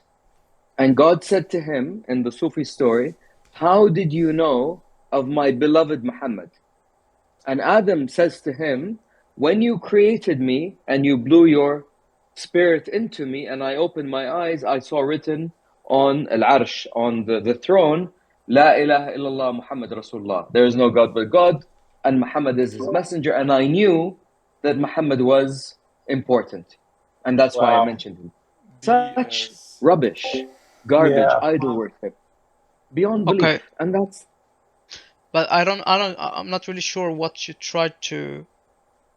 I mean, and I'm trying to keep us on track, that all of the discussions we're having and everything that we're trying to ascertain, as long as it spills into that one bucket or objective of worshiping God alone, we're fine. We don't care. Again, I have nothing to do with any of these discussions. Is this true? Is this wrong? Is this right? Is this wrong? It's fine. We'll learn. Some of it is right, some of it is wrong, some of it is assumptions. But as long as we keep focused, and that's the message that we need to keep in our minds and the minds of everyone that listens to us. If you keep focused on God alone, and nothing but God, nothing, no human, no angel, nothing. It's just Him and only Him. You've found the path. You are like Abraham. You are like the prophets. You are like all the people that came before, and you've gotten clarity and transparency. I think that's the message that I was trying to get. Okay, but was it something against the what we tried to say? No, I think it's confirming what we're saying. Can I reiterate that with some verses? If you can bring it up, Joyce, it's chapter 7, verse 65 to 70. And did you say 7? This is 7, yeah. Chapter 7. Yeah. Verse 65 to 70.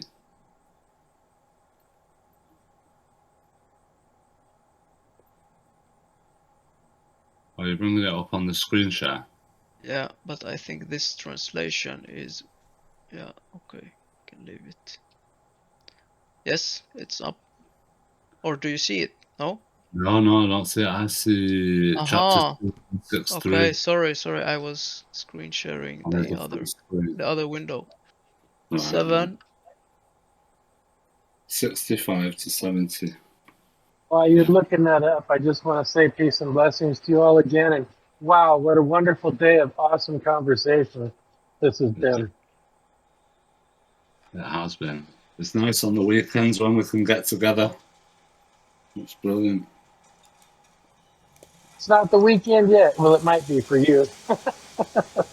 Yeah, it's just on a Friday. Yeah, it's kind of marginal on the Friday with everyone. It's a weekend for Arabs like Laith and Abdul Yeah. Kharkhan. You guys, you know the future. You can tell me what's going to happen tomorrow. No, So because I can tell you, Arabs. I need to jump off because it's midnight, and I'll turn into a pumpkin because my wife just gave me a really dirty look not a few Oh. minutes ago. So I'm Run. gonna have to jump off and focus with the family.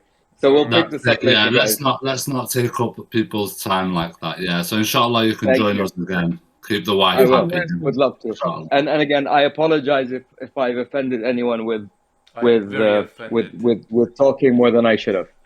Nah, man. Oh, good. but I think No, we you didn't appreciate offend it. anyone. Just kidding. Peace, man. Thanks. I'm offended that you chose your wife over us. There you go. How dare you? Yeah, I just wanted to. I brought these verses because I wanted to reiterate what Laith said before about how people, when we're looking at this, as long as the idea is to accept Allah alone and nothing else, I think that's the main issue. That if you're facing a problem in understanding the Quran, that's where you're going to fall into problems. So this verse is talking about, I think Hud went to a chief of people. So if we go from 65, and then that's talking about a conversation that he's having with the chief of people. And if we skip forward to 70,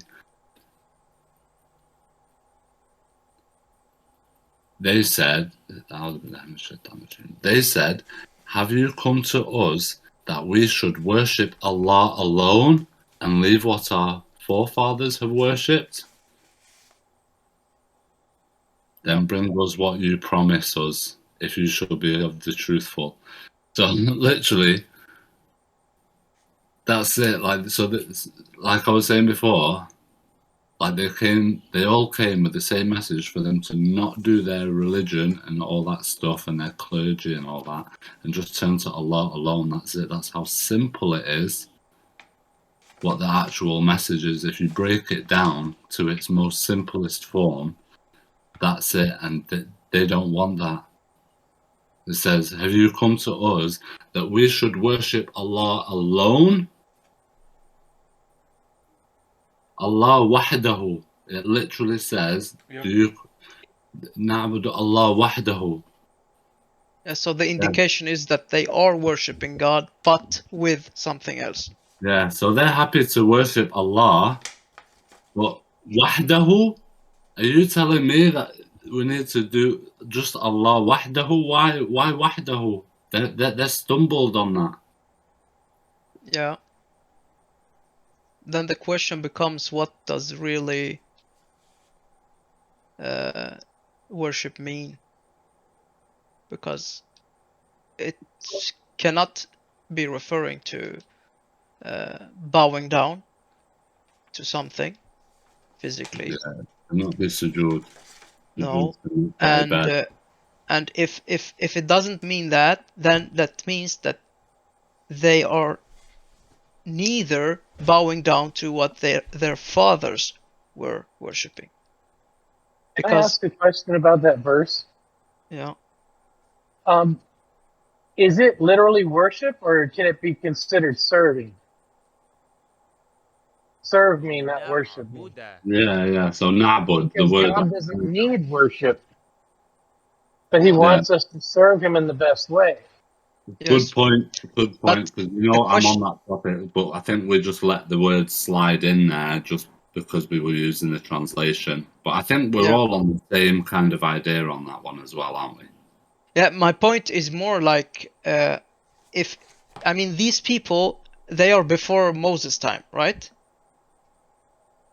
Ad is yes. So people before Moses' time, okay? If we understand the word translated as worship, if we understand it as not being that they bow down to something, that means that whatever they were doing, which is called worship here, they were doing the same to God as they were doing to what their fathers were doing. It means that the only way I see it is like this. If I'm to serve someone, I have to take either orders or tasks or something from that thing, individual, or whatever. So I take something from that. So what they are being told or asking here, are you saying that we should only take from God and not and leave from what our fathers were taking from? I'm not saying taking literally, I just understand. yeah. So it gives a closer understanding because God often used the word also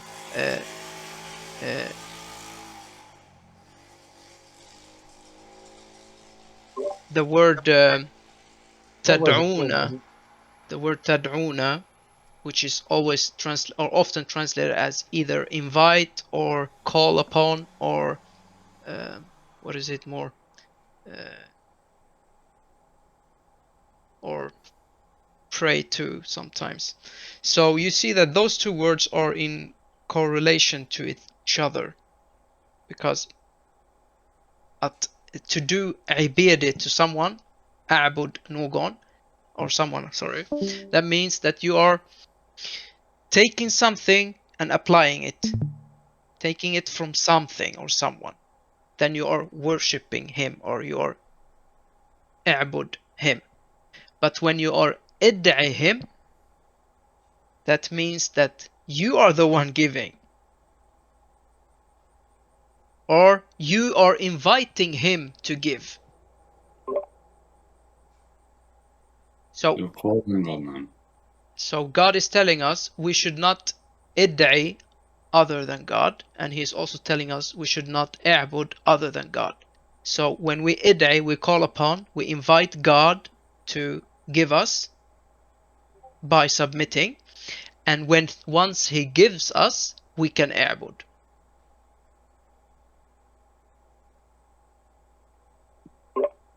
Yes, by performing the tasks that are given in the Quran as well. So we're not told to do any activity for Allah. The activities that we're told is to do good, do righteous deeds, be fair with one another, to help those people who require, help and make amends with people, stuff like that.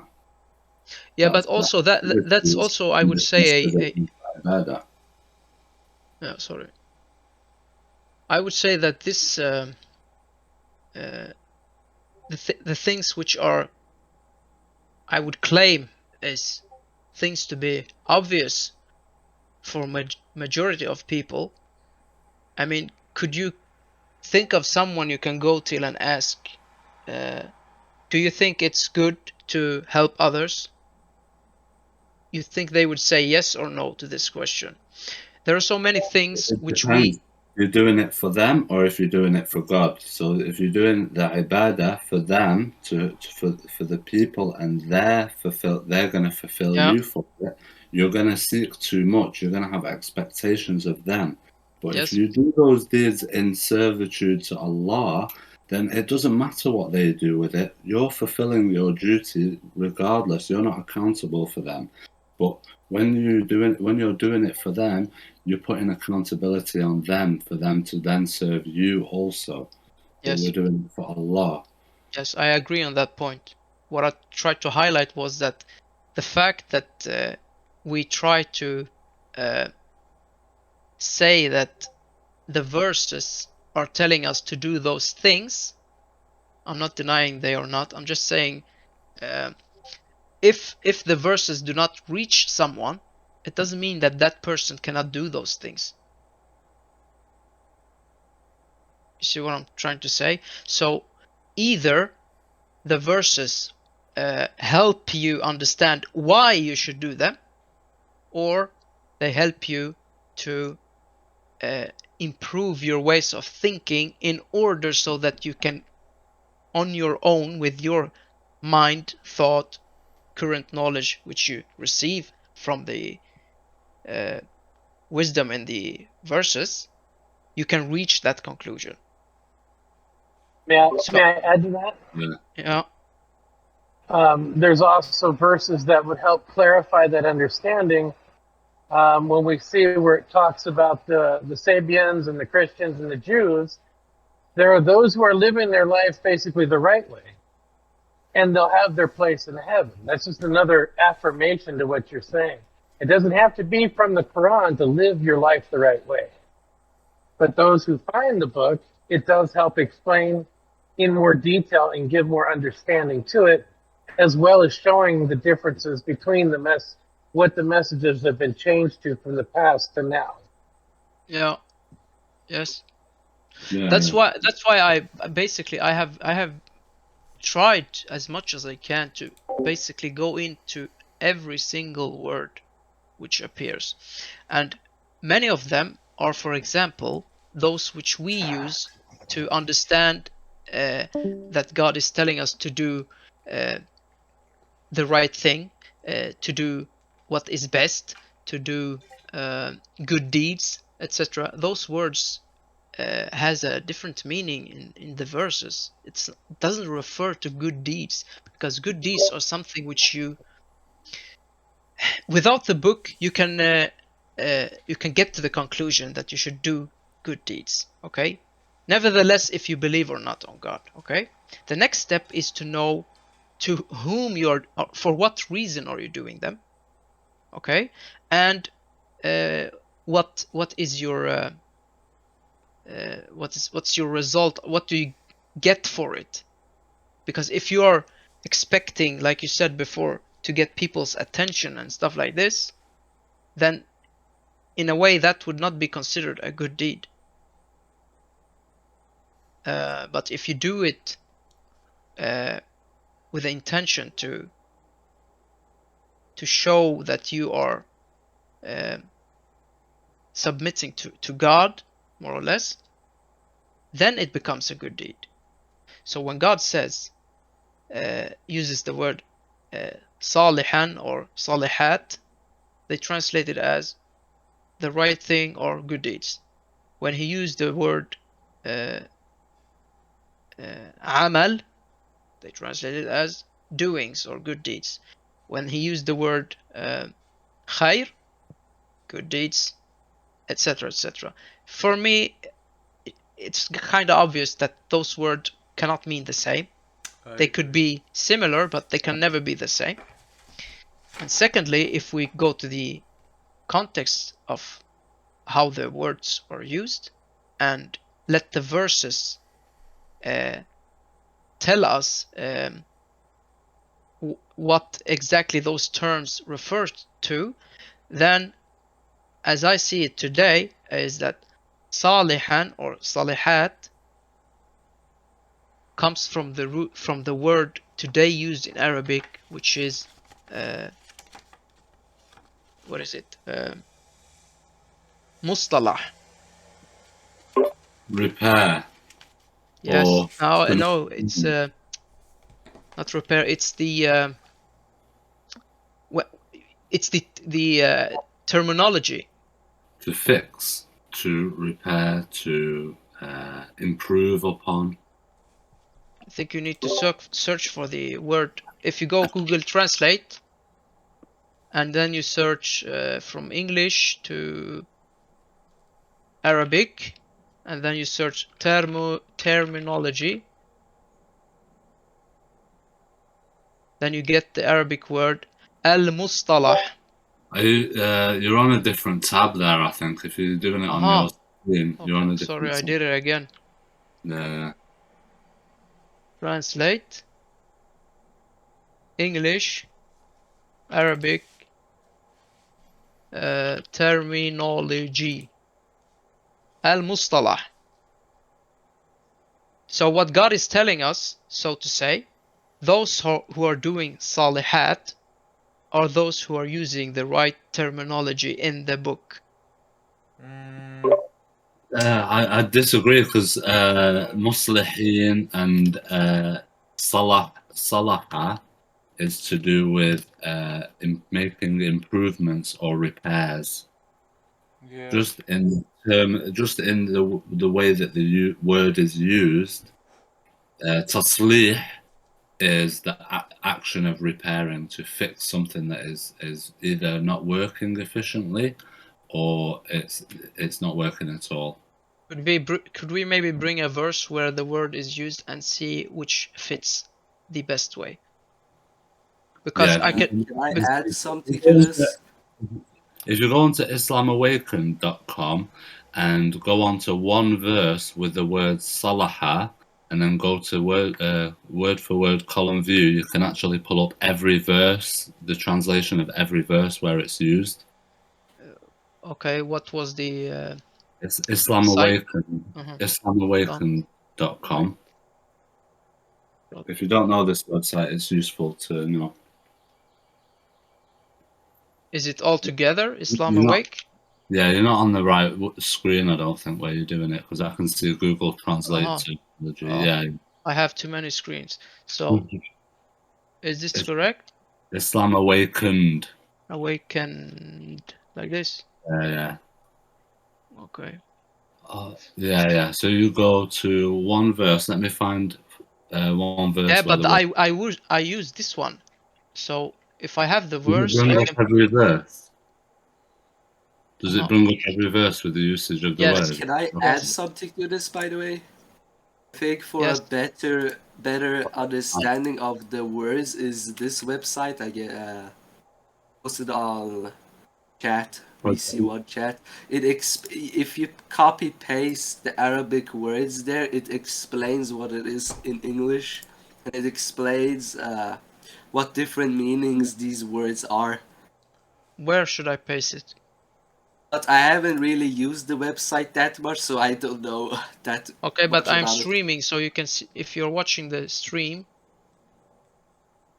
Right, so I don't know really, because this is new for me. Okay, this now we can website that take I it found. later. Which Can you verse hear did me? you say? All right. If you go to verse 225, Yes. the word is used there, salaha. This one, salihati. Yeah, this is the word. So, sad lam ha, and you have they translate as righteous, make peace, reformed, salih, righteous, Reform, improve,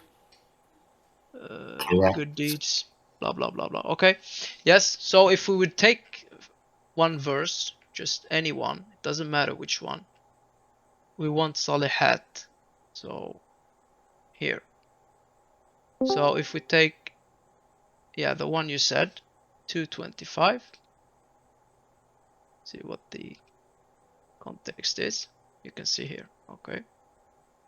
And give good tidings to those who believe and who does salihat, that they will have gardens beneath which rivers flow. Whenever they are provided with a provision of fruit therefrom, they will say, this is what we were provided with before, and it is given to them in likeness, and they will have therein purified. Okay, this I don't think is a translation, but okay. Now, in order to even go through this verse, we need to understand what is this paradise speaking of. Because either we understand it as God is giving us information on to do something, so in this life we are doing something, but the result is later when you have died. Or the other option is that he is explaining to us those, which is the word here? Yes. So, give good tidings. okay? And the Quran is said to be giving good tidings, right? So, give good tidings to those who believe, meaning that you accept that these words should be teaching you and not the other way around.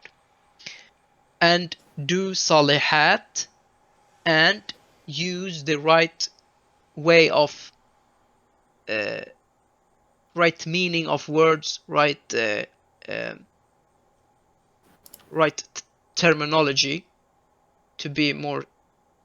I'm not fixed exactly at that word. Just trying to give it a Yeah, proper it meaning. doesn't work. I mean, I see how Let it me just works. continue what I will try to say here, because this will be hard to understand because there is paradise in this. That's why.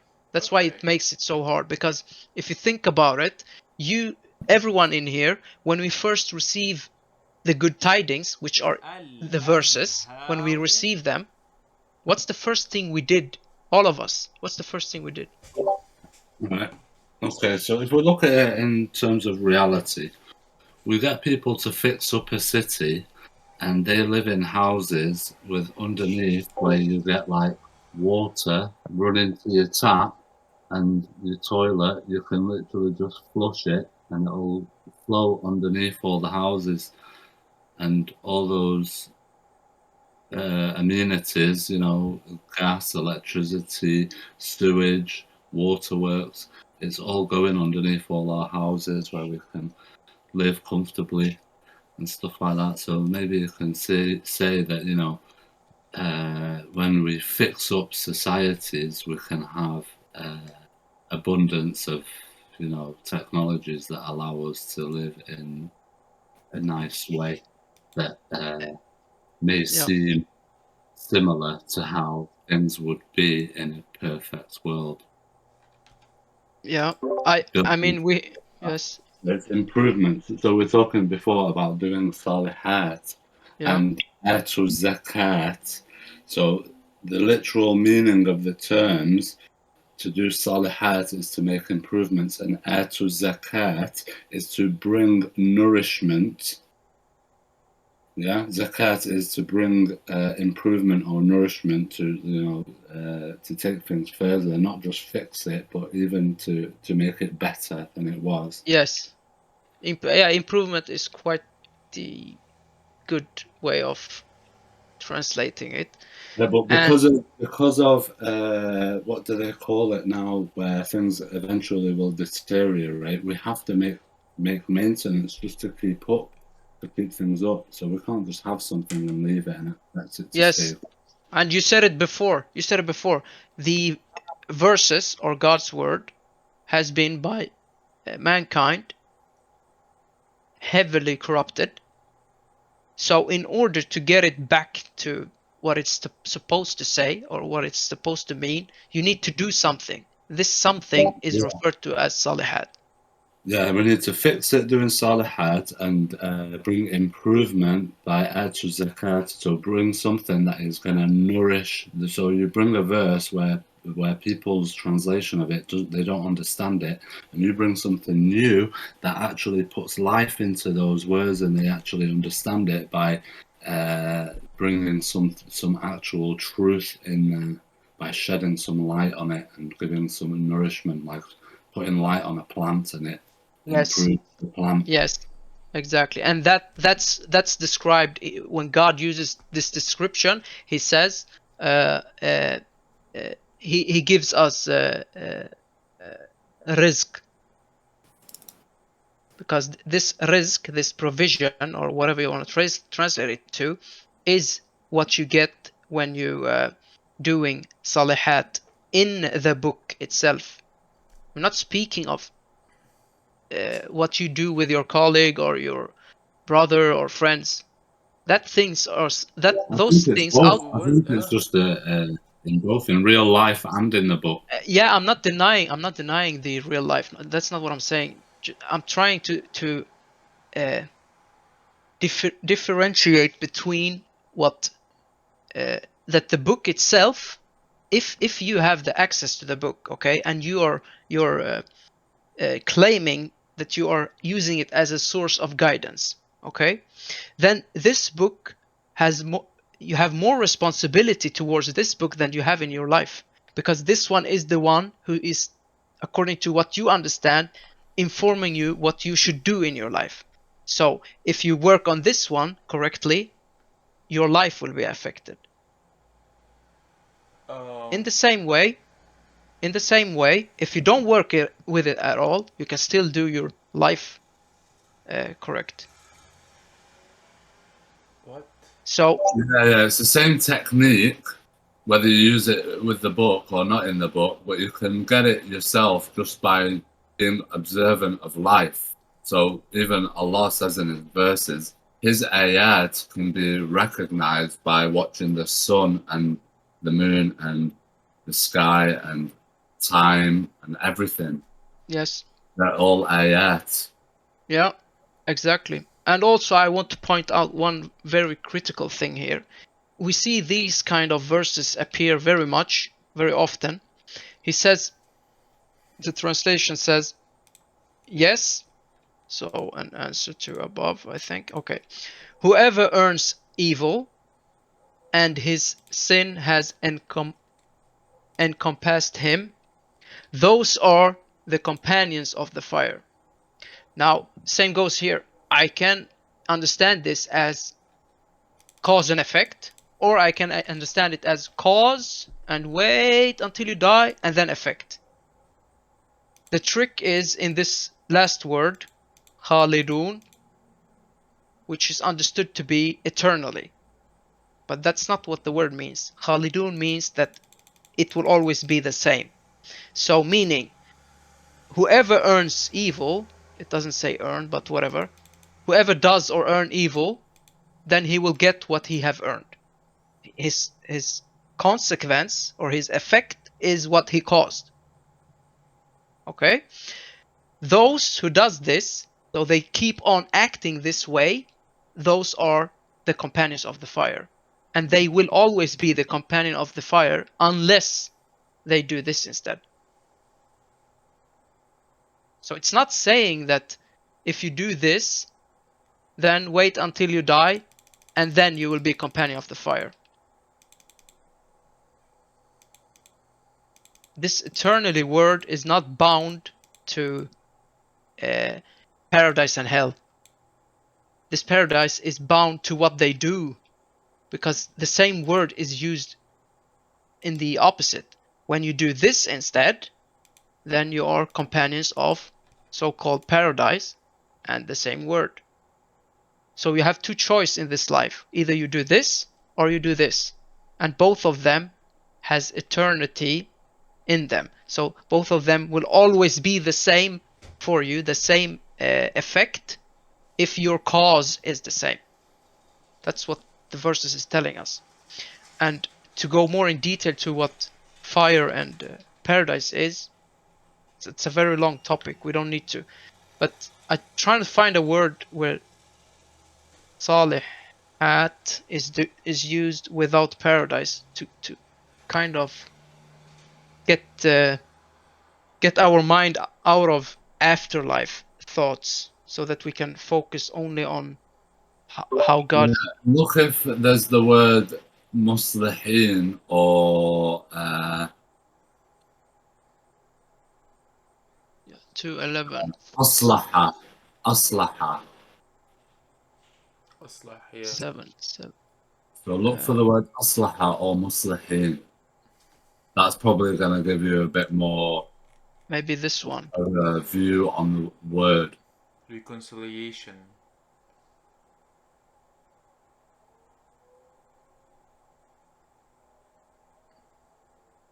Oh, it's islah on there. Yeah. Oh no, go up a bit to the first line of that verse. No, This down. Yeah, Uh-huh. that verse that you're on there. This cursor. Yeah, left. There. That verse. That right. Yeah, that's the word. Yeah. Islah. Okay.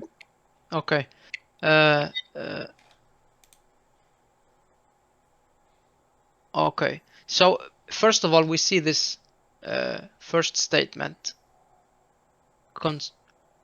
It says fi الدنيا والآخرة. والآخرة. right? Yeah. ويسألونك عن Okay. اليتامى قل أصلح لهم But, خير. but how is that even a sentence? Is it a dot here after?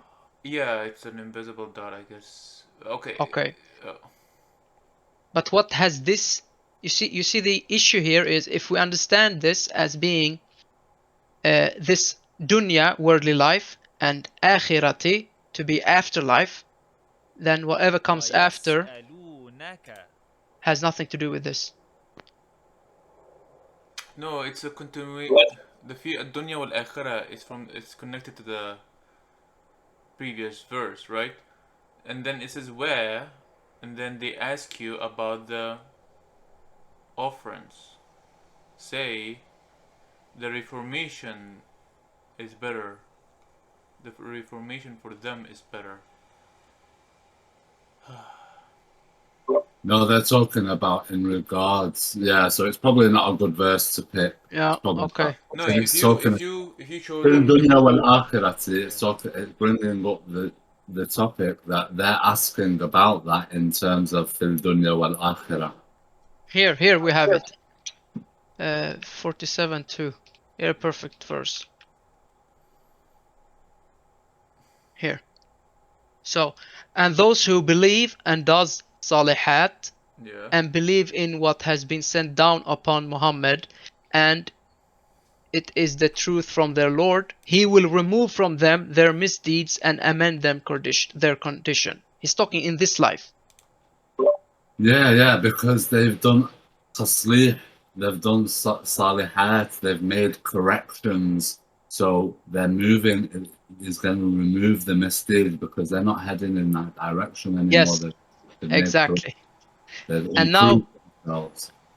the funny part now comes that this understanding which we are forming now is based on that misdeeds is correctly translated. What does it say? سيئاتهم, right? Yeah, the sayyat is like the not hitting the target. The errors. Yeah. The mistakes. Yes, exactly. This is what I'm trying to come up to, because if we read it and stick to the book while we read it, then mistakes cannot be outside the book. It has to be within the book, or at least within the concept of God, or the faith towards God, etc. So, sayyat, there is verses which indicates that sayyat is the opposite to hasanat. Yeah. Yes, hasanat are not. What do they translate it to? Good deeds. Good. Yeah. Also, yeah, you have it there also. So, hasanat, you see, they translate this one to misdeed and hasanat to good deeds. And whenever ahsan comes, a form of hasanat, they translate it to the best or the better. Now, if you think about it, God has Asma al-Husna, right? What does it mean? He says to us, call upon him in whatever name. He has Asma al-Husna. Right, so this is bringing up that word again. So I would render it as Allah has the attributes of improvement. Okay. What if I say that God's name? I wouldn't say names, because Asma could be referring to either label, definition, could be description, could be also name. So I would not limit to any of them, but I would say like this instead. God has, if you are to call to God, then you can only call to him by using those names which can only be attributed to him. That's Asma al-Husna. So whatever name you can think of, okay, it has to be a name only one can be possessor of that name. Okay, if you meaning try... yeah. Meaning that Husna refers to the names or the label or description which has the most insightful thing, or whatever one can say. Or I think it just means good. He belongs to him the good names, right? You don't call him bad names.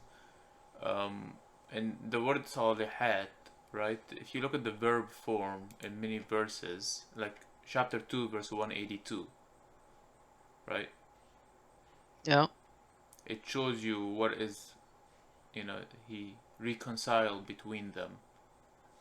Or chapter Again, 4, sorry, which verse? chapter 4, 128. 128. Okay. Yeah.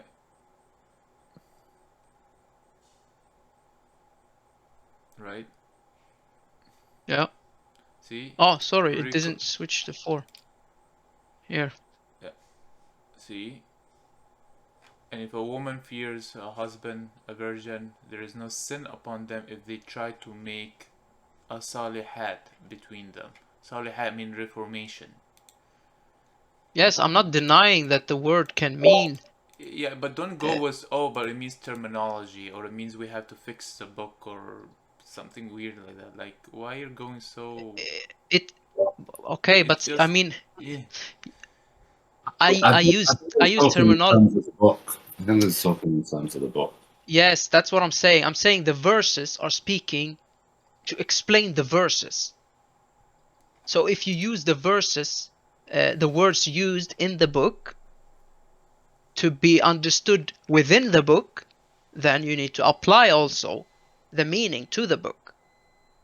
I'm not saying you cannot apply it to something else. And I'm not saying either that God cannot use the word salihan or salihat to refer to something which is similar or equal to reforming or making something correct. That's not what I'm saying. I'm saying if you use it when there is no context, like this one has a clear context. You have a man and a woman, and something is happening between them. When there is no context, you get to change the word meaning to something else. No, I get the context which we were talking about was this. This is the context. So you're doing something, okay, and that something includes. It's never without believing, okay. It's never without believing. What's so wrong you have with to believe. Saying those who reform? Reform what? Whatever they messed up. Messed up in what? Yeah, exactly. So I think you're both arguing about something that doesn't really. I think it's just a misunderstanding. No, I think the concept. Hold on. What is? No. The thing. I understand that you use the word terminology. Yeah. But I think instead of just holding him to that word, just use whatever you want to use. If you want to use improvement, use improvement as well. I think he's just saying like to bring a better terminology would be akin to do ihsan, for example. I mean, the so you're thing bringing something ahsan. Yeah, no, I get that point, and I can get you a verse that says the same thing without the word salihad. But the thing is, we're trying to make one word, one definition that is consistent throughout the Quran. And here, he's saying, well, if there's no context, you can change it to improvement. Well, what about salah? Aqimu salah wa atiyu zakah. If there is no context, you can make salah whatever you want. That's not what I said. I'm still sticking to the root meaning of the word. The word has in itself in it that you take something from A to B. No, that's okay? not the meaning of the root. The meaning is if I went to the Ahmed Tim's house and I broke his car and I felt guilty because that's what I did is unfair and I was being a corrupter on earth, I go back and fix his car or give him money to fix the car. That's what salihat mean. It doesn't mean to improve the book or... But it's not that you are improving the book. The book is complete. Your understanding of the book, which has been given to you by your forefathers, who has corrupted the language, corrupted the understanding with hadiths and religions and whatever, this you need to correct. Yeah, that's no problem. But that's not what the verse is saying. In 47:2, it doesn't say correct your understanding from your forefather. That's not what it's saying at all. That's what you're forcing. Okay, but you took the words to be saying, you took an analogy or example regarding a car. okay, something in your life. I can show you verses where God says that those who do not do this are those who follows آباءهم. Listen, it doesn't say صالحات في الكتاب. Does it say that? This is what I'm trying to say to you. Where does it say Just صالحات في الكتاب? You're putting the word in the book. You're forcing that word when it doesn't exist. I'm not forcing anything. I'm telling you, those who does not do this, which is written here, okay, believe and do salihat. We are told in many verses all over the place they are following آباءهم. Are they fixing their cars? I think what we're trying to do when we're trying to understand the Quran verses, we're trying to do salihat. We're trying to offer better interpretations. I don't Yes. think, like Joyce, I agree with a lot of what you say, and I feel that, you know, maybe we see things in different ways, and you do question things in some ways where it's a bit full on, and I can understand why it might rub people the wrong way, and I understand Paragon, but I think it's better not to dwell on these and hold on to it, because we need to. Yeah, okay, we can continue. I don't want to stick to verse 39:18. It says the same thing that Yes. Joykiss probably wants to say, but he's forcing it on Salihat. Those who listen to the speech and follow the best of it, those are the ones Yes. who guided by God. There's no word Salihat there, and the same concept Okay. that you're trying to force, it's right there. So Yes. you don't have to go. So let's go through the verse, because you've given it in English. So let's take it in Arabic Alright, as let's well. go. Okay. But what does it say here? Does it say speech? Qawl. Qawl. It doesn't say speech. That's What's the a first qawl? thing. Okay, what's a qawl for you? Qawl is referring to God's words. Okay. So those who Even listen better, to God's Kitab words has God's word, right? The Kitab has God's word. The Quran that Yeah. we're reading right now is God's word. That's even better. Yes, okay. Those who listen to God's words Okay. then follow not the best of it. That means that we reject the worst. That means that there is the worst in some of his words. It doesn't make sense. No, Those who it follow says the best, the better interpretation, for example, right? exactly. This is what I'm trying to say. Better, something better has a But isn't that notation what you were of trying to say with Asalihat? Oh, you have to get rid of your Sunni understanding. It's right there. It's those who follow the qawl. You want to say God's okay. word. That is better, right? You don't have to go Salihat The and word, stretch it. yes, You okay, don't have but to play with it that far. but It's right there. ask me instead what my understanding of this word is first, and then you can make your I don't. judgment or Your conclusion. understanding is gonna be something weird because the opposite of hasanat is sayyi'at. Sayyi'at means evil deeds. Hasanat, good deeds or something that is good. That's it. There is no but it's enlightenment or there's nothing weird like that. Have you looked through all the times where this word appears in the book, or are you just saying this out of your I think every time I saw the pre-notions? word hasanat in the book, it means good or better. It is consistent. Sorry, It does. sorry. That wasn't my question. I said, have you looked into it? Have you put your time and effort into? I want to look every single word where this appears and carefully look through the context and the word. Okay, and what have you done? I have done it. I have done it with every word of them, which I'm trying to show you that that I can bring to you, gentlemen. Right? Okay. So basically, when someone's doing, like you say, ahsanat, without the book, what they're doing is bringing them closer to the truth of reality. Okay, so they're doing something actively that's going to improve reality and improve how they're working in their role in reality. what word did you say? Ahsanat. Yeah, ahsanat. So they're doing No, it. So but it's I don't think bringing it. closer to truth. You Right? mean hasanat?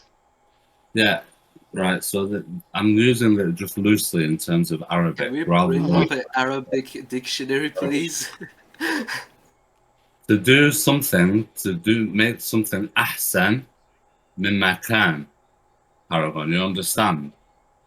So you're Yeah, making it better than it was. So you can yes. either make someone understand something better than it was, or you can make something in life better than it was, like before. Like maybe you see two people, they're not getting along anymore in your family, and you talk to them both and you make it better so that your family can get along better.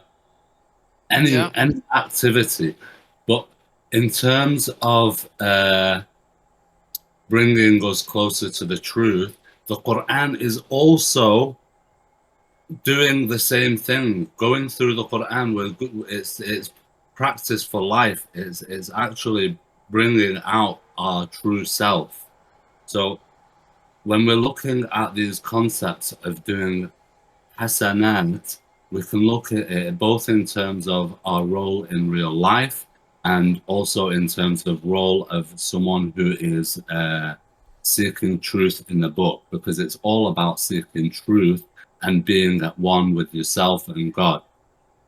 It's Yeah. all taking us to the same place, but the Quran is just that we're seeking it the same thing through God's message. So I think the concept itself works in both in parallel, but I think you're both just arguing two sides of the same coin.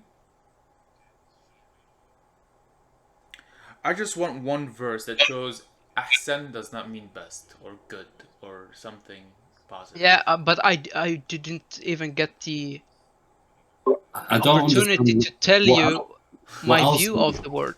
You don't need What to else? tell No, me I'm anything. You're just He's trying I'm to not responding cause to doubt in Paragon. my I'm interpretation. agreeing with you. I'm La agreeing with ilaha you that illallah. we kind of speaking of the same thing, where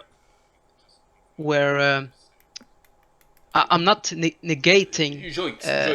Yes. You said, What? do you know what this word means, ahsan? Did you go through all the verses? And I said, no. Yes. Okay, I haven't. Uh-huh. Have you? You said, well, I don't. Yes. No, you didn't. I just asked you I what's have gone through. Okay. I have gone through all the. I have gone through all the verses where the word is used.